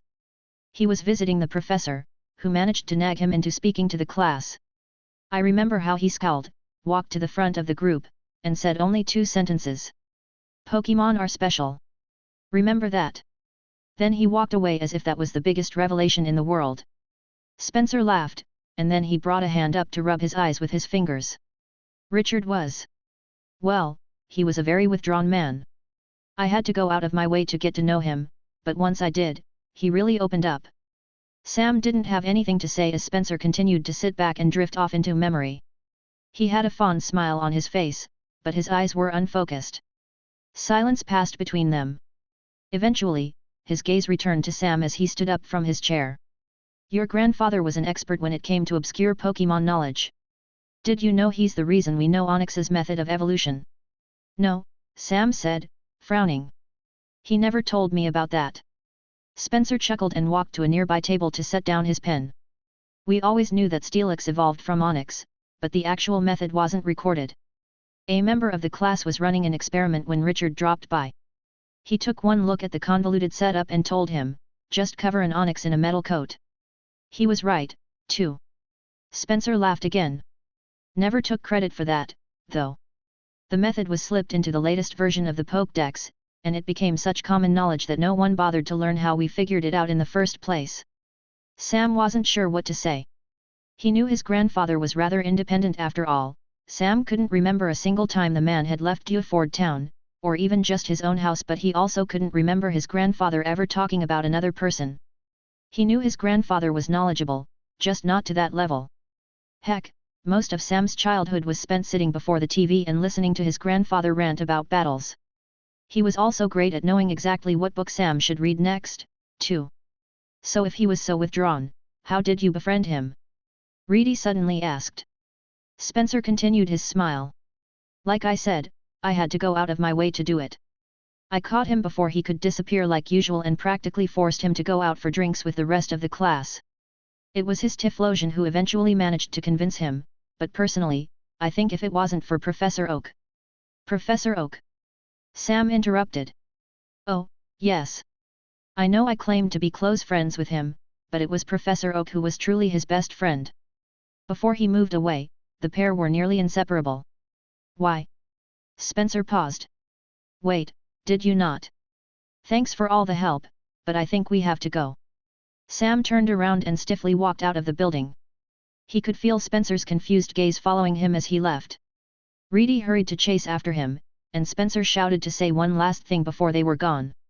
I'll make sure to submit my recommendations, and if you need anything, you can always call me.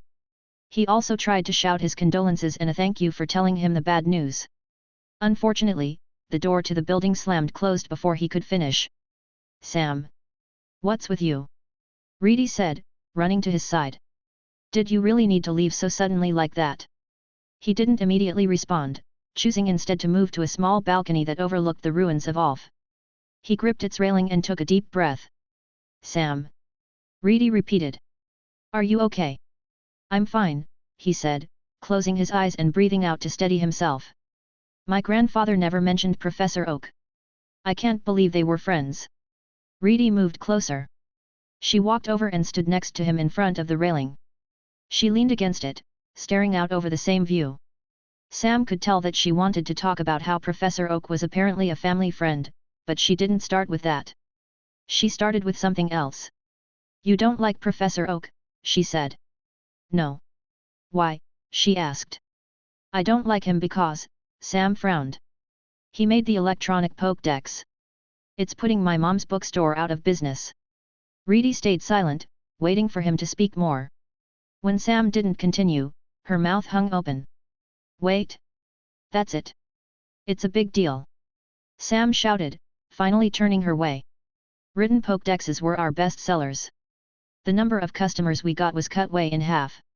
His voice echoed out over the canyon. The ruins sat silently below them. A few bird Pokémon flew off in the distance, and Sam turned back around to face away.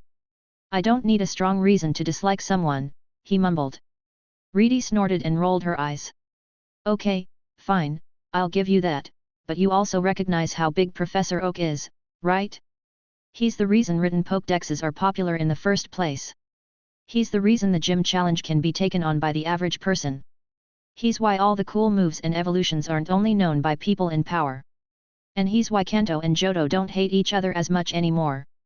What was left unsaid was that he was also friends with Sam's grandfather. I know, Sam replied, though he wasn't aware Professor Oak had helped cool tensions between Indigo's regions. I know. It's just. My grandfather never talked about him. Or how he apparently discovered Onix's evolution. Or how he was important enough to give a lecture to a class learning under the foremost Pokémon professor in the world. Reedy leaned back, her arms going taut as she held onto the railing. She didn't say anything, and Sam didn't either. While he could tell she was itching to speak, she didn't. Sam really appreciated that. If my grandfather was so important, how come he didn't leave any money behind? My mom has to struggle every day just to make ends meet. And all of that stuff in the attic. Hold on, Sam said. I found the new Pokédex in my grandfather's boxes. There's no way Professor Oak is the author, is he? What? No, it exists cause of time travel, Reedy said, standing back up. And if Professor Oak had it, why does no one else know anything in it? He'd have published all that weird information, right? Sam's frown deepened. On one hand, he appreciated how much the new Pokédex had helped him, but on the other hand, he really wished its origin wasn't so complicated. I don't get how it fits in with my grandfather's friendship with Professor Oak. If it wasn't Professor Oak who wrote it, who sent it to my grandpa in the first place? Not to mention, the book was still wrapped in brown packaging paper when Sam first found it. His grandfather had never opened it up even after receiving it in the mail. Yet, it was placed in a box containing items that had seemed important to the old man. At least, that was what the box's contents had implied. A little voice in Sam's head whispered that he could maybe, find a way to talk to Professor Oak if the professor was apparently friends with his grandfather. But at the same time, he just didn't want to. Oak was a region away, and Sam had the rest of his journey ahead of him. It was a problem for later. He didn't want to think about it right now. Let's explore the ruins, Sam said, wanting nothing more than to focus on something else. Dr. Hale didn't know about Hisuian Typhlosion, but he did mention that weird Growlithe. I think there's a chance he could have seen a carving of Hisuian Typhlosion but not realize it. The two variants look alike. A poor enough carving could mean he didn't notice.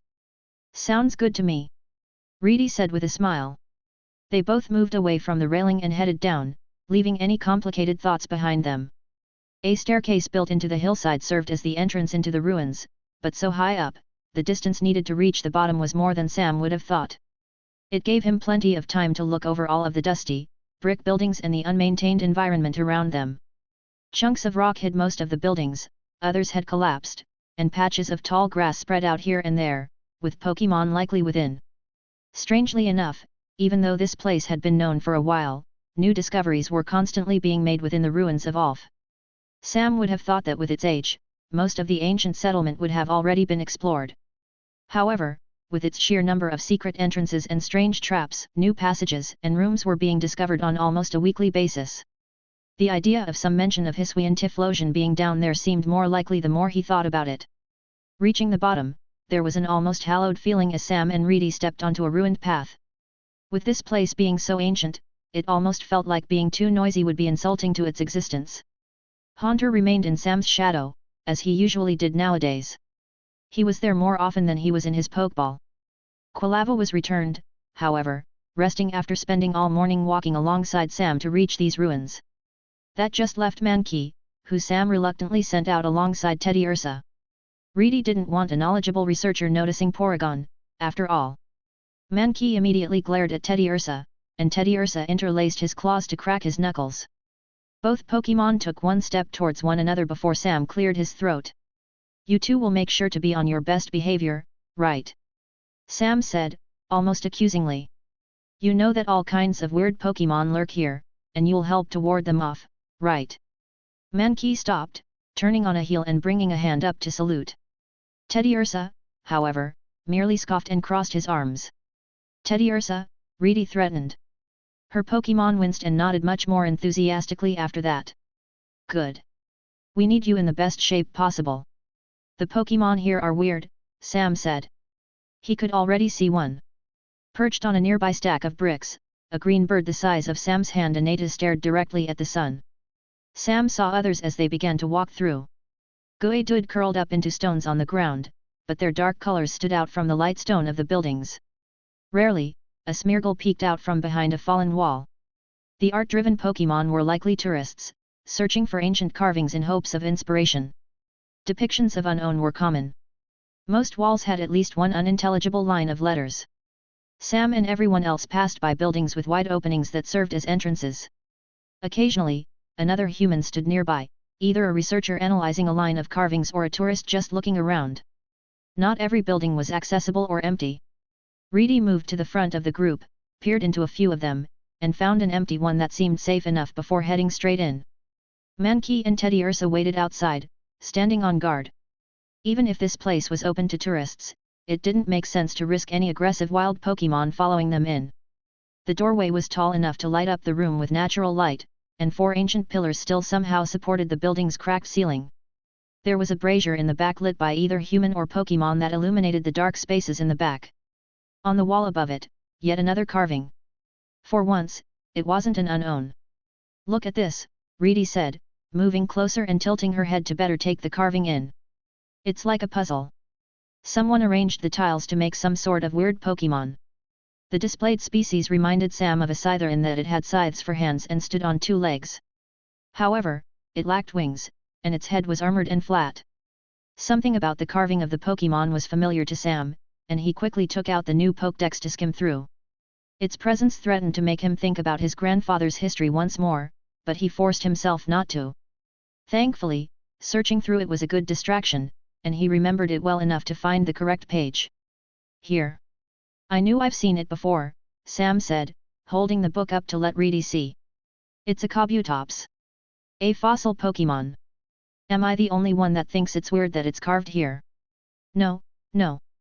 That is really weird. If it's a fossil Pokémon, how long ago did it exist?" she asked. "Few million years. There's no way this place is that old, right?" Reedy asked.